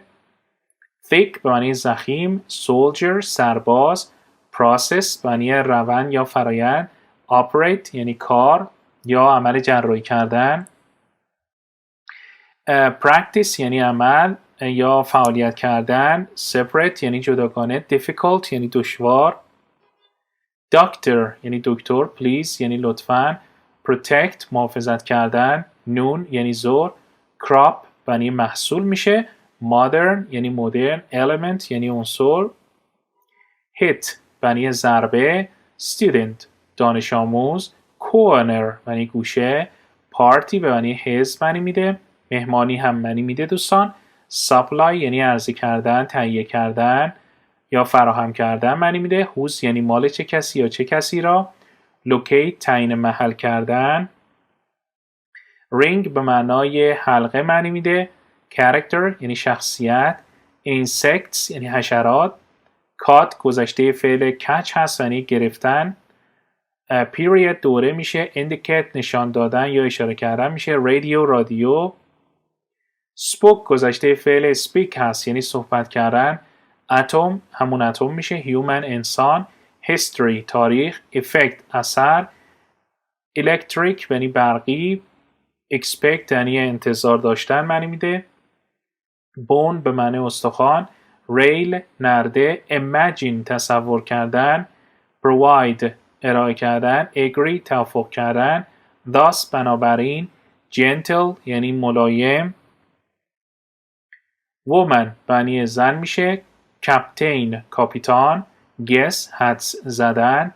necessary یعنی لازم. sharp به معنی تیز معنی میده. wing به معنی بال معنی میده دوستان. بال پرنده یا بال هواپیما. create به معنی خلق کردن یا ایجاد کردن میشه که اسمش میشه creator یعنی مخلوق، creator میشه خالق.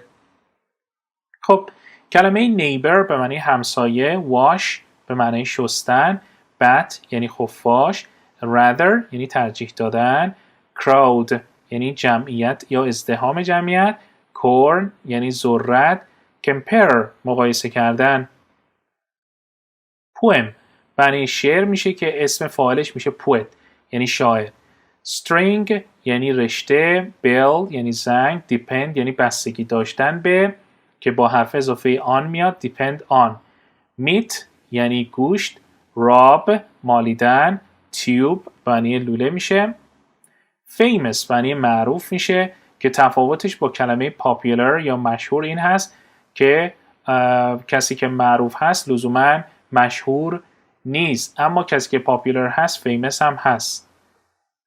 dollar یعنی دلار، stream یعنی جریان به عنوان مثال جریان رودخونه، fear یعنی ترس، sight یعنی منظره، thin یعنی نازک، triangle یعنی سه‌گوش یا مثلث، planet سیاره، hurry عجله، chief رئیس، colony معنی مستعمره، clock معنی ساعت، mine معدن معنی مال من هم معنی میده، tie یعنی کراوات، enter وارد شدن، major اصلی، fresh تازه، search جستجو کردن، send ارسال کردن، yellow رنگ زرد، gun اسلحه، allow به معنی اجازه دادن، print چاپ کردن، dead صفت هستش که فعلش میشه die مرده معنی میده، live متضاد این کلمه هست یعنی زنده، spot یعنی نقطه یا مکان، desert بیابان، sweat یعنی کت و شلوار، current یعنی جریان، lift معنی آسانسور معنی میده، rose افزایش که گذشته فعل rise هست، arrive به معنای رسیدن، master کارشناس یا تسلط داشتن معنی میده اگر فعل باشه، track یعنی مسیر یا آهنگ هم معنی میده، parent یعنی پدر یا مادر، shore یعنی ساحل، division به معنی بخش که فعلش میشه divide، sheet به معنی برگه کاغذ یا ورق، substance به معنی ماده، favor یعنی به نفع، connect اتصال، post هم پست میشه، spend یعنی خرج کردن یا صرف کردن معنی میده، chord یعنی تار موسیقی، fat چربی، glad خوشحال، original یعنی اصلی، share یعنی تقسیم کردن به اشتراک گذاشتن یا سهم معنی میده اگه اسم باشه، station ایستگاه، dad یعنی پدر، bread یعنی نان میشه، charge یعنی شارژ کردن، proper مناسب، bar یعنی قالب، offer پیشنهاد، segment یعنی بخش، slave یعنی برده، dock اردک، instant فوری، market بازار، degree درجه، populate اشغال کردن، check جوجه، dear یعنی عزیز میشه، enemy دشمن، reply پاسخ، drink نوشیدنی، occur رخ دادن یا به ذهن رسیدن هم معنی میده، support پشتیبانی، speech سخنرانی، nature طبیعت، range یعنی دامنه محدوده، طیف، steam یعنی بخار، motion حرکت که فعلش میشه move حرکت کردن، path راه یا مسیر، liquid مایع، log ورود به، mint معنی به معنای،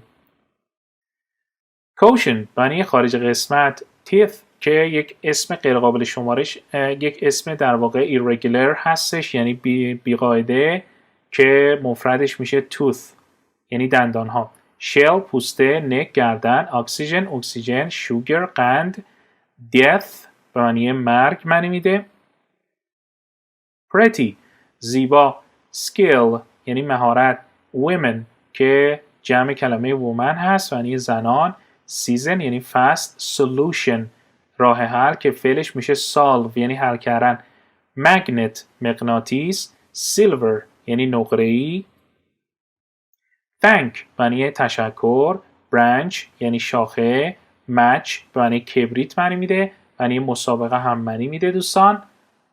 suffix پسوند میشه، specially به طور ویژه، figure کوتاه شده کلمه figure هست و همچنین خود کلمه fig به معنی انجیر معنی میده. afraid به معنی ترس میشه. huge یعنی عظیم، بزرگ. sister خواهر، still فولاد، discuss بحث کردن، forward به جلو، similar مشابه، guide راهنمایی، experience تجربه، score نمره، apple سیب، bought که گذشته کلمه buy هست خریداری کردن، led گذشته کلمه lead هست یعنی هدایت کرد، pitch زمین بازی هست، coat همون کوت میشه، math به معنی جرم میشه، card یعنی کارت، band یعنی گروه، rope طناب، slip لغزش، win یعنی بردن، dream یعنی رویا، evening یعنی شب، conditions یعنی شرایط، feed غذا دادن که اسمش میشه food، tool ابزار، total کل، basic اساسی، smell یعنی بو کردن یا بوی، valley یعنی دره معنی میده، nor یعنی و یا نه، double یعنی دو، sit به معنی صندلی میشه، continue ادامه دادن، block معنی بلوک، chart معنی نمودار، hat یعنی کلاه، sell به معنی فروختن، success موفقیت که صفتش میشه successful، company شرکت، subtract یعنی تفریق کردن، event یعنی رویداد یا رخداد، particular خاص به تلفظش دقت کنید، particular به معنای خاص، deal به معنی معامله، deal swim شنا، term مدت، opposite در مقابل، wife همسر، shoe کفش، shoulder به معنای شانه، spread گسترش، arrange ترتیب، camp به معنی اردوگاه، invent اختراع که اسمش میشه invention، cotton پنبه، born معنی متولد، determine به معنی تعیین کردن، court به معنی کوارت، 9 میشه 9، truck میشه کامیون، noise سر و صدا، level یعنی سطح یا میزان، chance شانس، gather جمع کردن، shop معنی فروشگاه، stretch کشش یا کشیدن، through به معنی پرتاب کردن، shine درخشش یا درخشیدن، property معنی اموال یا دارایی، column یعنی ستون، molecule به معنی مولکول معنی میده، select معنی گزینش انتخاب کردن، wrong یعنی اشتباه، gray خاکستری، repeat تکرار یا تکرار کردن، require نیاز داشتن، broad به معنی پهن، به عنوان مثال broad shoulders یعنی شونه های پهن، prepare آماده ساختن، salt معنی نمک، nose بینی، plural که singular میشه مفرد، plural میشه جمع، anger خشم که صفتش میشه angry، claim اظهار داشتن یا ادعا کردن، continent معنی قاره. خب دوستان به پایان 1000 کلمه مهم در محاوله رسیدیم. خوشحال میشیم که کانال ما رو سابسکرایب کنید و با لایک و کامنتاتون از ما حمایت کنید. موفق و مؤید باشید.